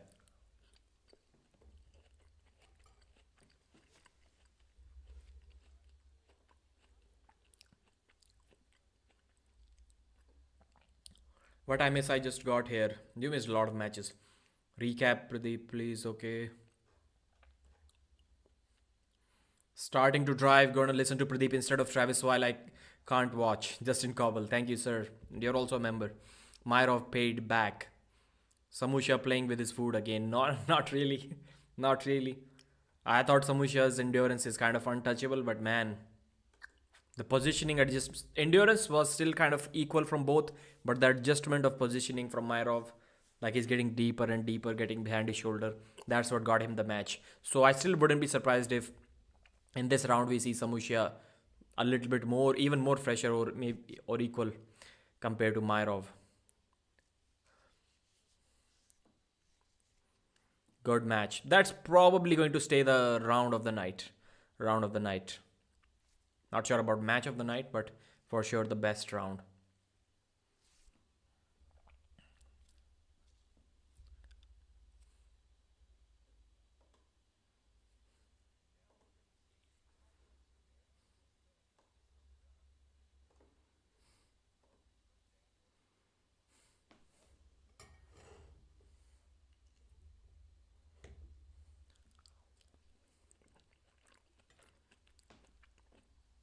Samusha is kind of going away back from the table to gain some endurance, gain some stamina back.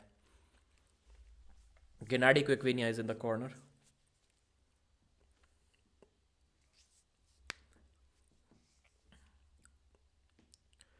Once again, Samusha goes away from the table. Wow. I'll be warning him if I was the referee.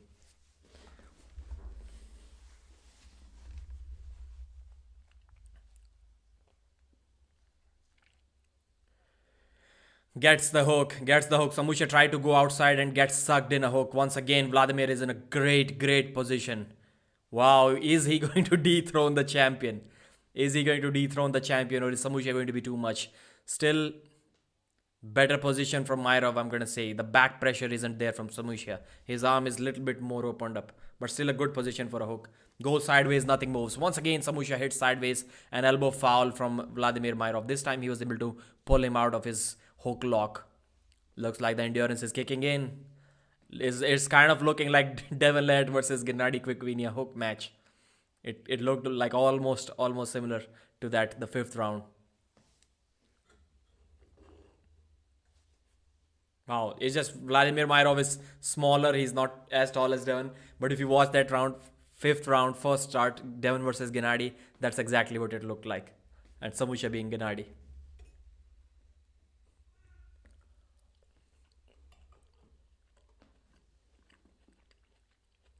Do you ever skip day? Yeah. I've skipped leg day for like 99.9% days in my life.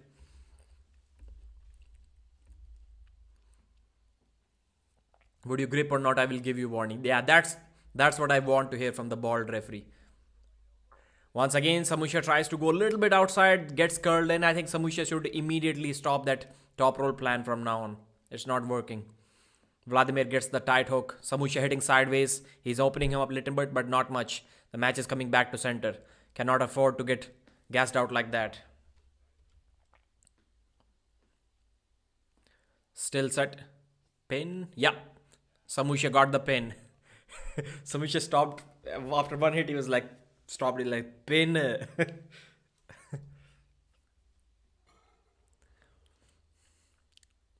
Great hit sideways, man. Great hit. Endurance is kicking in, I guess. Endurance is kicking in.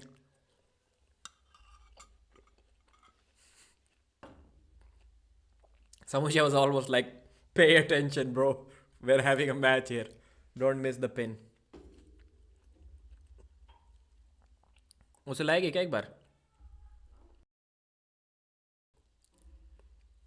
So now I'm a little bit tired, so I guess my son will be live commentating. From now on, he'll take charge of Arm Wrestling News YouTube channel. Why you eating out a dog ball? Is this a dog bowl? You guys are funny. Who's the girl in the Myrov's corner? I missed her. I didn't see if there was a girl in her corner. I see. Who's that guy? The stream is kind of not clear. I see a jacked dude in Myrov's corner. I cannot see who he is because the stream is kind of blurry.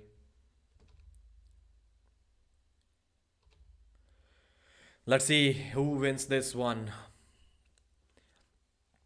David Samusha versus Vladimir Myrov. So far it's 2-1 for Samusha. First round was won by Samusha in a dominant way. Side pressure, hook, pronated move, pronated hook. And the second round was an absolute war. Third round was an absolute war, which was won by Samusha. Sets the hook. This time Samusha is looking better. Myrov's shoulder is crossing the center for sure. Referee is not too much bothered about that. Samusha hits sideways. This time we saw some strain on Myrov's face. He's kind of struggling, not so comfortable. But he's still stopping Samusha. Probably the best match that Samusha has had until now in his weight category. Wow, top rolls him. Myrov flopped Samusha's wrist back in the middle of the match. So far, Samusha was the one who was trying to top roll. Couldn't get it done. This time, Myrov was struggling a little bit in a hook. He was still putting the brakes on. But then he surprised Samusha. He rolled out of his wrist and flopped it back. Good thing is that it immediately opened and they slipped. So the wrist is still maybe not that much damaged that Myrov starts top rolling it again in the second round. Bro, there is... Okay, this is a Georgian corner.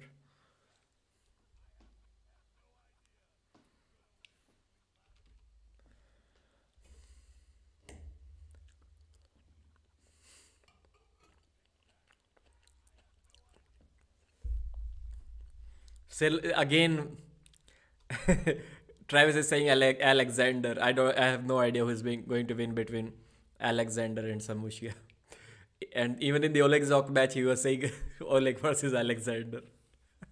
Travis is in love with the name Alexander.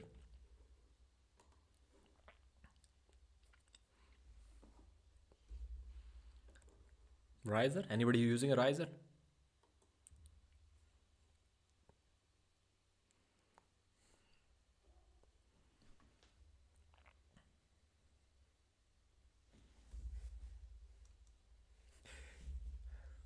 It's not when you mess up the names to me it's not really that funny, especially when the names are written in front of you. So it kind of looks like a fake attempt to be naive in that sense. This time both go for a hook, gets stopped. The back pressure is there. For the first time, the match is over Vladimir Mairov's elbow pad. So the back pressure is there. He's about to roll out of Samushia's wrist. Failed attempt. Again tried to roll out. Again tried to roll out. Almost about to top roll, but nope, couldn't get the job done. Gives a little bit position. He gave up the position in an attempt to top roll. Was it an elbow foul? Nope. Still the back pressure is there. Now he's top rolling Samushia. Elbow foul, was it? Nope. Nope.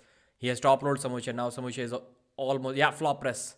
Flop press. Wow, he pushed him down. He pushed him down. Wow, Myrov was struggling a lot. He did top roll Samushia although. He did top roll him. Okay. Now he is going to take charge of commentary.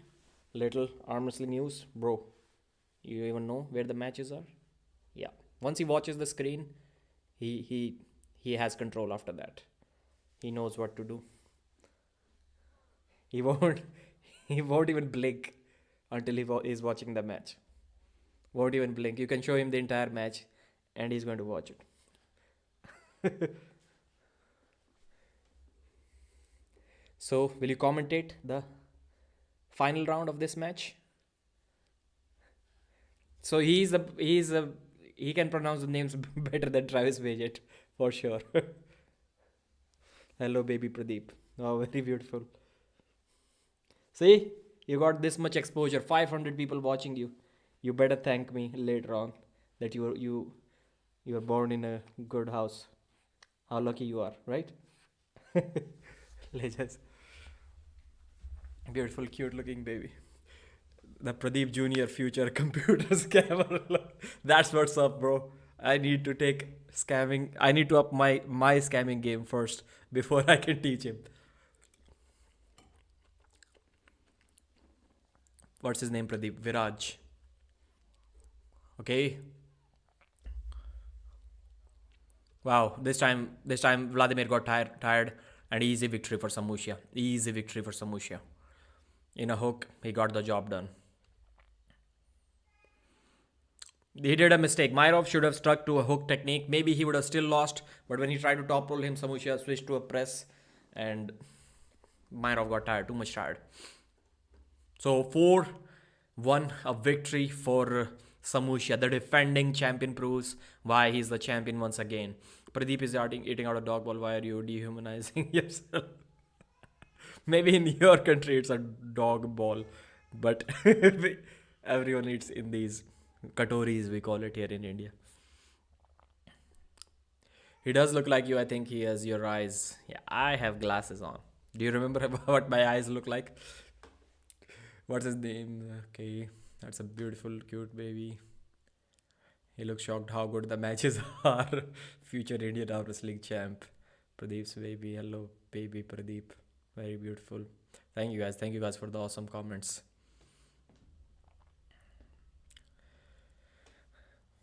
Travis and Nervous. Good commentary combination.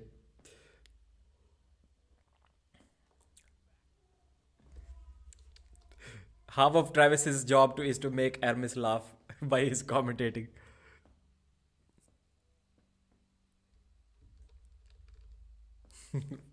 Hermes is just laughing. Travis is commentating and Hermes is laughing. That's the entire commentary going on right now.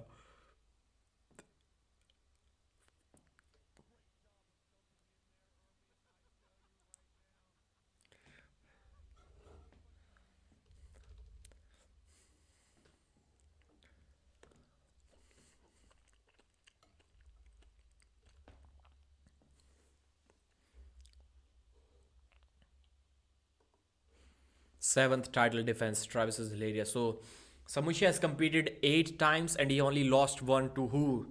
The great white orc, Paul Lynn. Need to get one of those automatic feeders and your wife can just fill it. Okay, eat out of it all day. Pradeep prepping for arm wrestling. Just joined. Can you give a brief summary so far? Yes, I can. Gennady looking like a beast. How to differentiate between Katora and Katori? Katora is bigger, I guess. I'd much rather laugh my ass off than be bored to death with the commentary. Pradeep about to smash Roman this year. I'll set the hook on Roman. Commentary is total shit show. Travis has danced with the... Yeah.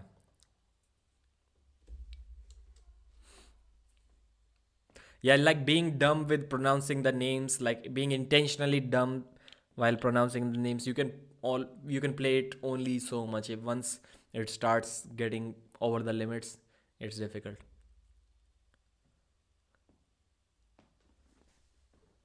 Samusha doesn't speak too often, but when he speaks, he gives long speeches. So he has a lot to talk about. This shows in one of the times in the East versus West post-match, not post-match interviews, but in a live stream, I saw Samusha speaking for like 10 minutes. So the guy has something to speak.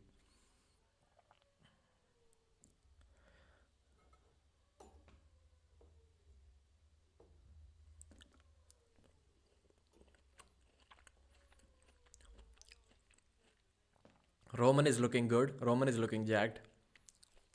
Bro is going down.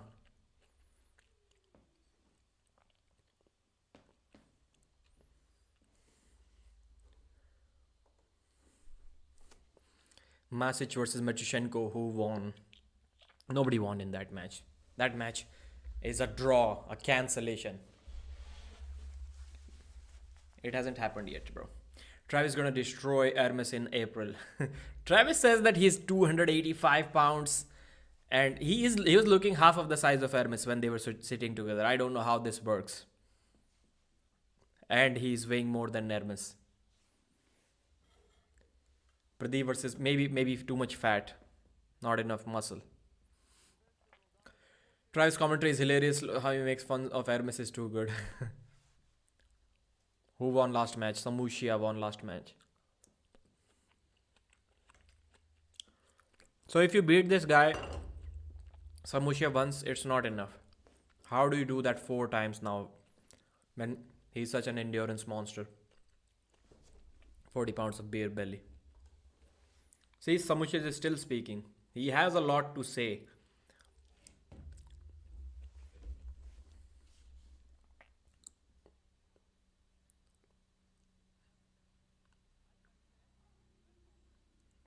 Now Gennady is speaking.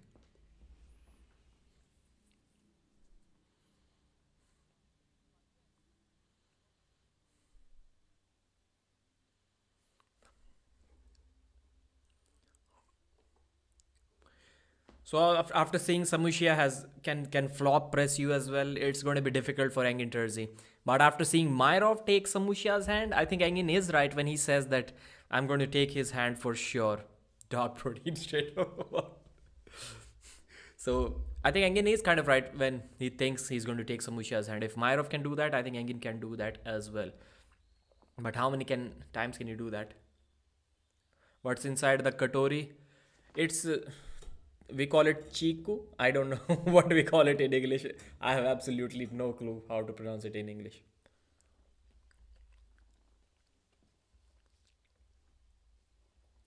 Levan versus Samusha. Admiral Butt Pussy has got this doubt in my mind. No doubt in my mind.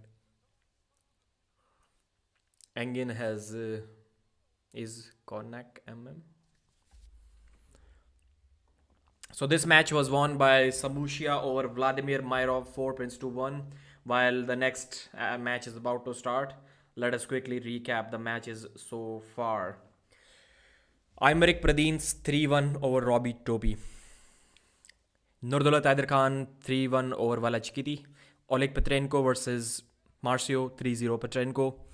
AVTANDIL TUTBERIDZE lost 4-0 to Oleg ZHOKH. PROCOPCUIC lost 2-4 to MINDAUGAUS. Then ARTEM TAINOV destroyed ZURAB TAVBERIDZE 4-0. A mismatch, probably the first mismatch on this card. IRAKLI ZIRAKASHVILI versus LINN. This was, I'll also classify it as a mismatch. 3 points to 0, easy victory for IRAKLI. Matt Mask versus WAGNER BORTOLATO 3-1. Jack Jesus did not press in this match. He lost. We wanted to see more from Jack, but he tried. Samusha versus Vladimir Myrov, 4 pins to 1.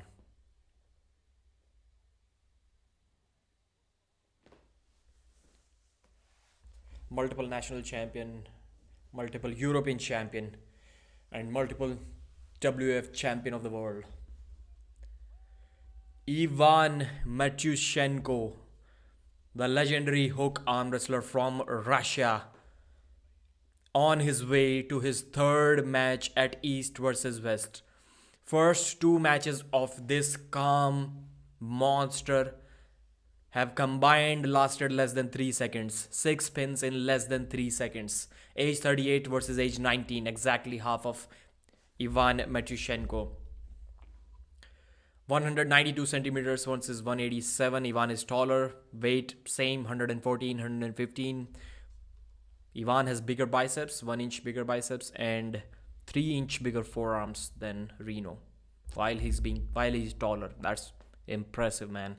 If you are taller and you have bigger arms than your opponent at the same weight, that's interesting. Reno is setting up for a press. Speed is going to decide this match. Ivan can possibly win in a slow match as well, but Reno has to win fast. He doesn't have any other option in this match. If the match stops, it's over. Wow, Reno's very fast. Too fast that the referee didn't even say ready. Forget about go. Ready, go. Wow. Reno gets in a press. Ivan brings him out immediately, rips him out of his shoulder, and then top rolls his wrist straight to the pad. All of that, whatever I explained, all of that happened in 1 second.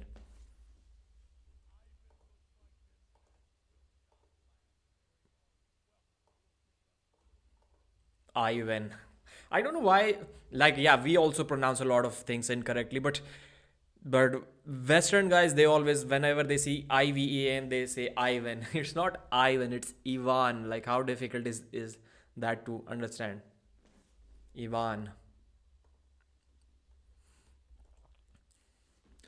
But Reno was faster than Ivan. He got into that press and then immediately got ripped open, and then his wrist got flopped and he got pinned by Ivan. That's interesting, man. This is the guy who defeated Kamil Jablonski, who most likely defeated Devon Larratt, and Ivan is playing with him. Wow. Second round, this time Reno goes for a flop press to get the slip, and he gets it. So quick strategy change from Reno, from the youngster. Interesting move. Ivan is going to demolish Reno, but I like him. Lol, I say Ivan too. All of the 99% of the Americans are going to say Ivan. And no one who is not from North America is going to say Ivan. Everyone is going to say Ivan.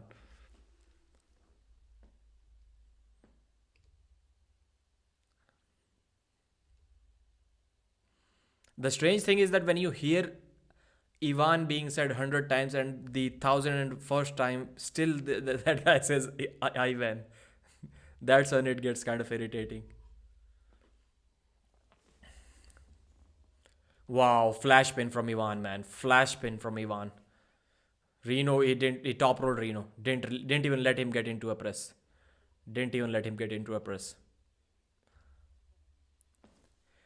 Wow, this guy is underestimating himself. I know it's like impossible to hook Devon Larratt. Well, maybe not impossible on the left. Dennis kind of easily did it in his prime, 2018.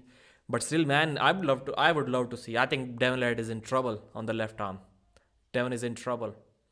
Ivan has a top roll as well. So if Devon sets up with his low hand, his wrist is in trouble. If Ivan cannot hook that, he's going to top roll that. So I think the versatility is also going to be there.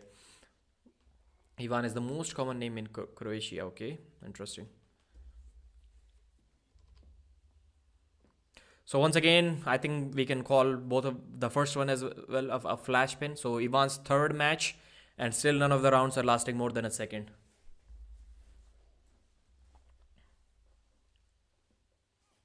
This time the match gets stopped a little bit. Wow, it gets stopped in a hook. Wow, good match, good hook battle. Ivan is hitting sideways and pins him. So good. For the first time, somebody stopped Ivan for like 3-4 seconds. Good job, Reno. But Ivan was way too much. He had to do like 3-4 surges. 3-0 once again. We have one more round left because it is a title match. Because it is a title match.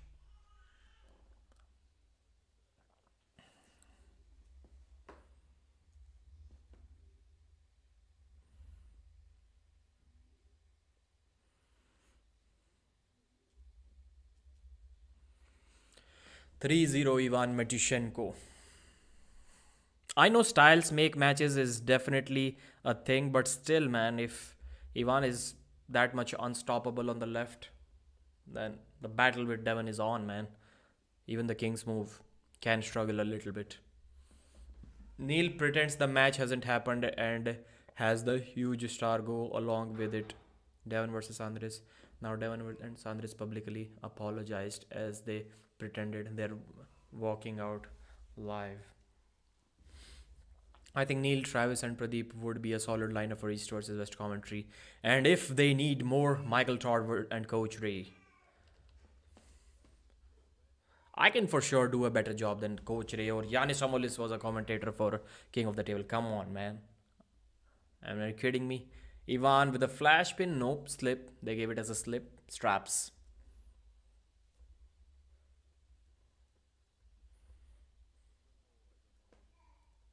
So at least Reno got something out of this match. He did stop one match in a hook. He knows what he needs to work on. His best shot against Ivan is probably in a hook.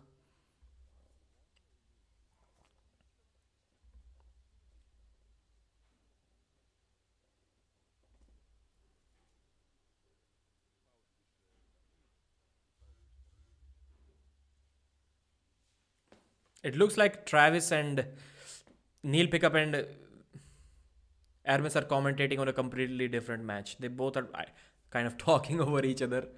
It's like they're not even hearing each other. Kind of confusing. Alright, they're strapped up for the final round of this match.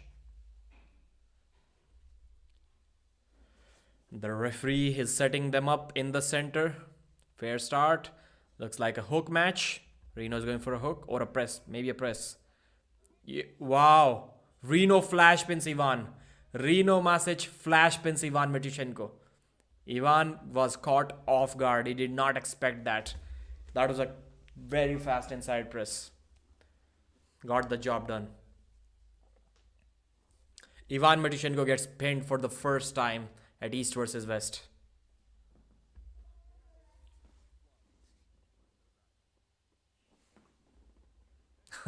Wow, that was surprising. That was quite surprising. 3-1 still. Ivan Matyushenko is leading. But Reno Masic is making a comeback. Was it pure luck? Was it just because Ivan couldn't react on time? Or Reno figured out something that he's going to be able to do once again? We'll have to see. Ivan is more serious right now. He's kind of standing away from a table a little bit in a weird position. Flash pin. He missed. Warning for Ivan for moving early. It did completely bury him down by grabbing him low, but it was a false start on Ivan. So only a warning, no fouls yet. Let's see if Reno can do something from here.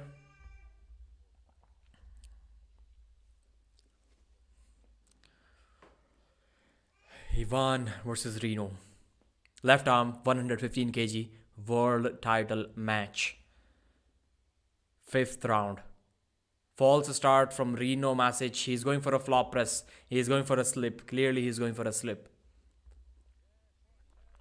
If Ivan grabs him low, then Reno can tricep press him. If Ivan grabs him high, then Reno will try to slip with a flop press. I think that's the strategy as of now. Little bit, Reno's, no, Ivan is still grabbing high. Maybe he wants to. Wow, this time he grabbed him low, didn't let him slip. Flash pin once again. He grabbed him low, he grabbed him by the wrist and flash pinned him. Too much experience. But great adjustments made by young Reno Masic. But overall, in the end, Ivan had lot more experience and I'll say more strength as well. He grabbed him low. Reno tried to get his shoulder. He kind of did get his tricep press, but then once again Ivan ripped it open.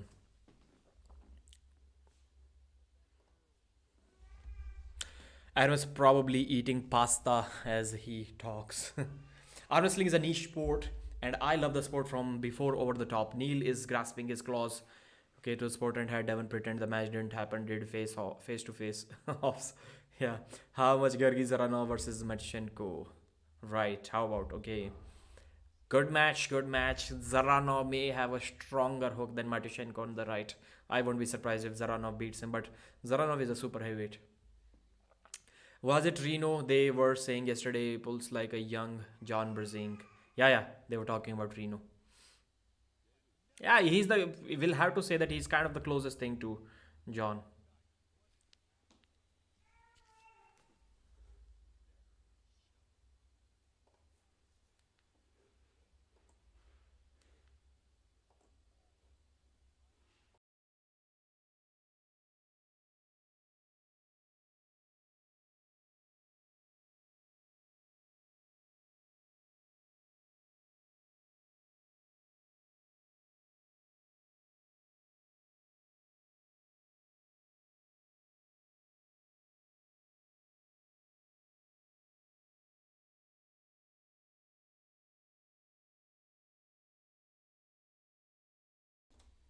So Ivan Matushenko has defeated Reno Masic.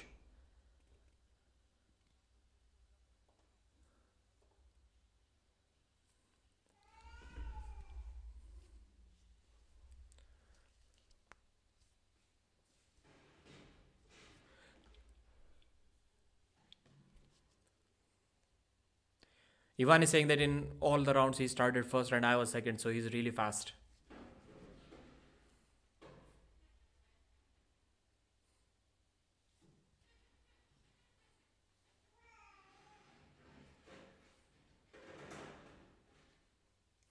He's faster than me for sure. If he tried what he did in the third round, in all the rounds, maybe it could have been difficult for me.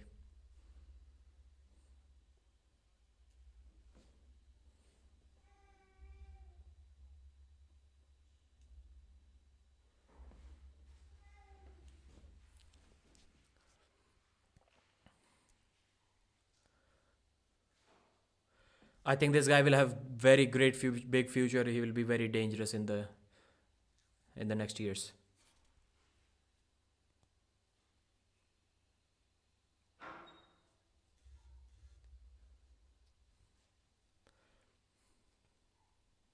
Ivan looks cool. He looks serious holding that title belt around his waist.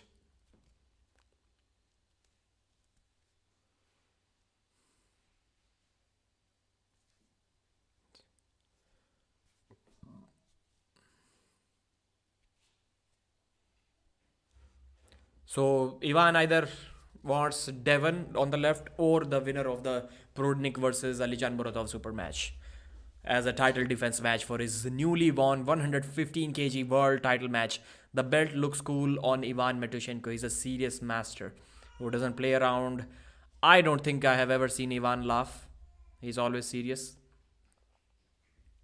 and he deserves this title.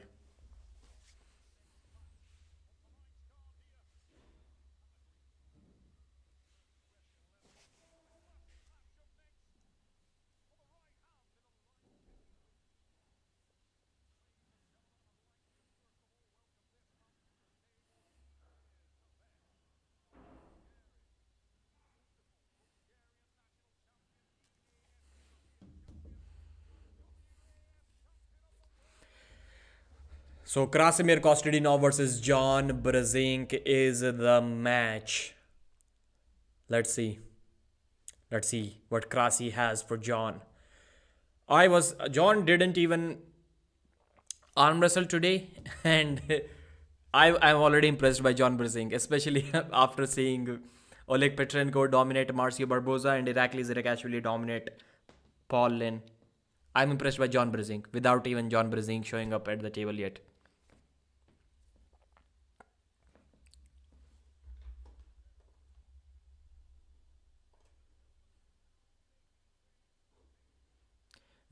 Did John Brzezinski pull already? Nope, John Brzezinski is about to pull right now. Pradeep, please sleep with my sister. Come on, bro. Ivan Matyushenko versus Reno Masic. 4-1 Ivan. John Brzenk versus Krasimir is the next match.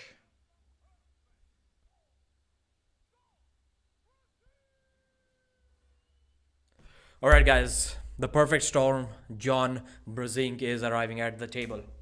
Get serious, SummerSlam fans. This is going to be a close match. This is going to be a battle. Nobody is winning or losing this match easily. 59 years of age, John Brzenk, 35, Krasimir, 186 centimeter versus 180. John is 6'1", Krasi is 5'11". Okay. 104 kilos versus Krasimir's 101 kilos. Biceps on Krasimir, forearms on Krasimir. Almost an inch difference.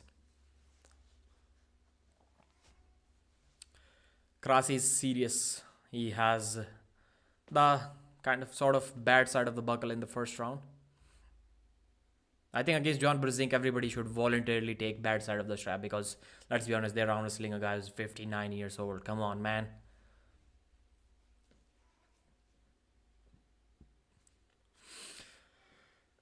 To be honest, Krasi may lose his wrist in this match, especially outside of straps, or maybe even inside the straps.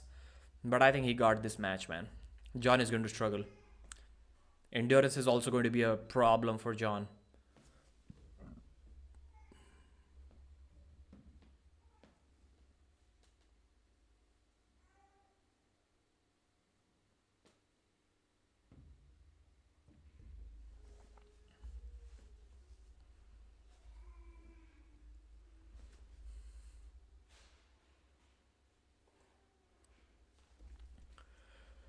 Alright, John Brzenk, Krasimir Kostadinov, first round. Having difficulties trying to set up their grip. Nobody's kind of really happy without the referee's grip. They both want to go to the referee's grip.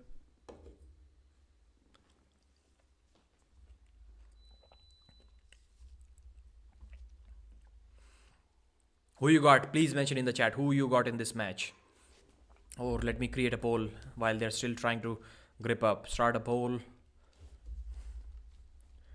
John, Krasi.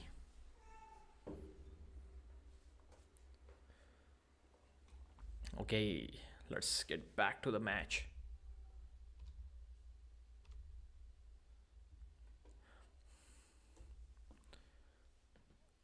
Krasi hooks John. John is about to roll out. John is about to roll out. That's a dead center match. That's a dead center even match. John is looking slightly in a better position. John is looking slightly better than Krasi. There is no way. Krasi cannot slip from here. He has to win this match. Wow, John gets sucked deeper into hook. It's deep inside now. It's deep inside and I see John is going to get tired from here. I don't see Krasi getting tired. Although he's in a much worse position than John. But the longer this match lasts, maybe it's bad for John. Yeah, Krasi hits sideways. It's over. It's over, man. It's over. It's over. Krasimir pins John Brzenk. Krasimir 1-0.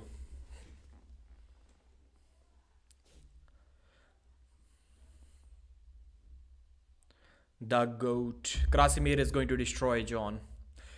That's what I said when I first heard. I was talking about this match that, you know what, when John made a comeback against, Engin was just starting East versus West at that time. I think two events happened. John versus Zoloev happened. I immediately messaged Engin, I want to see. I think even before the John versus Zoloev match happened 2 years ago, I said, Engin, I want to see Krasimir versus John. And if that match happened 1 year ago, I think it would have been closer. When this match was set up, I immediately messaged Engin. I said, Engin, John doesn't have any shot against Krasi. He just simply no lane. He cannot beat Krasimir.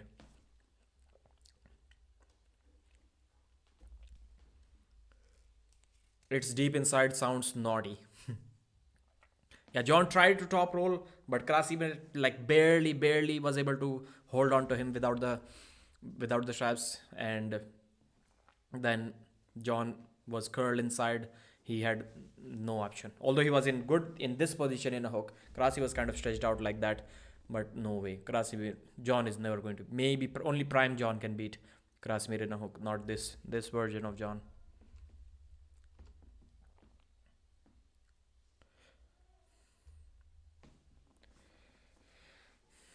Round 2, John Brzezinski versus Krasimir Kostadinov. First round was good, but Krasi didn't look in any sort of trouble at any point of that first round.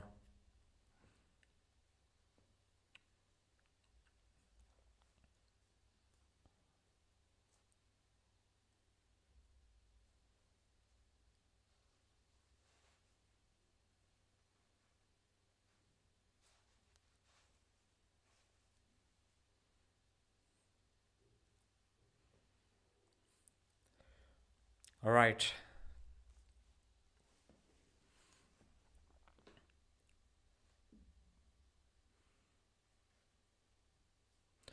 Round 2 about to start. Inside a referee's grip. Krasimir on the left, John on the right. John was about to take his wrist, and Krasimir flopped his wrist to get to the straps. Good strategy from Krasimir. He knows that John Brzezinski doesn't like the buckle on his hand. That's why when he sensed that his wrist can go, he flopped his own wrist to get to the straps. And inside the straps, John probably wouldn't enjoy it too much against Krasimir.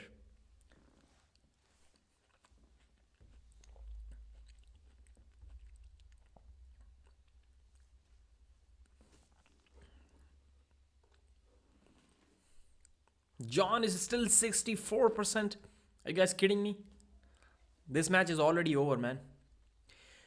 Pretty impressive considering John doesn't even train.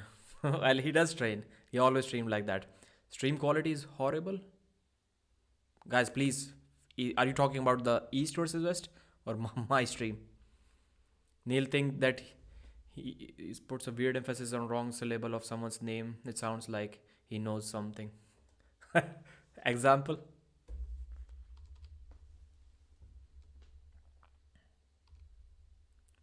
All right, the match is about to start. Second round, John Brzezinski versus Krasimir. Look for a hook setup from Krasimir. I don't think John got the top roll from here. I don't think John has that much pronation.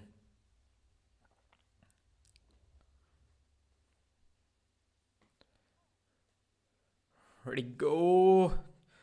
Brzezinski gets kind of flatlined. It's not really a top roll, not really a hook. Krasi goes sideways with everything he has. John is struggling. Now Krasi is in a good position. Now Krasi is so high on John's hand. The pronation just cannot kick in from there. It's over. It's over. John should lay down. John in a king's move. John Brzezinski in a king's move. Almost a king's move. Not really. Well, not really. That's a good sticky move, man. John stands up and gets pinned. Bro, John probably cares too much. People were maybe he was thinking about people are going to call him out for that kind of a mini king's move, and he stood up and immediately lost. Why, John? Just pronate out, embrace the Devon Larrett. Embrace the Devon Larrett inside you. I would have loved to see a king's move from John, man. I would have loved to see. And looked like he could have gotten something. This match got exciting for some time. John is also laughing in his corner. Maybe he's also discussing that. Come on, John. We wanted to see a king's move. He stood up and tried to go forward and immediately got flash pinned. I can't watch this. Devon destroyed Hermes $2 hooker. भाई high speed fibre wifi plan और high bitrate और FPS पे stream करो अभी quality कम है. Damn, I was wrong. Okay, let me switch to... Can anyone else give me some feedback? Your stream is lagging from time to time. Okay, good. Core Sports. Core Sports home. Let me switch to my mobile internet and just get this stream on my mobile phone.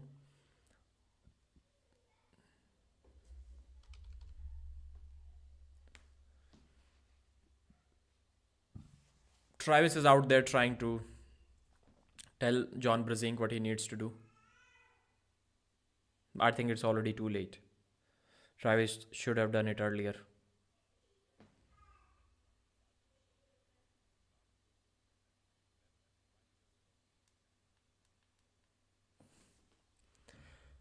The only thing John got in this match, I think, is a king's move. He should try. But then once again, Krasimir does have a flop press to pin the king's move, I guess. But maybe not. Maybe not.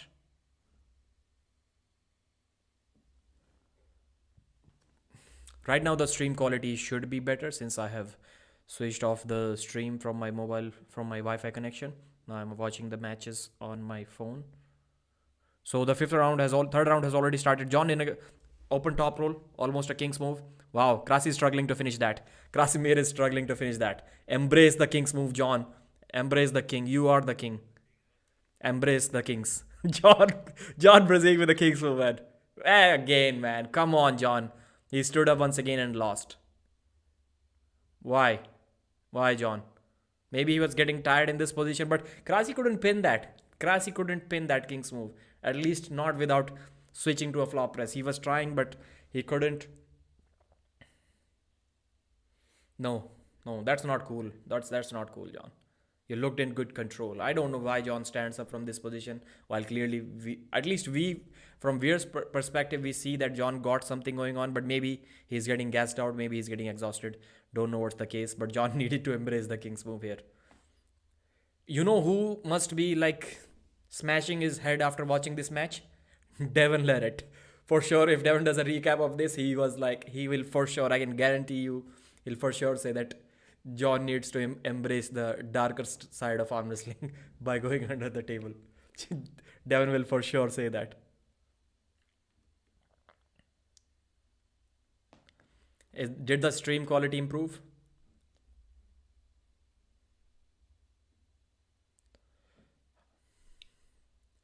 John has become the Lata Mangeshkar of arm wrestling. John should take easier matches.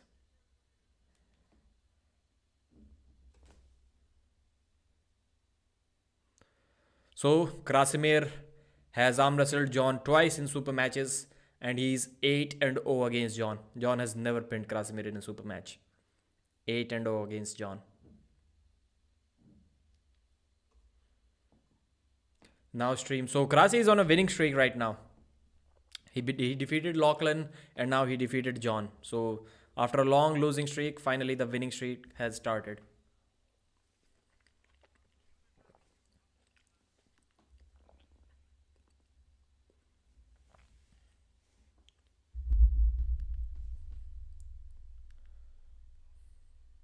Bowen versus Brazink. John will top roll Ryan Bowen.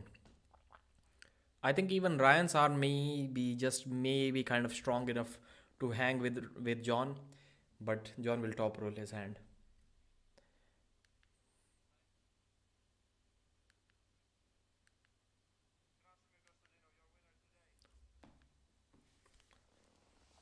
Okay, let's do a recap of this.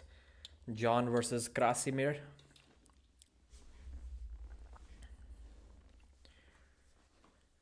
John Brazink versus Krasimir Kostadinov East versus West 11 super match.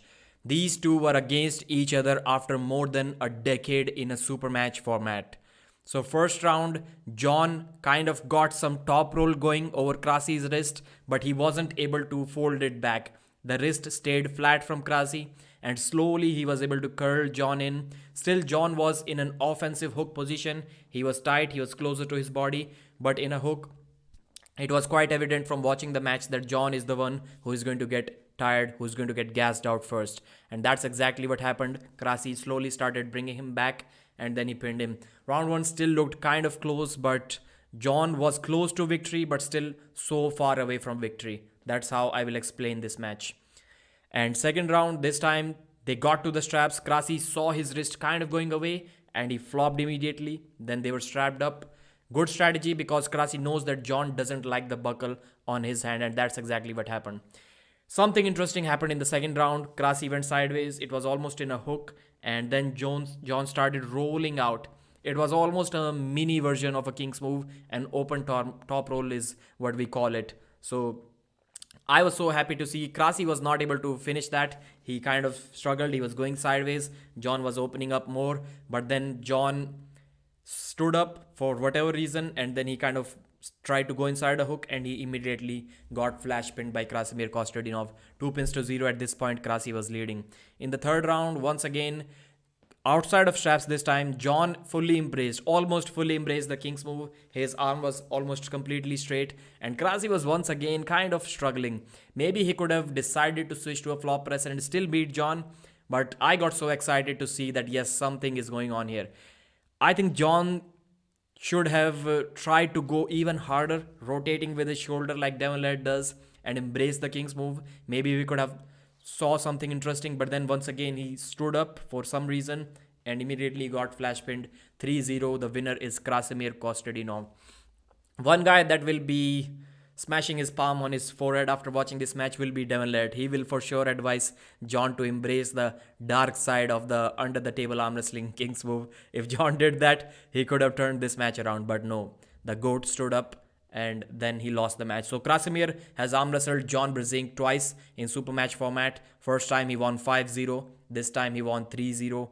It's a clean sweep from his side. Not too much competition in both of the matches. So Krasi, after some losing streak, is on a winning streak right now, but John is now on kind of a losing streak. That's how things are going right now. Thanks for watching. Like the video and subscribe.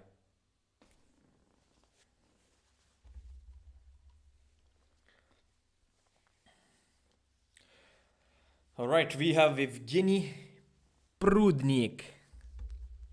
Prudnik. That's how the Ukrainians pronounce this name.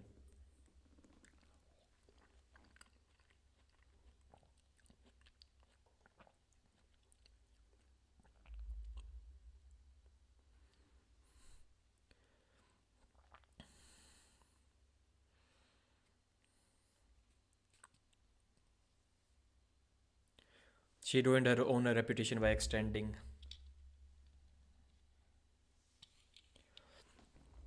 Okay. The audio, please don't go away. Todd is your Uncle Hutchings.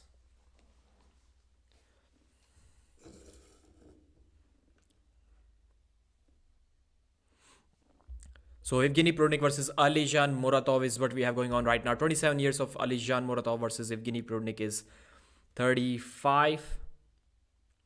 181 centimeter, 185, 104, 105. 46 centimeter on Artyom biceps and 45 Evgeny Prudnik, 45, 43. So Artyom has a little bit bigger arms than Evgeny Prudnik. Artyom is 5'11", a little bit more than that. Wow.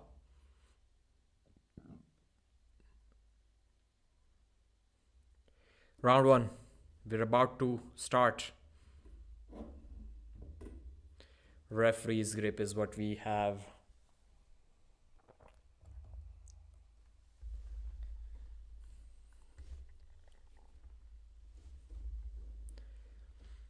I don't think Brzezinski could even be the gatekeeper anymore. Come on. Michael Todd is saying Prudnik can currently rank number 2 in the world behind Morozov. Are you kidding me? What about Kurdecha? What about Vitaly Leletin? What about Tobias Sporong, who beat Prudnik 3-0? Any good top roller is going to cause a lot of trouble to Evgeny Prudnik. And even Morozov's top roll is good enough, but that match can still get exciting. It's not as good as Tobias Sporong or Kurdecha or Vitaly. Evgeny Prudnik versus Artyom Morozov. Probably the best hook war that we are going to see today. I have Evgeny Prudnik winning this match. I'll say 4-1 or 4-2. 4-2, I think. Still can't get over Kidargali's loss. I think Prudnik gets pinned maybe once or twice, but then he puts the brakes on exactly like he did against Dadikyan. The only reason why I say that because I don't believe Muratov is faster than Dadikyan. I don't believe Muratov is stronger than Dadikyan. His second and third hit, his ability to hit mid-match may be better than, I think it's for sure better than Dadikyan, but it's not enough. That's why I think Prudnik got this job done. I won't be surprised if Muratov pins him even in the first round. Hook match. Wow, Muratov hits sideways. Prudnik gets destroyed. Wow. We kind of expected that, but not in such a dominant way, man. Not in such a dominant way. And Artyom's endurance is better than Dadikyan's. So Prudnik needs to start putting the brakes on early. He cannot wait for too long. He lost the first round against Dadikyan as well, but I think it was a little bit, well, clearly it was a little bit closer than this one. This one was completely one-sided. Kurdecha versus Jablonski. It could get interesting, man, because of that press, but still, I think Kurdecha may be way too much. What did I tell you guys? So Prudnik lost the first 2 rounds to Alijan as well, but to Dadikyan as well, but then he did make a comeback. So let's see if he can do that here as well or not.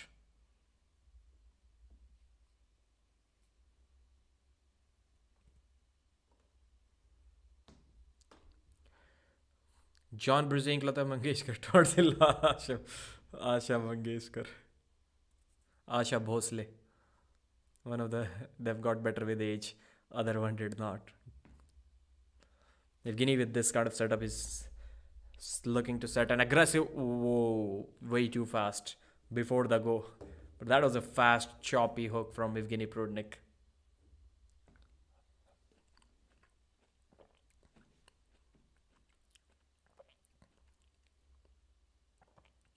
Pradeep outdated polls saying. Still John Brzezinski is leading in the polls. Come on, Prudnik. The Blanc Jablonski. Alijan just a beast. Look for another side pressure. Explosive hit from Alijan that Prudnik cannot stop. Prudnik is looking better in the set now. He's a little bit shoulder carved in. Second false start. 1 foul on Evgeny Prudnik. He needs to do that. Even in the first round, I think he was kind of faster off the go than Alijan, but then Alijan just slammed him to the side. Way too much side pressure. I'm entertaining our Indian fans. Mark. My eyes are so tired, bro. We got enough of Lata Mangeshkar, Shah Fahad. After Dadikyan wins, next is Angarbayev, right? Prudnik looks good in the setup. Go happens. Dadikyan hits sideways. Prudnik stops. Dadikyan with almost all. Yeah, gets the pin. Dadikyan gets the pin. But this time it did take 3 surges. First time it was like 1.5 surge from Prudnik is pacing. He got a little bit charged up after this round. He saw that he can get a stop. He needs to get the stop a little bit higher. He's stopping very close to the pin pad. But that was close. If this match stops, it can get over, but very few chances of getting stopped, man. Prudnik needs to do something here. Alijan knows it's close. It will either look like a completely dominant one-side victory from Alijan, where people will say Prudnik got nothing for him, and still there is some chance that Prudnik can turn this thing around because he has 4 rounds. Keep in mind, he has 4 rounds. If he forces him to hit like 4 times this time, 4 surges, then it may be over. Pradeep's on Blender's Pride. Dadikyan, Ki Khan. Alijan or Dadikyan. From looking at this match, so far, it's looking kind of close between these two. It's looking kind of close. Pradeep smoked something, but Alijan is faster than Prudnik, man. Alijan is hitting on Prudnik and Prudnik is catching. If he faces Dadikyan, I think he will be the one who will be catching Dadikyan. I'm not sure how strong his defensive game is. So Alijan cannot be top rolled. Devon was saying that I think Prudnik or even Matishenko may be an easier match than Alijan, because Devon did, after Alijan challenged Devon, even I made a video about that challenge. Devon did watch a lot of matches of Alijan and he was saying that, bro, I've never seen that guy's wrist go back. He is a very dangerous man. Devon was not confident taking the Alijan match. This time Prudnik, wow, flash pins. Alijan, single surge flash pins. Evgeny Prudnik, wow.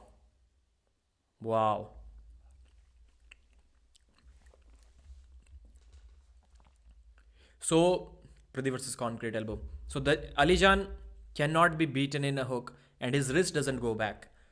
So, how do you need to beat him? How do you... Pradeep messed up in his head. What is happening? Dadikyan versus... Did I say Dadikyan too many times? I think when we were talking about Prudnik, then I did. So if you cannot top, who beat him in a hook, beat Alijan in a hook, and you cannot top roll him, how do you even beat that guy? Prudnik is out of his game, man. Looks like he cannot do anything. You top roll him. I don't know, man. Devon was saying that he has never seen his wrist go back. But we saw something in that match against Cody Merritt. His wrist was kind of stayed flat for a bit. If Cody can do that to him, then maybe there are some guys who can top roll him. So what happened to Prudnik's being 15% stronger than the Dadikyan match? Who is pulling?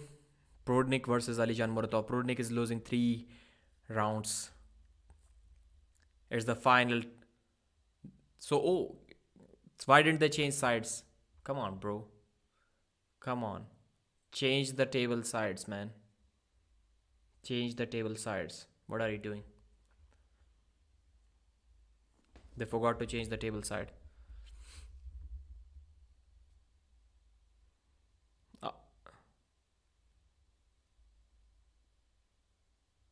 Wow, Alijan is holding Evgeny Prudnik. He was trash talking him and then he slammed him to the side. 4-0. Dominant victory from Alijan Muratov.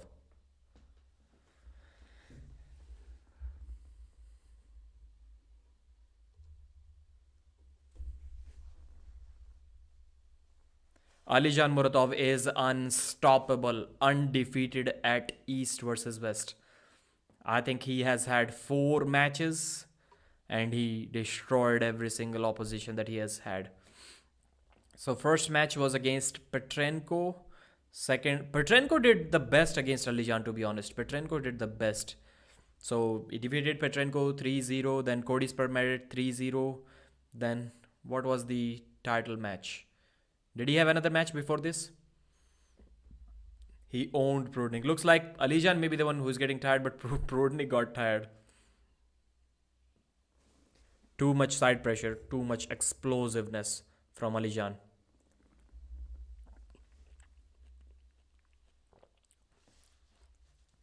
Hates me, Alijan. I think we can safely put him against Artyom Morozov. Yep, I think so. I think his hook is stronger than Morozov. Watching this match, I think Alijan beats Morozov. He may not be able to top roll him. Or maybe it can get close, but in a hook, there is no way Morozov is beating Alijan in a hook. Left arm champion. Now we have Ivan Matyushenko. We will have to see Ivan versus Alijan in the 115 kg. It's time to unify the titles of 2 weight categories. Bro, not even sweating. Now we will know why Alijan is 2-time WAF world champion. Yeah, Prudnik was saying that, yeah, it's nothing. When they said that Alijan is WAF champion. Was it Prudnik or was it someone else?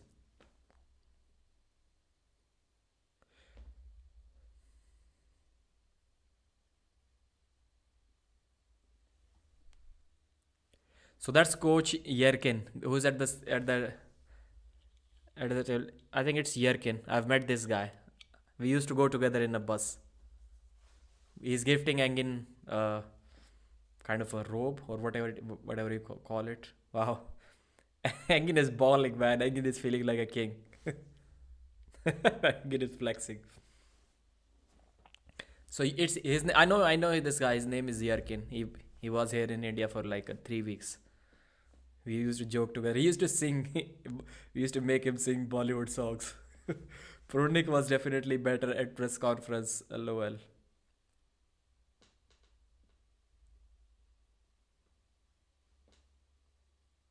They bought some gifts for Evgeny Prudnik as well. I don't know what that thing is.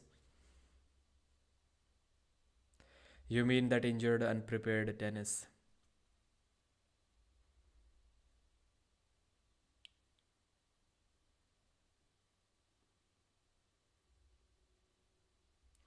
Good point, Pawan, but I don't like it. That's good, Daddy Dadikyan.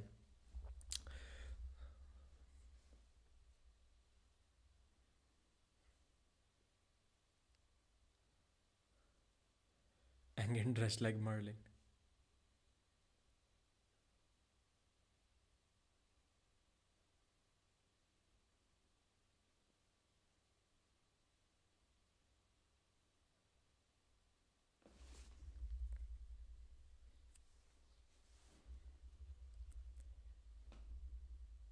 Engin is saying this is my own tradition as well. Like Kazakh, we are almost about from the same region.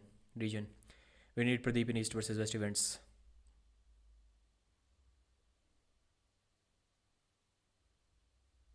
Engin is saying Pronik's right arm is his better arm and Alijan's left is his better arm.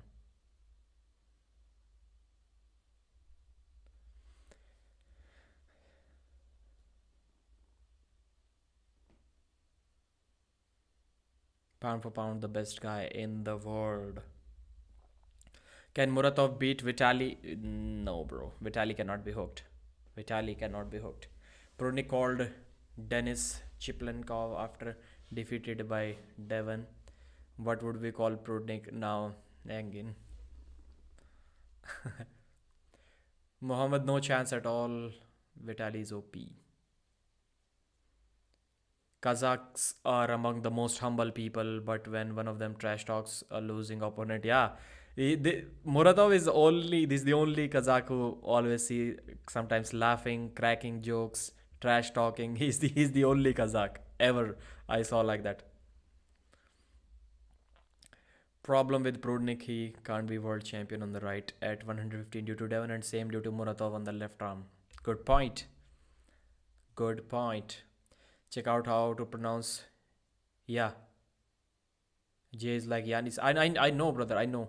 I have asked Kamil about this. Kamil Yablonsky. That's how we pronounce it. But there are some names that nobody knows, and then the owner of that name himself starts pronouncing it incorrectly in front of the fans just because it's the more common way. Then I also pronounce it like that. But I know Kamil Yablonsky is the name. Like Oleg ZHOKH it's not the K is or not pronounced even in Oleg ZHOKH. It's pronounced something like that. He just became a father to Prudnik. Okay, let's do a recap of the Yevgeny Prudnik versus Alijan Muratov super match. Yevgeny Prudnik versus Alijan Muratov 115 kg left arm world title match at East versus West 11. So we saw Prudnik beat Dadikyan previously, and Muratov has been defeated at East versus West against multiple opponents. So this was a good battle. Prudnik said that he's 15% stronger than what he was when he defeated Dadikyan. So I thought that Prudnik is going to be able to put the brakes on after losing first couple of rounds and then it will be over. But it was not like that. First round, the match got stopped. Prudnik got a good start, but then Alijan just slammed him down to the pad with a couple of side pressure surges, way too strong. Second round, Prudnik did get a better start. This time, Alijan needed 3 surges to pin Yevgeny Prudnik's arm and looked like Prudnik is getting confident. He was pacing around the arena. He got charged up. He knew he had 2 more rounds to turn the tables around because it was a best of 7 super match. But in the third round, Alijan flash pinned Yevgeny Prudnik with a single surge. So it was Yevgeny who got tired and not Alijan Muratov. His just hitting ability, his static pressure inside a hook may not be that much, but with the amount of force that Alijan hits sideways, almost no one can stop this in this world if the match is inside a hook. He's really, really strong, really explosive. Fourth round, Alijan stopped Yevgeny in a hook and he started trash talking. A Kazakh arm wrestler trash talking his opponent mid-match is one of the rarest sights ever. And then Alijan destroyed Yevgeny Prudnik with a single surge. So after the match, during the victory speech, even Engin agreed that he's kind of the strongest pound for pound arm wrestler as of now. Devon has watched multiple of Alijan's matches after Alijan challenged him. And he said that guy is really scary. His wrist never goes back. So according to Devon's analysis, Alijan's wrist doesn't go back and he doesn't get beaten in a hook. So how do you beat this guy? That's going to be a problem for a lot of guys who doesn't have an insanely strong wrist. Right now, even Dadikyan looks to be in trouble against this guy. Even Artyom Morozov is going to be in trouble if the match goes in a hook, which most likely it will. Alijan Muratov is the man, 105 kg. Now, Ivan also talked about this. So, Ivan Matishenko versus Alijan. Maybe they want to unify the titles. But this is going to get interesting. This guy is going to cause a lot of trouble for everyone while being only 101 or 102 kilos. Thanks for watching. Like the video and subscribe. I think it was a good recap. Maybe I should get a little bit, just a little bit appreciation. Not many fumbles. Who's winning, Dennis versus Hermes? Hermes Gasparini should destroy Dennis, bro. He should destroy. I'm a big Denis Siplenkov fan. It's difficult for me to see him taking these matches. I was not happy at all. Like usually we should be happy when these mega matches gets fixed. But I was sad when I heard about Devon versus Denis Siplenkov. And I was sad when I heard about Dennis versus Hermes Gasparini. I don't want to see these matches, bro. Come on. Come on, Dennis. Come on, Bab can take some easy matches. Are you kidding me?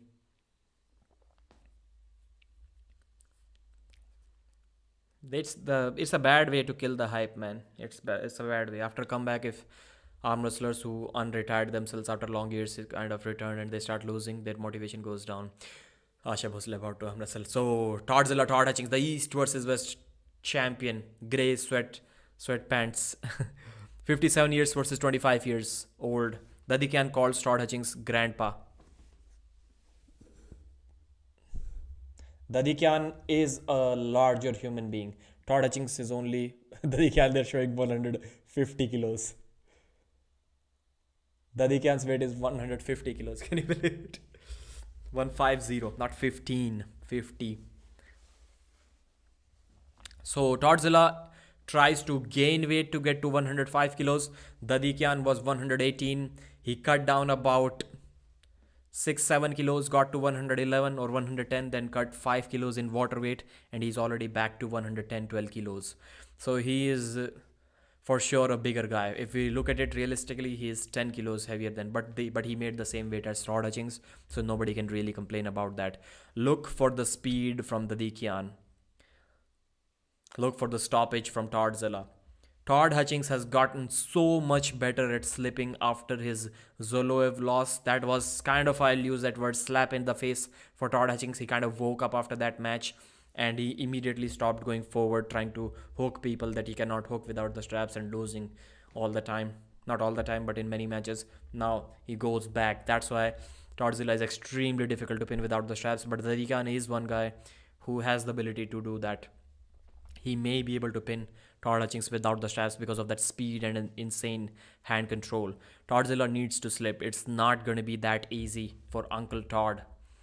Let's go. This match is unpredictable. I'm telling you guys, people think that Todd is going to destroy Dadikyan. Not really. Not really.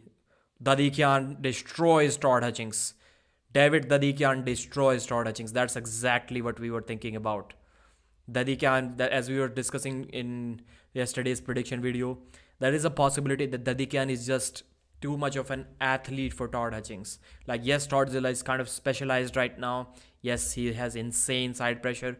But when you meet a person who is just too much of an athlete, you can look at Dadikyan and the man is built like a tank. Then it can be really difficult, man. Really difficult. I think we may be seeing a new East versus West champion here. Difficult for Todd to slip against Dadikyan.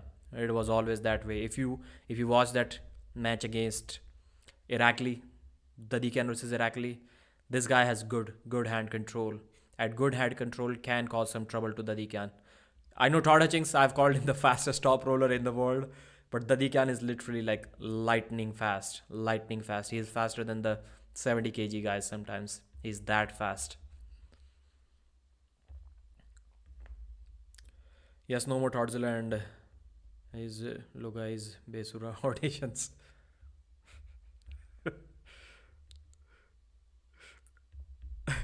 In the car? You mean in the car? Second round, Todzilla versus David Dadikyan goes to the referee's grip. Todd Hutchings is looking worried right now, and Dadikyan is looking focused, like he knows what he needs to do. Did Todd go forward in that round? I didn't really pay attention to that. It ended that quickly. I couldn't even figure out if Todd went forward or backwards.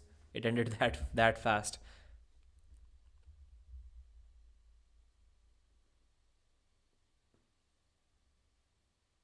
So Dadikyan was curling his wrist a little bit, and Todd Hutchings was going early before the go. So the referee kind of warned both of them. Well, not really a warning. He just said, be careful, guys. Mark, तुम्हारा नाम क्या है भाई? He's like, Mark, what is your name?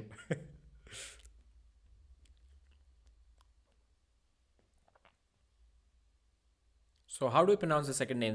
S-C-I, is C pronounced as K in this case, or is the C silent? Mark. Lavanya. One foul on David Dadikyan for moving inside the referee's grip. The referees do not like that thing too much. Be careful, Dadikyan. Shiguera. Is that correct? Shiguera? Or Shiguera? David will kill Hutchins. That shares your last name. Who is the champ who beat Ongarbayev? Which idiots like you thought he should beat Larrett? What are you talking about, bro? Dadikyan goes sideways. Todd Hutchings hooks him. Lay down, Dadikyan. Not worth. Yes. Good strategy. Good strategy. Todd Hutchings with the chicken wing dance. Wow, Todzilla. Immediately, my voice reached Dadikyan. Dadikyan didn't lay down, but he elbow fouled. Smart strategy. Todd Hutchings hooked Dadikyan without the straps. Are you kidding me? Without the straps. So what is Todd going to do once the match gets in a strap? Maybe he won't be able to set the hook, but he may be able to stop him right in the center, bro. Todzilla is back. Wow. Are we really seeing this?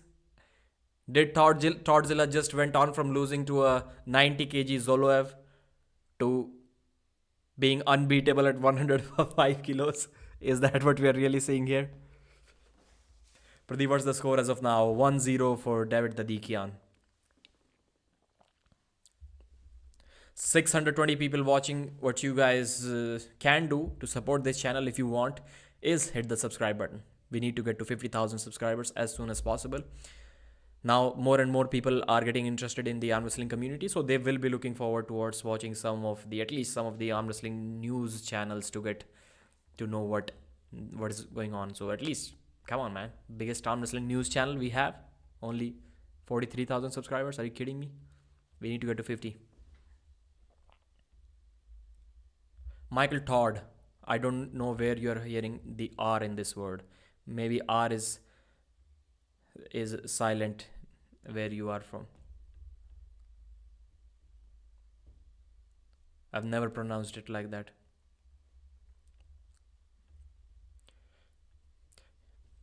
Usually Paulin. So was that okay? That was a second foul on Dadikyan. That's why the score is 1-1.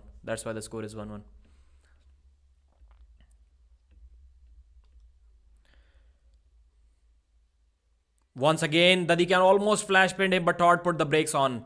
Foul, and another foul. Dadikyan, stop. Wow, pin. Dadikyan becomes the first man in the history of arm wrestling to pull Todd Hutchings outside of his hook. Wow. Todd was so tight in his hook, and Dadikyan ripped him open sideways. I have never seen this happen, bro.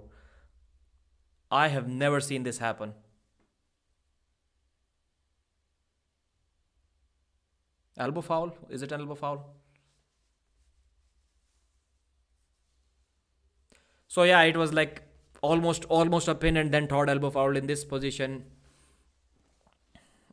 Restart. So that's foul in a losing position. I think it's kind of fair. Dadikyan 2-1. Never seen that. So Todd was not like in this defensive. Todd was in this tight offensive hook, and Dadikyan ripped it open. That's insane, man. That's insane. I was saying Dadikyan should alpha foul again. But no. He had one surge. He had to do that in a single surge, and he did that in a single surge. Wow. That's insane. But he won't be able to do that again and again, bro. It looks difficult. Todd has great endurance. Uncle Todd has great endurance. Dadikyan is still 2 rounds away from getting this match. Looks like Todd has already killed Dadikyan's pronation. It's not working. It's not working. It's insane how Todd is hooking Dadikyan without the straps. So the second round was like Dadikyan hit. Todd stopped him right above the pin pad. Right, curled him in right above the pin pad, brought him back, got in a good hook position. But he wasn't maybe settled too much there. Dadikyan hit once again and took him down. For all the hype, this has been a super boring card. Some people say that the hype wasn't there this time, so not sure what to believe.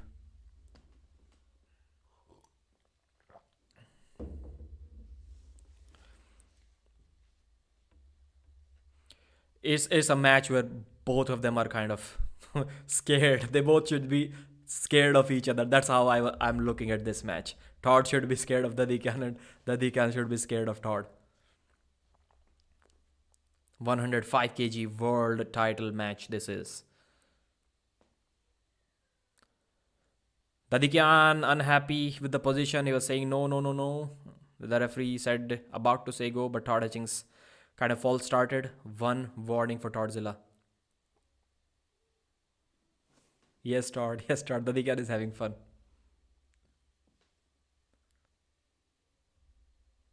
Yeah. Against Todd, they were talking, the interviews are mentioning it. The commentators are mentioning that Dadikyan is not so mean against Todd Hutchings as he is against some of the other arm wrestlers. First time Dadikyan is laughing at the table. Wow, this is also historic. For the first time we are seeing anything like that. Dadikyan having fun.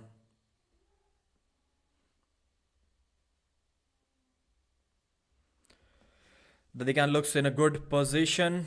Uncle Todd stops him in a hook near the pin pad once again. Elbow foul on Uncle Todd. Too much side pressure from Dadikyan. Todd Hutchings hooked him near the pin pad, but then Dadikyan applied more side pressure and Todd's elbow went out. Now he's massaging his forearm. Maybe he's getting tired. So nobody's in Dadikyan's corner to help him with managing his forearm. Or some arm wrestlers just do not like it.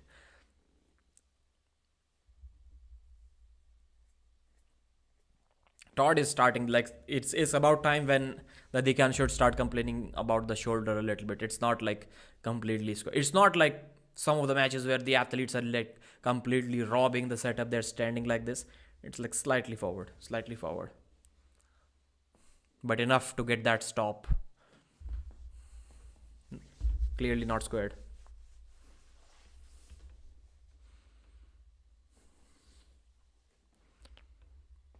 Second, is that second foul? No.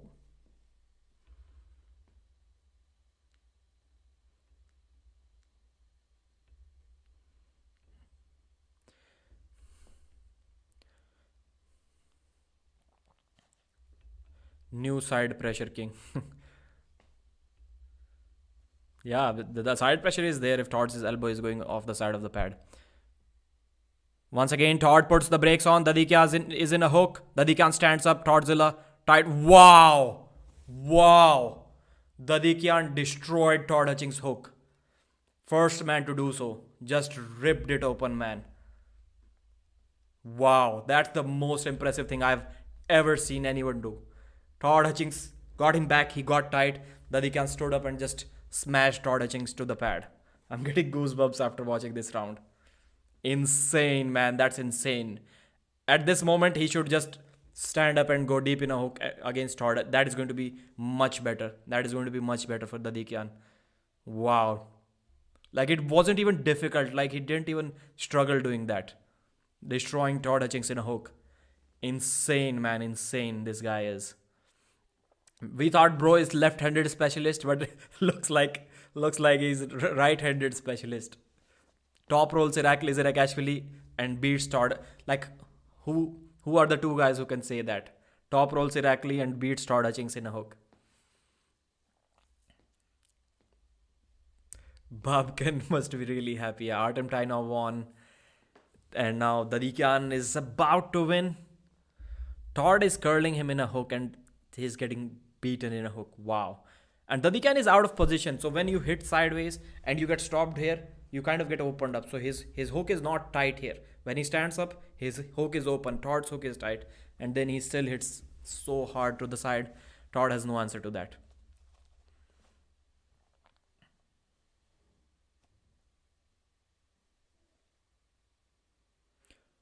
Devon destroyed Dennis now. What are you talking about? I don't know which.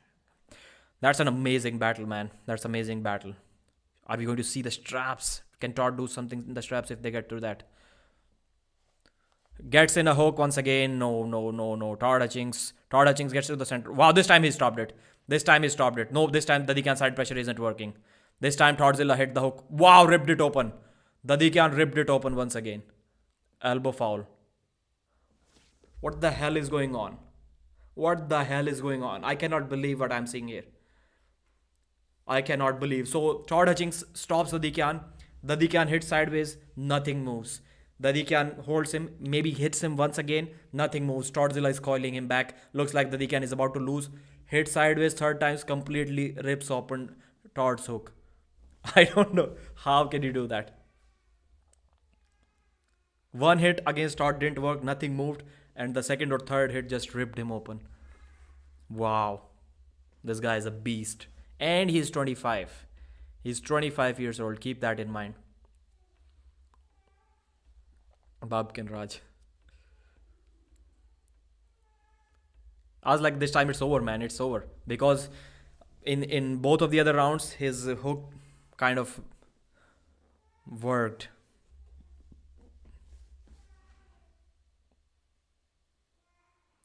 The first surge worked, but this time his first and I think even the second surge got stopped after the first surge was initially stopped near the pad, and still he ripped open Todd's hook lock.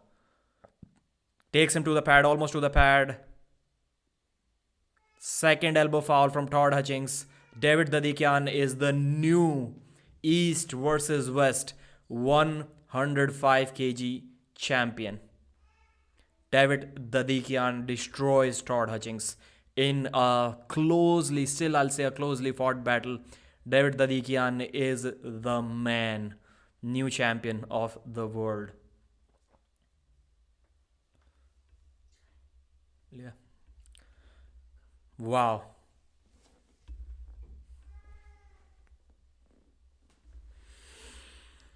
I don't have any words here.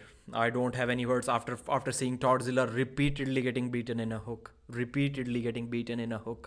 Never thought that we're going to see that.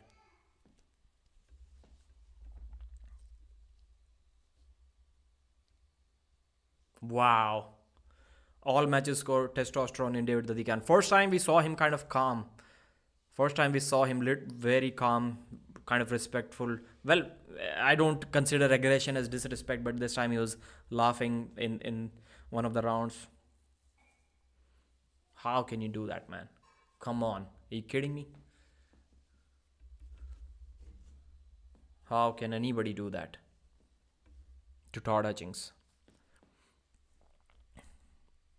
Let's see if he calls out anyone, then we'll do a recap of this match. Let's see what Dadikyan has to say. I doubt he's going to call out anyone, but still.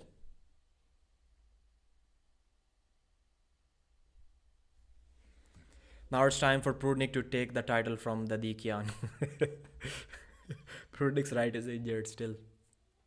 So we saw like Dadikyan hits on the right, like Muratov hits on the left.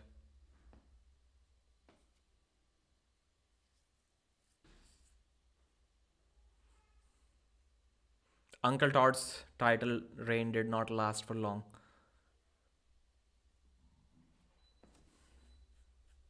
Let's do a recap. I'll listen to it. If I'm doing a recap, if someone is watching the stream, pay-per-view stream, please let me know if Dadikyan calls out anyone. if it is worth including in the video. The Todd Hutchings versus David Dadikyan 105 kg world title match showed us something that we have never seen before. It was an absolutely insane match. First round, David Dadikyan flash pinned Todd Hutchings to the side. We couldn't even figure out whether Todd was trying to set the hook or trying to get the slip. Dadikyan was way too fast, way too explosive, got the job done in less than a second. Second round, we saw one warning on Dadikyan for moving in the referee's grip. Todd also got one warning. Then David Dadikyan did it again. He got one foul by the referee.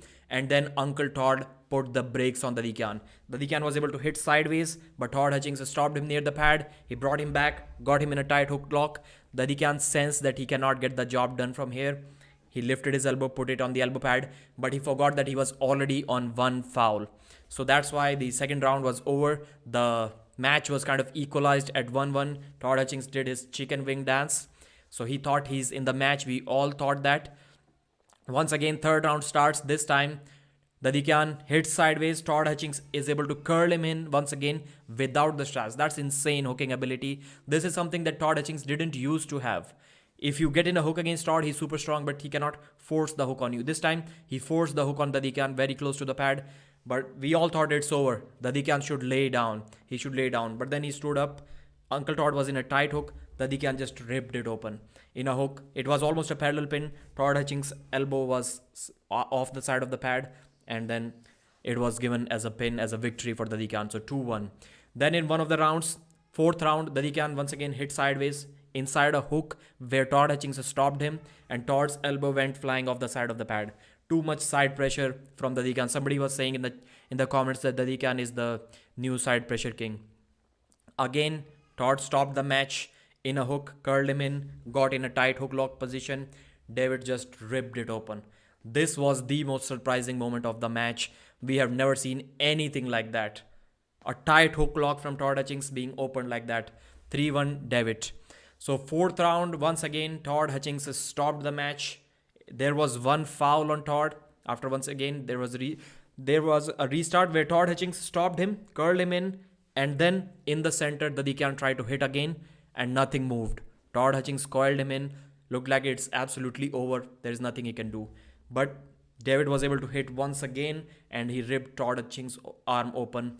There was nothing Todd can do about that. So there were some fouls and restarts in that final round as well. But again, Dadikyan opened Todd's tight hook lock maybe 3-4 times in a match. That is no luck. That is insane power. I never thought I will see anyone beating Todd Hutchings in a hook. There are some hooks that are loaded with pronation. This one wasn't like that. This was just pure side pressure from David Dadikyan, new champion of East versus West. Thanks for watching. Like the video and subscribe.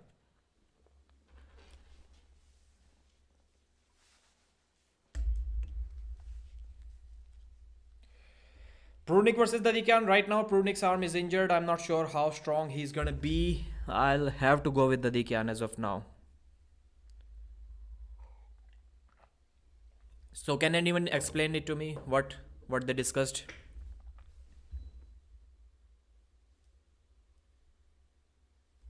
What Dadikyan said after the match? I said Dadikyan probably 15 times in the recap. Don Idris is selling king of the table pay-per-view on East versus West stage.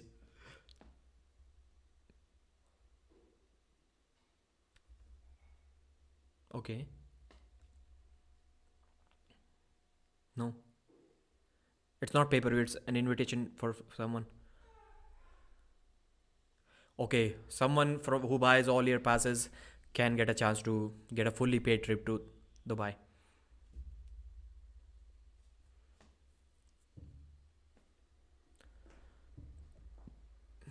Bro, can you share video? No, I cannot. Can somebody share what Dadikyan said? Takla Raj. Prudnik got destroyed 4-0.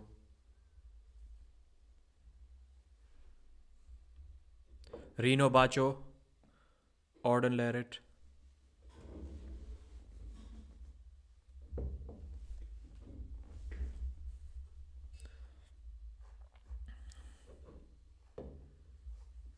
Pradeep, why don't you share audio? No, bro. Audio is also like their copyrighted material. I cannot share that. I did bhai scroll. Okay, Mark said. Okay, Mark deleted a message. Dadikyan calls out Prudnik. Okay. For a left arm match or right arm match, Mark, please mention quick. I'll also add that. I'll add that.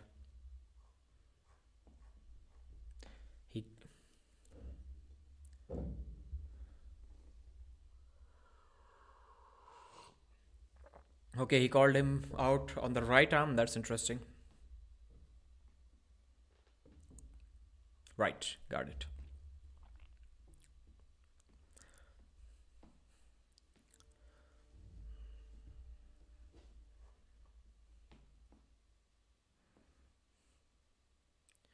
Alex Kurdecha, an absolute beast. I asked him yesterday, how much is he weighing right now? He said, big. He didn't tell me his exact weight, but he said, I'm big.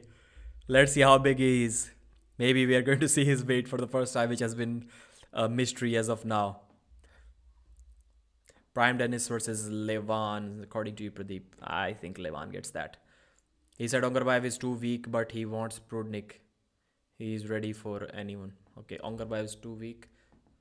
Watching this match, yeah, the guy is going to destroy Ongarbayev, man. I don't see Ongarbayev being able to do anything against Dadikyan. That's what she said.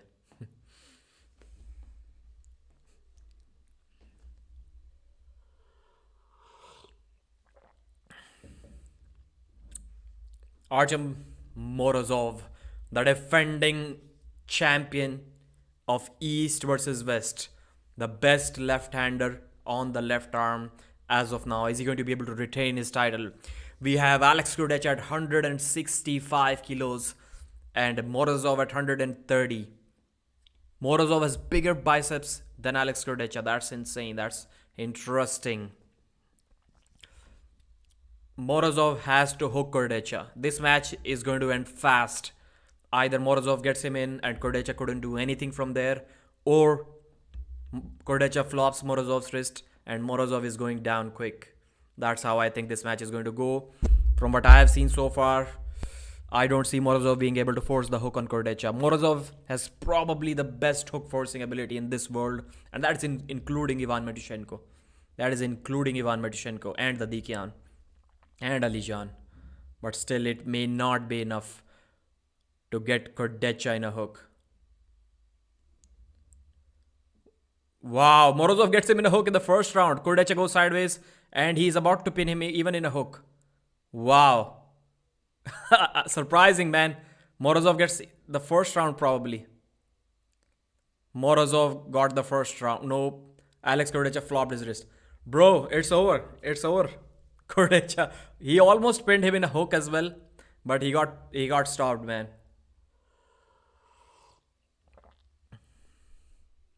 There was a time when Kurdecha is still pacing around, but you can just look at his arm, the way he's built. He does not have a good endurance, man. I don't think he has anywhere close to a good endurance like Morozov.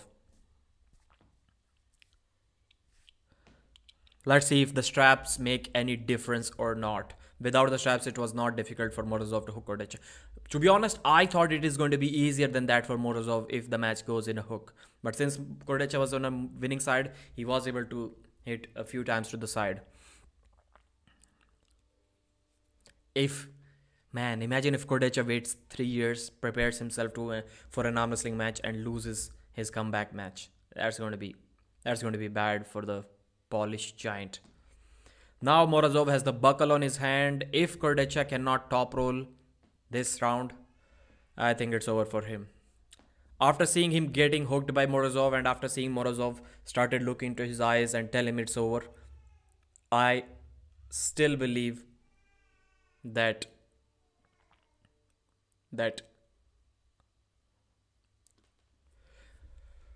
Artyom Morozov is going to get top rolled in this round. I still believe that. This round, despite Morozov showing dominance in the first one, I think Morozov's hand is going to get opened up. Morozov is going down this round, guys. Trust me. Morozov is going down. Trust me, guys. Nope, he isn't. Nope, he isn't. It's over. It's over. It's over. Kurdecha is surging sideways, close to the pin. Close to the pin. He's getting closer. That's interesting. That's interesting from Kurdecha. Wow. Wow. What a battle. What a battle. What a battle. Now Kurdecha's arm is opening up. Now Kurdecha's arm has opened up. Wow. What an insane hook battle. Kurdecha is tricep pressing. Kurdecha is hitting the tricep press. Wow. I did not expect that.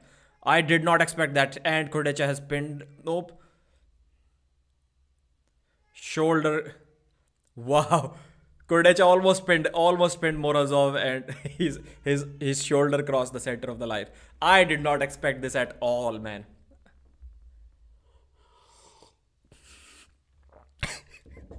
Neil is saying Alex can cross the center with his shoulder 3 feet away from the table. That is totally not what I expected. That is totally not what I expected, man. The way Morozov is stopping, yes, sometimes the hard stops are kind of good to tire your opponent out, but you can also get tired after getting opened up so many times. We saw Kurdecha's back pressure failing. That's how he stood up and transitioned to a press. His arm was completely opened up and he couldn't hit sideways anymore. That's when he switched to a shoulder pressure move. I want Morozov bicep.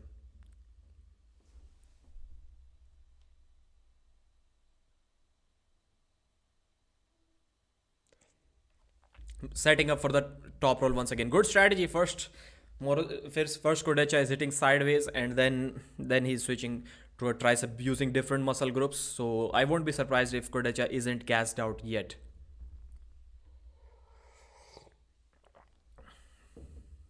But man, Alex almost pinned him in a 30-second war.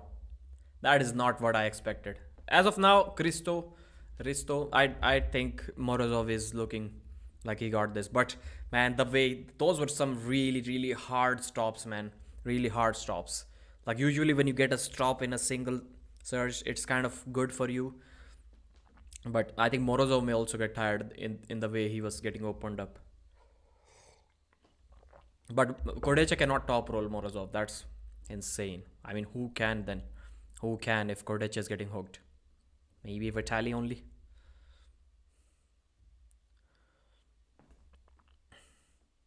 This time the match stops in the center. Morozov is on the offensive for the first time. Kurdecha is on the defensive. Wow. Kurdecha is holding Morozov close to the pad. It looks like, wow, Kurdecha has good stopping power as well. I did not believe that. Wow, Kurdecha is bringing him back. Kurdecha is about to bring Morozov's hook back. Yeah, that will be even, wow, Kurdecha brings him. Kurdecha pins Artyom Morozov. Nope, Kurdecha, wow. That is even more surprising than Dadikyan. Kurdecha got stopped. He got near the pin pad and he brought Morozov back and he pinned him. We don't even know what's going on here, bro. We don't know what's going on. Like, you can be the biggest expert in the world of arm wrestling and you would never predict, even for $1 million, that Kurdecha can stop Morozov here, bring him back and beat. Wow, man. A little bit to say thanks for the live commentary. Tall Paul Hutchins Jr. with a $5 super chat. Thank you for the support, sir.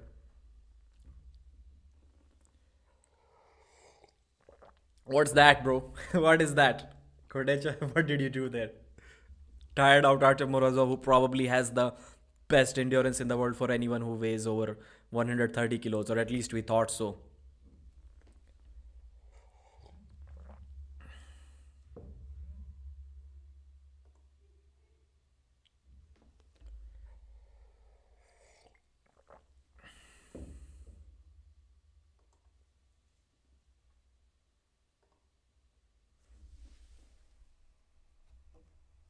And that's why we discussed about the endurance part, because Alex Kurdecha did switch his style mid-match. So initially he was targeting Morozov's bicep like this, and then he switched to a shoulder pressure move, and then he was targeting his shoulder with a different muscle group. That's why we saw Morozov getting more tired than Alex.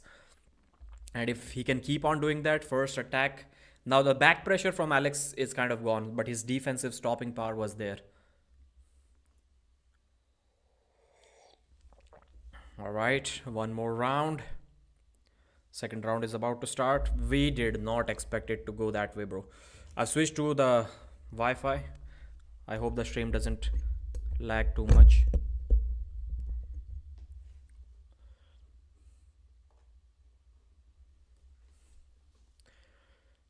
Ready, go without the strap. This time they both go for top roll. Morozov with an elbow foul. Kurdecha is fired up. He's sweating like anything, man. He has already poured a bucket of sweat, I think. He's like, even up to his fingers, the sweat is dripping down. But he's breathing okay. Morozov is just breathing with his nose. He's not even breathing through his mouth.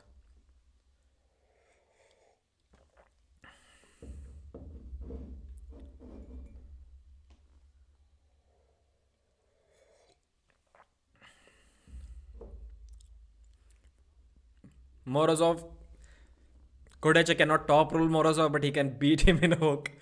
Morozov sets the hook this time, offensive hook. Kurdecha stops him. Kurdecha puts the brakes on. Fast hook. This time Kurdecha looks in trouble. Once again, a defensive hook. Defensive hook.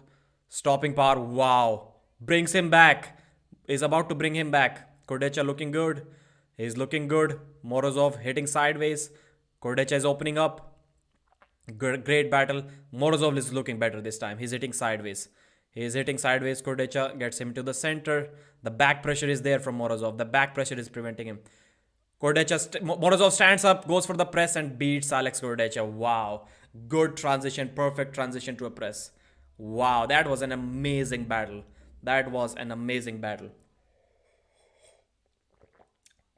Now looks like Kurdecha is tired. His arm is opened. The back pressure is gone. So he was fighting the entire battle over the top of Morozov's elbow pad. Morozov was close until he switched to a press.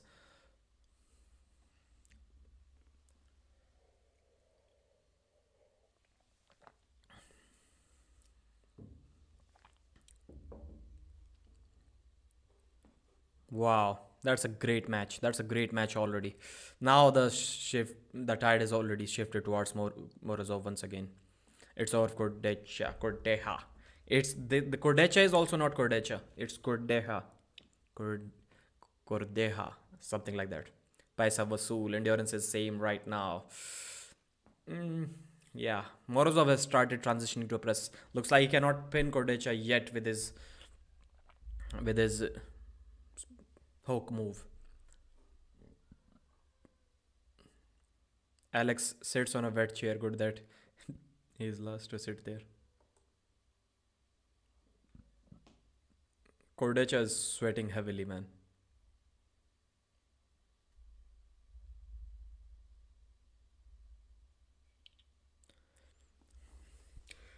Now looks like the endurance, the stamina is taking a toll on Alex Kurdecha's massive body, and endurance is favoring Morozov, who seems to be coming back into his game. Let's see once again if Kurdecha can apply a little bit more offensive move. In the second round, Morozov was able to set the hook perfectly, a little bit offensively.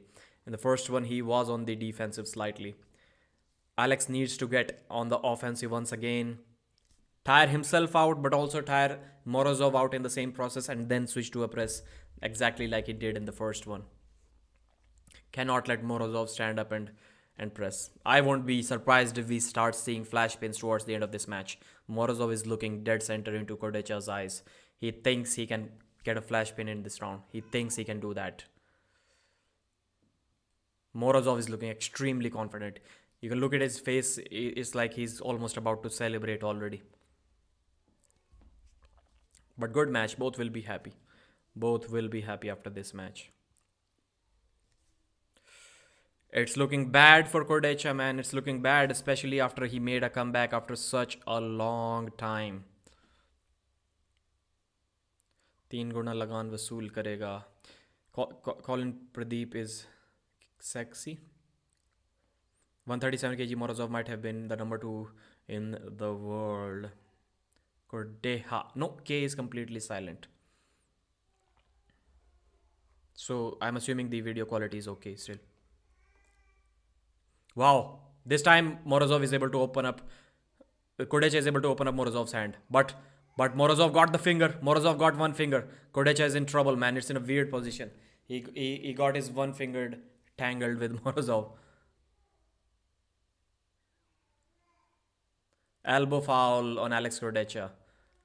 Alex got good pronation going on this time, but his finger got caught by Morozov, and then he had to bail out with an elbow foul. Nowhere to go for him. The only option was to just, from this position, to stand up and go in a hook, but that would have been risky. That would have been risky. That was the only way to get out of this position. Kurdecha thought it's a smarter move to take an elbow foul. He opened that wrist once. If it opens again, especially if they get to the strap and it's no, this time Morozov top rolled Kurdecha. Wow. Morozov. This time elbow foul on Artyom Morozov. Wow. This time an elbow foul on Artyom Morozov. Morozov top rolled Kurdecha. Kurdecha flop pressed. Does Alex Kurdecha have a flop press too?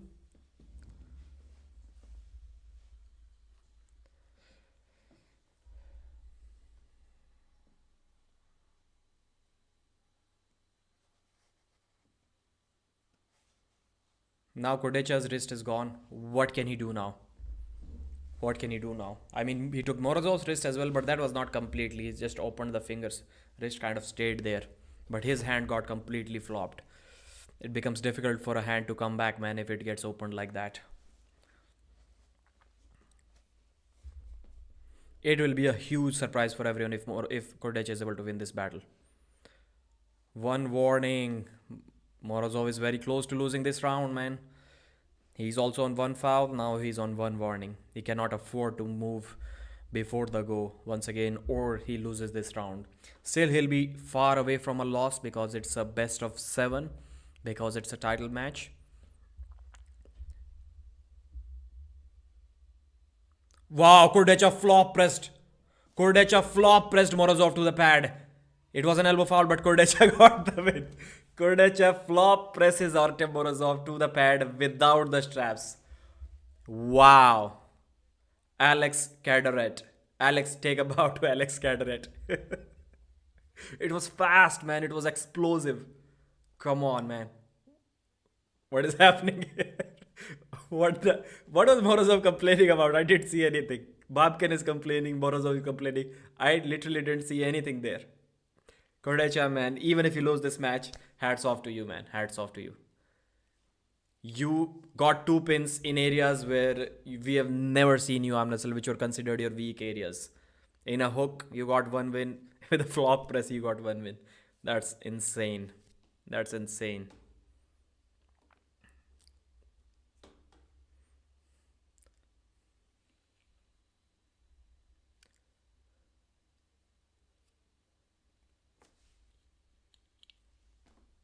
How is it 2-2? Neil is saying, no, it's 2-2 on the score. Morozov has won only 1 round. How the hell is it 2-2? Maybe the scorecard guy made a mistake once again. Or did I miss anything? How can it be 2-2? Flop press supremacy. Is it 2-1? It should be 2-1. The commentators are saying 2-2. Dadikyan would destroy them both. Neil just said it was 2-2. Yeah, I thought it's 2-1. It's 2-1. I don't know why Neil said that. Yeah, the scorecard also says 2-1. Alright, round 3 about to start. Morozov looks good with the setup. He's trying to set the hook. Morozov sets the hook, man. Destroys Alex Kurdecha. Now it's 2-2. No, not even a competition. He just buried him. Very fast hook. Guys are going back and forth. Big guys are going back and forth. Still, man, Morozov looks so dominant, and somehow he still lost a couple of rounds. In the first round, when he stopped Kurdecha, He was looking him into the eyes. He was looking him dead center into the eyes. And then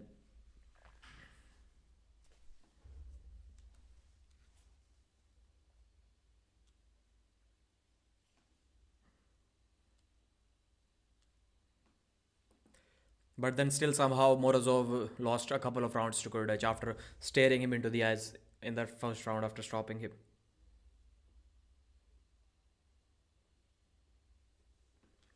एक public कर दिए 5 minute में 3:25 पे उससे भी पहले कर दिए चाहे ख़त्म हो चाहे ना हो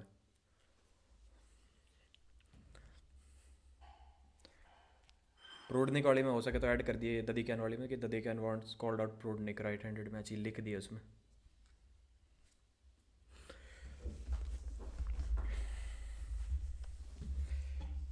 Alright, 5th round of the super heavyweight left arm world title match. Artyom Morozov versus Alex Kurdecha.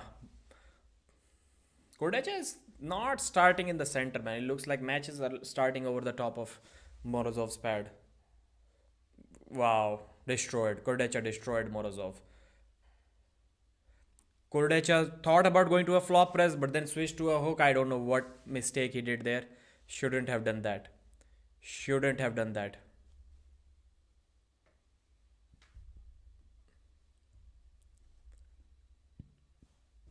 I think he was thinking about going to a flop press, but then got curled in. He's gassed out. He's gassed out. But good match, man. Good match.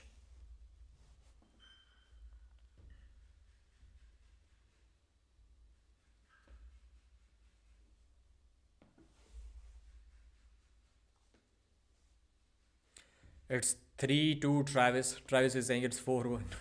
No, it's 3-2. So if you think about the match, the first round, Kurdecha got stopped without the straps. Then after a restart, he beat Morozov.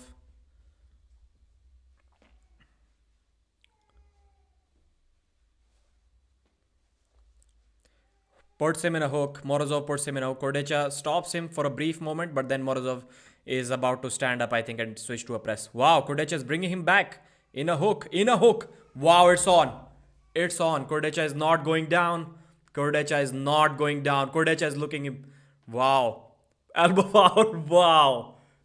What are we even seeing right now? Kurdecha stops him near the pad, brings him back. Morozov bails out with an elbow foul. Morozov bails out with an elbow foul. We don't even know what to say now. What is this guy doing? What WTF is? How can you get so gassed out in one round you have nothing and then in the next round you stop him and bring him back like that?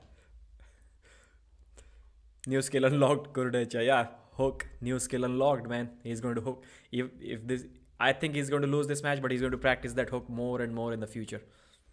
He has to do that. This time Morozov top rolls him, but Kurdecha switches to a flop. He's trying to slip. He's trying to slip. He must get the slip from here. Wow, he's about to pin. Morozov needs to slip now. Yeah, slip. Straps. Slip and straps. Morozov almost got into trouble. Almost got into trouble.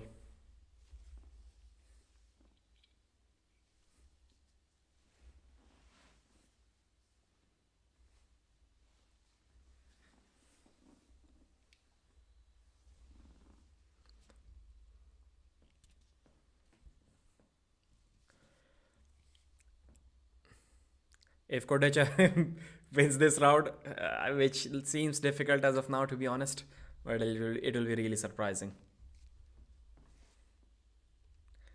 I even forgot what happened in which rounds. First round, I think, yeah, Kurdecha won for sure. But how did Morozov win the second round? Did he beat him in a hook by switching to a tricep press? Yeah, I think he did. Then Kurdecha flop pressed him in the third round. Then Morozov kind of got a good hook start and beat him there. I'll need to rewatch this match to give a brief recap.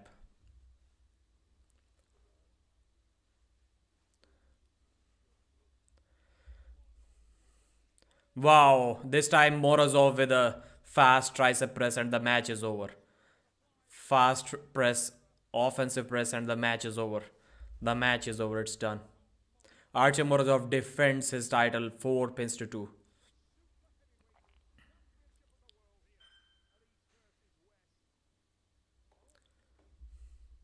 Alright, so since the match is over, let me quickly try to rewind the matches. Let's see what happened. I don't even remember what happened in which match. So that will be a good recap as well.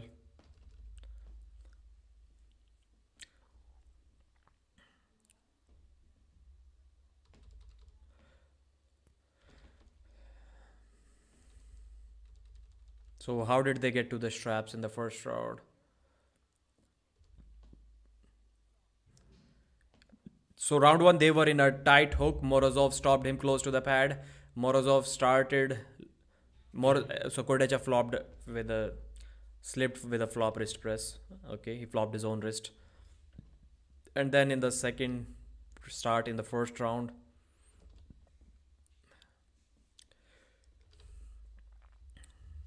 Kurdecha very close to the pad. He hit a few times, many surges very close to the pad, but Morozov stopped him, brought him back. And then Kurdecha stopped Morozov very close to the pad, brought him back once again, and then switched to a tricep press. But then there was a foul because of shoulder crossing the center. Okay, restart. So first round was insane, man. First round was already insane. That's why these giants were tired. Kurdecha, but the ability to make a comeback from such weird positions, that was really surprising. Yep, so first round, now I kind of remember what happened there. Second round was won by Morozov anyways, okay.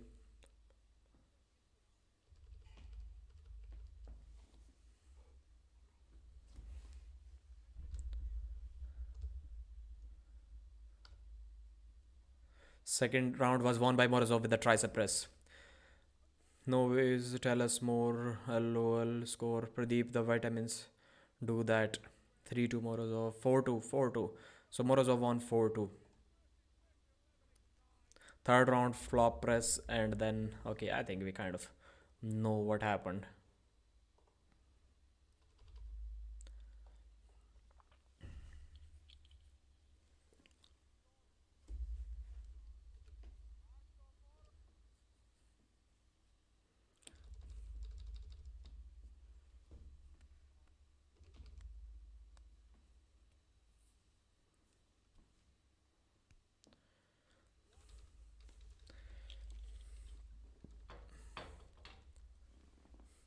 So let's recap the Alex Kurdecha versus Artyom Morozov match.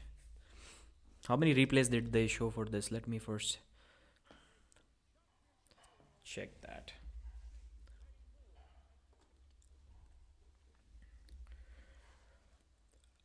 Alex Kurdecha versus Artyom Morozov, left arm super heavyweight East versus West title match of the world. This was one of the most surprising matches that you're ever going to watch. Something crazy happened in the first round. Lots of crazy things happened in the first round. So Morozov was able to hook Kurdecha without the straps. I thought that if the match goes in a strap, it's over. Morozov all day long, easy victory.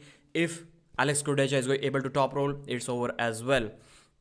Then first round got stopped by Morozov forcing the hook. When he started to look Kurdecha in the eyes, Kurdecha flopped his wrist and got the slip. After the restart, once again, Morozov was able to curl Kurdecha in, but Kurdecha kept surging sideways. He was that close to the pin pad, maybe 10 different times. That's how many surges he was doing. For a big guy, he was moving very smoothly on the table, but Morozov was struggling. He was redlining. Somehow he brought Kurdecha back, and then Morozov started surging.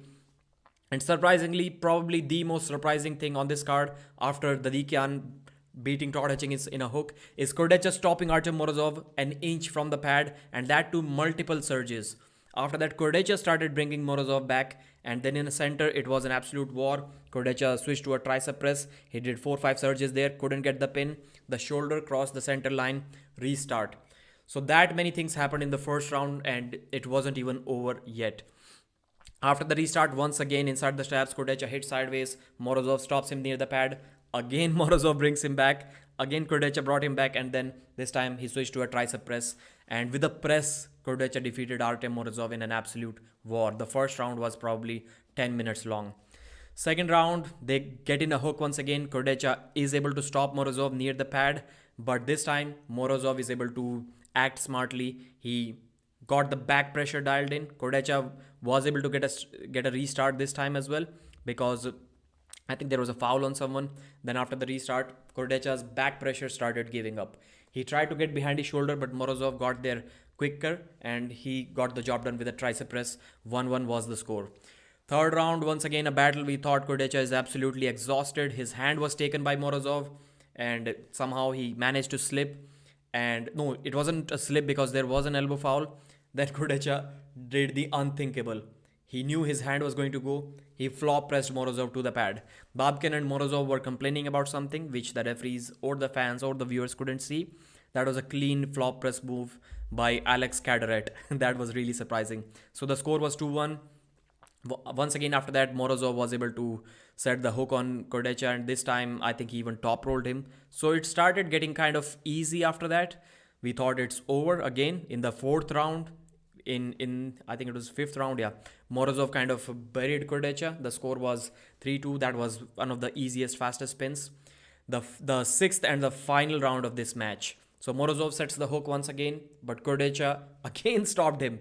It's kind of surprising how Alex was completely gassed out, had nothing for him in the fifth round, but in the sixth round he stops him and starts bringing him back. Morozov had to bail out with an elbow foul. So that's how Morozov survived that. Again, this time they slipped. Once again, it was an absolute battle, but Morozov was able to act smart and he just flash pinned Kurdecha with a tight shoulder press, and that's how he defended his super heavyweight title. I probably messed up 10 things. This match was so much going back and forth, weird things happening. Nobody can remember this match in a single go. It was absolutely amazing, and you need to purchase the pay-per-view to know what exactly happened there. Don't count on what I said here. I could be way off. Thanks for watching. Like the video and subscribe.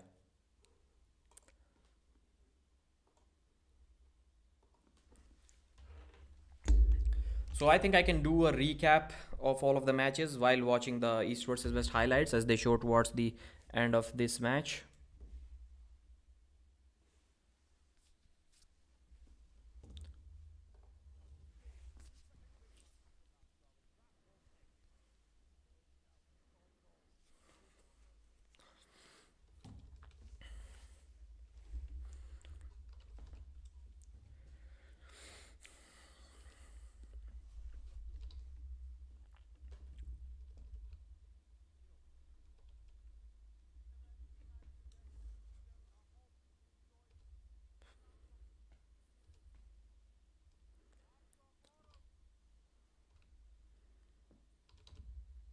So still Morozov is being crowned the champion once again. Levan is probably not enjoying handing over the title to Morozov. He's not even looking at his way, he's just facing the other side.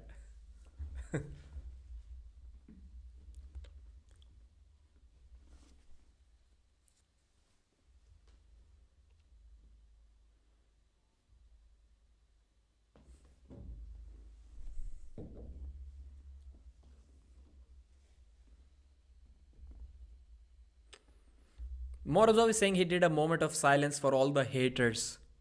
I've not seen a Morozov hater ever. Like, tell me in the comments, have you seen a Morozov hater? What haters is he talking? Maybe, I don't know.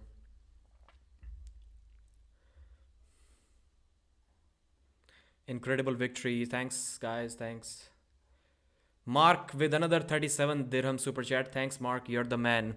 Thanks so much, Pradeep and team. Thanks to all for tuning in. Thank you, Mark, for the super sticker 37 dirhams. You are the man. You are the man.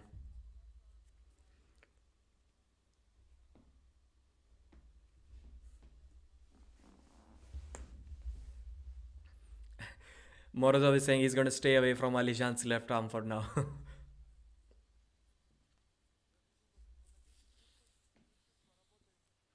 If Kurdecha can beat...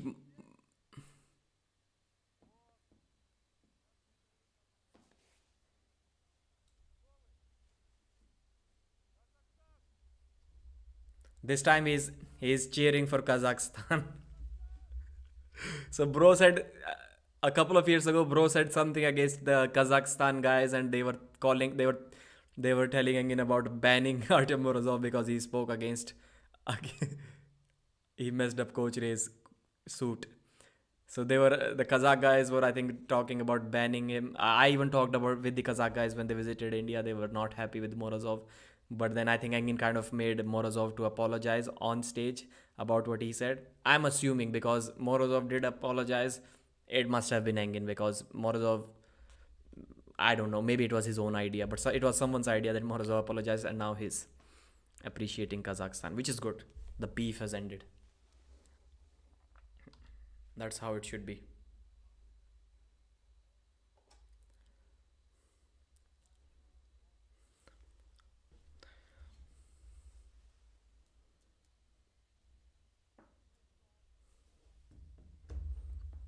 Let's see if there was any recap of the matches or not.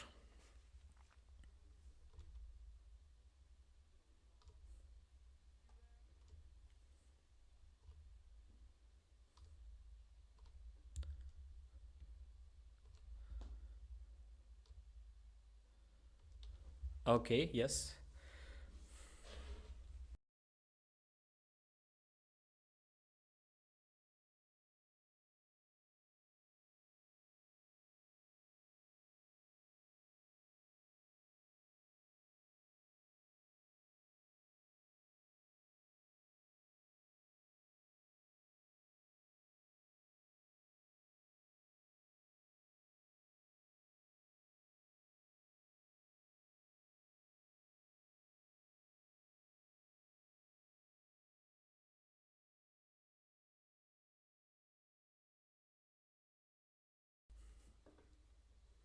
Yeah, the audio is back. So guys, now I will do a recap of all of the matches while simultaneously watching the live stream. Not the live stream, but the replay of the all of the matches that the commentators are going to recite. Maybe lower the audio just a little bit so that I don't get confused with their audio.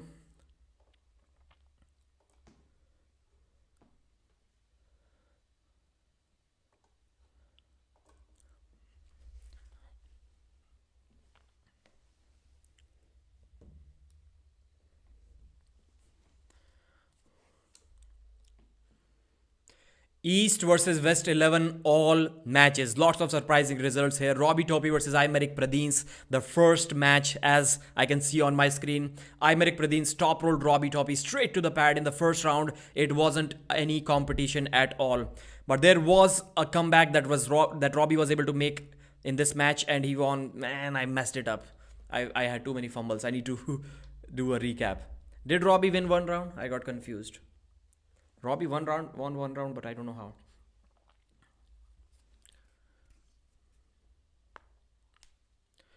Fumbled. Yes, Robbie did win. East versus West 11, all matches. There were lots and lots of exciting moments. We'll discuss them. IMERIC PRADINES versus Robbie Topi left arm super match. The start off to an amazing event. IMERIC PRADINES with clean, fast top roll wins. Robbie Topi didn't have much to offer in return. There was some moments for Robbie. I think he got one win on fouls probably. But then after that, it was over. IMERIC PRADINES had too much pronation going on. Robbie did show us something. He did put the brakes on in one round with a flop press. That's when IMERIC PRADINES fouled out. But apart from that, there wasn't anything going on from Robbie's side. IMERIC PRADINES, your winner in the first super match. This event was amazing. Most of the matches were left-handed. I think 6 world title matches. Right arm matches were also amazing. The second match was Vala ICHQITI versus NURDAULET. Vala got an amazing, fast, explosive pin over NURDAULET. NURDAULET hit sideways, nothing moved. I thought this match is over, but Vala got maybe gassed out, maybe NURDAULET adjusted. After that, we saw 3 clear flash pins from NURDAULET. That man is on a mission. He dominated the 75 kg class when he didn't see much competition there and couldn't cut weight. He stepped up to the heavier weight class and got the job done here as well. He pinned the guy, Vala ICHQITI, faster and better than David Samusia, the current defending champion, did. Too much side pressure, too much cupping, too much pronation. Just went sideways with a high hook kind of a move and got the job done 3 times in a row. Once again, I'll repeat, defeated Vala ICHQITI faster and better than David Samusia after being stonewalled by him in the first round. MARCIO BARBOZA versus Oleg PATRENKO. I thought the versatility of MARCIO is going to be way too much, but I was wrong. The top roll, the pronation, the hand of Oleg PATRENKO proved to be way too much for MARCIO BARBOZA. He did not have any answer to that basically. Except for many flying elbow fouls. MARCIO lost, I think, a couple of rounds on elbow fouls. Even the final time, he won on elbow fouls and he was moving before the referee said ready, go as well. So there wasn't much that MARCIO can do in this match except for being top rolled by him again and again while trying to set the hook and even while trying to top roll him. So the match was over, 3-0. Oleg ZHOKH versus AVTANDIL TUTBERIDZE. The young 19-year-old Georgian did put the brakes on Oleg in this open arm top roll position in the first round. We thought we may be able to see something exciting here, but no, Oleg had other plans. The guy has only been top rolled twice in his entire life and today was not the third time. He was not planning on being top rolled by a 19-year-old champion who is a WAF champion in a higher weight category than himself. So after that, Oleg started consuming AVTANDIL's hand completely. He started climbing over it, too much cupping, too much pronation, vertical forearm. He basically had everything that you would want in an arm wrestling match. But there were some moments where Vala was able to stop him with an open arm like this as well, which was impressive. But still, man, you cannot beat Oleg ZHOKH with a top roll. You have to have an inside game to beat him and you need to be fast with a shoulder commitment. That's the only way. Wow, what a match. Daniel PROCOPCUIC versus MINDAUGAS Terasitis. MINDAUGAS got absolutely stonewalled by Daniel PROCOPCUIC in the first rounds. He curled him in. MINDAUGAS usually top rolls him and arm wrestles. Daniel PROCOPCUIC beat him like this, but this time he curled him in, stonewalled him, absolutely stonewalled him in the first couple of rounds. We thought it was over. Daniel was trash talking against MINDAUGAS in the first round, but then MINDAUGAS adjusted. The strategy that he was talking about, he implemented that perfectly. He took the hand off Daniel PROCOPCUIC and he did these side pressure movements with his entire body. So usually what he used to do was just trying to go sideways with his elbow planted. This time he was sliding his elbow all the way from the right side of the pad to the left side of the pad multiple times with his entire body. That's how he got Daniel out of this position, slowly but steadily and surely. That's how he got him out, and that's exactly how he pinned him 4 times in a row after that. Complete domination. I have never seen Daniel PROCOPCUIC look that helpless against anyone. There was literally nothing he could do after that. MINDAUGAS Terasitis was even coaching Engin Terzi mid-matches. He was teaching Engin how he was doing stuff. He was asking for validation as well for in a couple of rounds. In the final rounds, Daniel went sideways like this. He had no pronation. He had no cupping. Probably the worst arm wrestling position in the world. He couldn't do anything. He tried to go straight to the flop press. He tried to hook. Nothing was working. Masterclass from MINDAUGAS Terasitis, the goat of arm wrestling. And he said that, yeah, I'm probably the strongest pound for pound arm wrestler in the world. He prepared for this match. He said, he told everyone that he's going to shock the world. The most serious arm wrestler got the job done. 4-2. Then after that, ZURAB TAVBERIDZE versus ARTEM TAINOV. The first mismatch of the card. Who got dominated? By who? Well, ZURAB TAVBERIDZE, unfortunately for the Georgians and ZURAB's fans, got dominated by ARTEM TAINOV. Great day for the Babkin team. I'll let you know why.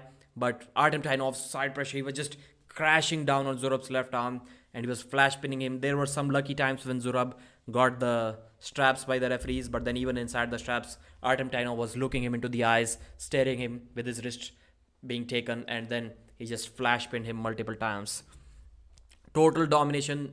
Absolutely nothing that ZURAB TAVBERIDZE can do. I thought that TAINOV may need to press to finish the match against ZURAB, but no, it was not needed. IRAKLI ZIRAKASHVILI versus Paul LINN. 3-0 dominant victory from IRAKLI. Paul tried different things, but none of them worked. IRAKLI had too much pronation. He was able to stop a couple of surges of IRAKLI in the first round, but nothing after that. When he tried to top roll in the second one, didn't work. Hook didn't work in the first, top roll did work in the second. Third round, he went sideways like Todd Hutchings, didn't care about his wrist, cared a lot about his pronation. Looked good initially, probably the best round, but still a single surge pin from IRAKLI ZIRAKASHVILI. Unfortunately, Paul LINN is not Todd Hutchings. He is not Todd Hutchings. He doesn't have the side pressure that Todd has in that position. WAGNER BORTOLATO versus Matt Mask. WAGNER forced the hook on Matt in the first round, and that too from a defensive position. Hooked him, brought him back and pinned him to the side. After that, Matt made a comeback and he flash pinned him. He not really a flash pin, with 2-3 surges, he top rolled Wagner Bortolato's wrist and his hand straight to the pad. We didn't see a crazy celebration like that, like we've used to of seeing from Wagner, but he did entertain us a couple of times, even after losing, even after he almost or maybe really tore his bicep. But Matt was too much. Wagner, I predicted Wagner to win, thinking that Wagner has a similar flop press, but he didn't have that, and he couldn't get the job done. 3-1 for Matt. David Samusha versus Vladimir Myrov. First round, easy, fast pin from David Samusha in a hook in a side pressure move. We thought it's over, but then I'm saying Vala again. But then Vladimir Myrov was able to make a comeback. We saw maybe a 2-minute hook match. Absolute battle. A couple of minutes they went back and forth trying to hit sideways. But then Vladimir Myrov tired him out. He tired Samusha out and pinned him with a tricep press. That was probably the round of the night. Really, really amazing. Maybe second after Alex Kurdecha versus Morozov. But then Samusha tired him out and then he ended up winning the match 4-1. Proved to be way too much. There wasn't really anything that Myrov can do after that. Samusha's endurance was too much. Myrov started top rolling Samusha towards the end and even cracked Samusha's wrist back. But Samusha went sideways just like Todd Hutchings without his wrist and he still got the job done. After that, in the final fifth round, Myrov got too much tired and he got flash pinned by David Samusha. So the defending champion, 7th title match win. Wow, this guy is the most dominant arm wrestler at East versus West. Rino Masic versus Ivan Matyushenko. Ivan with a flash pin in the first round. Ivan with a flash pin in the second round. Rino got the press going, but Ivan ripped it open and top rolled him towards the end. And that he did a couple of times in the first and second round. But third round, that's interesting. Rino Masic was able to get the shoulder in line and he was able to flash pin Ivan Matyushenko. Ivan was surprised to see that. And he really appreciated that afterwards, that Rino was able to flash pin him. In the final round, Rino stopped Ivan for about 3, 4, 5 seconds maybe. That was the most that anybody stopped him. Maybe that was the third round or the final round. Then that one flash pin was really impressive. Ivan even said after the match that if he tried that multiple times, maybe he could have done something. But in the end, Ivan Matyushenko proved to be way too experienced, way too strong for young Rino Masic, who was faster than Ivan. It's crazy. Rino was faster than Ivan in every single round. 4-1 Ivan Matyushenko still. Krasimir Kostadinov versus John Brzezinski. First round, John got a good hit. He brought Krasimir sideways, but then he got sucked in a hook. Krasi brought him back. There is no way that Krasimir was losing to John inside a hook. Second round, John hit a mini King's move inside the straps. Krasi lost his wrist. He flopped it to get to the straps. Inside the straps, John hit a mini King's move, which was working well, but then John stood up and got flash pinned in a hook. Third and final round, John was doing okay without the straps. Once again, this time it was a full King's move, straight arm King's move, which was working amazing by the way. But then once again, John got tired. He got turned palm over. He had to stand up and then he lost the match. Artyom Morozov versus Evgeny Prudnik. We probably haven't seen domination like that. Artyom Morozov with very fast side pressure hits that Prudnik cannot stop. In the first round, Artyom had to do 2 hits to get the pin. In the second round, 3 hits. We thought Prudnik is slowly stopping him. He's putting on the brakes like he did against Dadikyan and he's going to take the match. But from the third round, it went even more easier. Artyom just looked at him. He started trash talking him mid-round. And with single surges, he pinned him in the third and fourth round. Single surge pins. And there was trash talk and a stoppage before that. The only Kazakh arm wrestler that you're going to see is trash talk his opponent mid-match. Wow, total domination. People are avoiding this. Now there is a reason why Devon was saying that he's avoiding him. David Dadikyan versus Todd Hutchings. Well, something insane. We got it was really surprising to see what we actually saw in that match. First round was no surprise. Dadikyan kind of flash pinned Todd Hutchings. Todd tried to catch him. Usually Todd tries to slip, but he tried to catch him. Pinned by David Dadikyan, flash pin. Second round, Dadikyan got curled in a hook. Second foul from Dadikyan and Todd Hutchings beat him. Third round, once again Todd Hutchings curled him in a hook, but Dadikyan ripped open Todd Hutchings' hook. Insane power. Todd Hutchings had to elbow foul, but still even that elbow foul couldn't save him. Dadikyan took that round. Fourth round, Todd again stopped Todd Hutchings. again stopped Dadikyan, but Dadikyan still ripped it open. He beat him in a hook one more time. Before that, he ripped it open again. Todd elbow foul. Even after restart, he ripped it open for multiple times and got the job done. So Todd was stopping him here and bringing him back and getting a tight offensive hook where Todd never loses against anyone. Even Devon had to bail out of that hook. But Dadikyan simply just ripped open Toddzilla's hook. This is something that we never thought we were going to see. And Dadikyan did it probably 4 times at least in that super match. 4-1 complete domination from David Dadikyan. One round he lost on elbow foul. Other than that, total domination. Artyom Morozov versus Alex Kurdecha. First round was probably the round of the year. Best round of the year. That's simply amazing. Total back and forth without the straps. Morozov hooked Kurdecha but didn't get the job done from here. Kurdecha stopped Morozov near the pad, brought him back. Kurdecha stopped Morozov an inch from the pad, brought him back, finished with a tricep press. Needed 2-3 restarts, but absolutely amazing war. Couldn't describe it enough. Then second time Morozov got a good opening. This time he curled him in and switched to a tricep press. That's how he was able to beat. Before Kurdecha got behind his shoulder, Morozov did that, got the win, 1-1. Third round, Kurdecha was able to top roll Morozov's hand. He got him by one finger, but that was not enough. He had to bail out because Morozov got him by one finger. Then Alex Kurdecha forced a foul on Artyom Morozov. Then Kurdecha flash pinned Morozov with a flop press. Nobody expected such a comeback from Kurdecha. Off the go, Kurdecha knew his hand is going to go. Just dropped him down with a flop press. Third round, clear top round win from Artyom Morozov. Got the job done. Kurdecha was gassed out by this point. We thought it's over. By this time, it was 3-1 for Artyom Morozov. But Kurdecha put the brakes on Morozov once again in the final round. But there was a restart, and after the restart, Morozov was quick enough, fast enough to just finish the match with a quick press. That was probably one of the insane back and forths that we have seen. If there was one more comeback from Kurdecha, it would have probably been the match of the year. But since it was 4-2, well, maybe not quite in that list. But that was domination, man. Not domination, that was a great match. After being dominated by Morozov in the 5th round, seeing him make a comeback, bringing him Morozov back to the center from a losing position. Nobody expected such comebacks from Alex Kurdecha. That was an insane card. Really amazing matches. Please purchase the pay-per-view from the link in the description. Please hit the likes button and subscribe. Wow. That was a long replay, man. That was probably 20 minutes. A moment of silence for Gaza. Dennis hasn't beaten anyone in top 10 list yet, though. Yes, I agree. I'm saying he came back face to face top 10. Okay. People are arguing about Dennis. Dennis is not even 40% of... No, 40% is way too less, bro. He's like maybe 85%. Best East versus West ever. Pradeep got a better memory than an elephant. LOL. Rohan, he can compete in top 10 somehow. Concrete elbow is here. I saw that thumbnail. No, Artem. I thought that's concrete elbow thumbnail. I was like, bro, he must be busy uploading the results of the matches. Why would he be here? So guys, I thank you guys for your support. I hope you also liked the stream. For how many hours I've been sitting on this thing? 6 hours, 14 minutes. The event finished surprisingly quick for a 14 match event, and more than half of them were best of 7. The event finished surprisingly quick, within 5 hours, less than 5 hours. That's insane.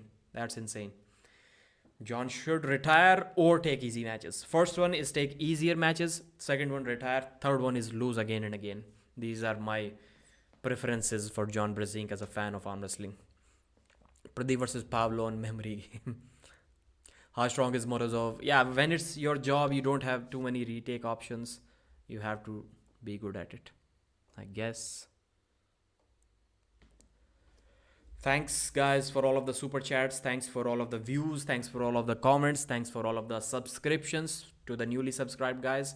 You guys are awesome. I couldn't thank enough. Apart from the East versus West stream, which they were doing, I'm assuming my live stream commentary must have gotten the most number of views. Rest my friend, it's 4 a.m. right now, and I think it's about time to end the stream. I'll finally show you one ad now. I deserved that. Thanks guys, bye. Tall Paul Hutchins Jr. Nuts hang. Alejandro, okay, Andrea, Yash, Artem, Charlie, Tall Paul Hutchins, Atlantis, Rohan. You guys are all awesome. Thank you guys. I'll see you again.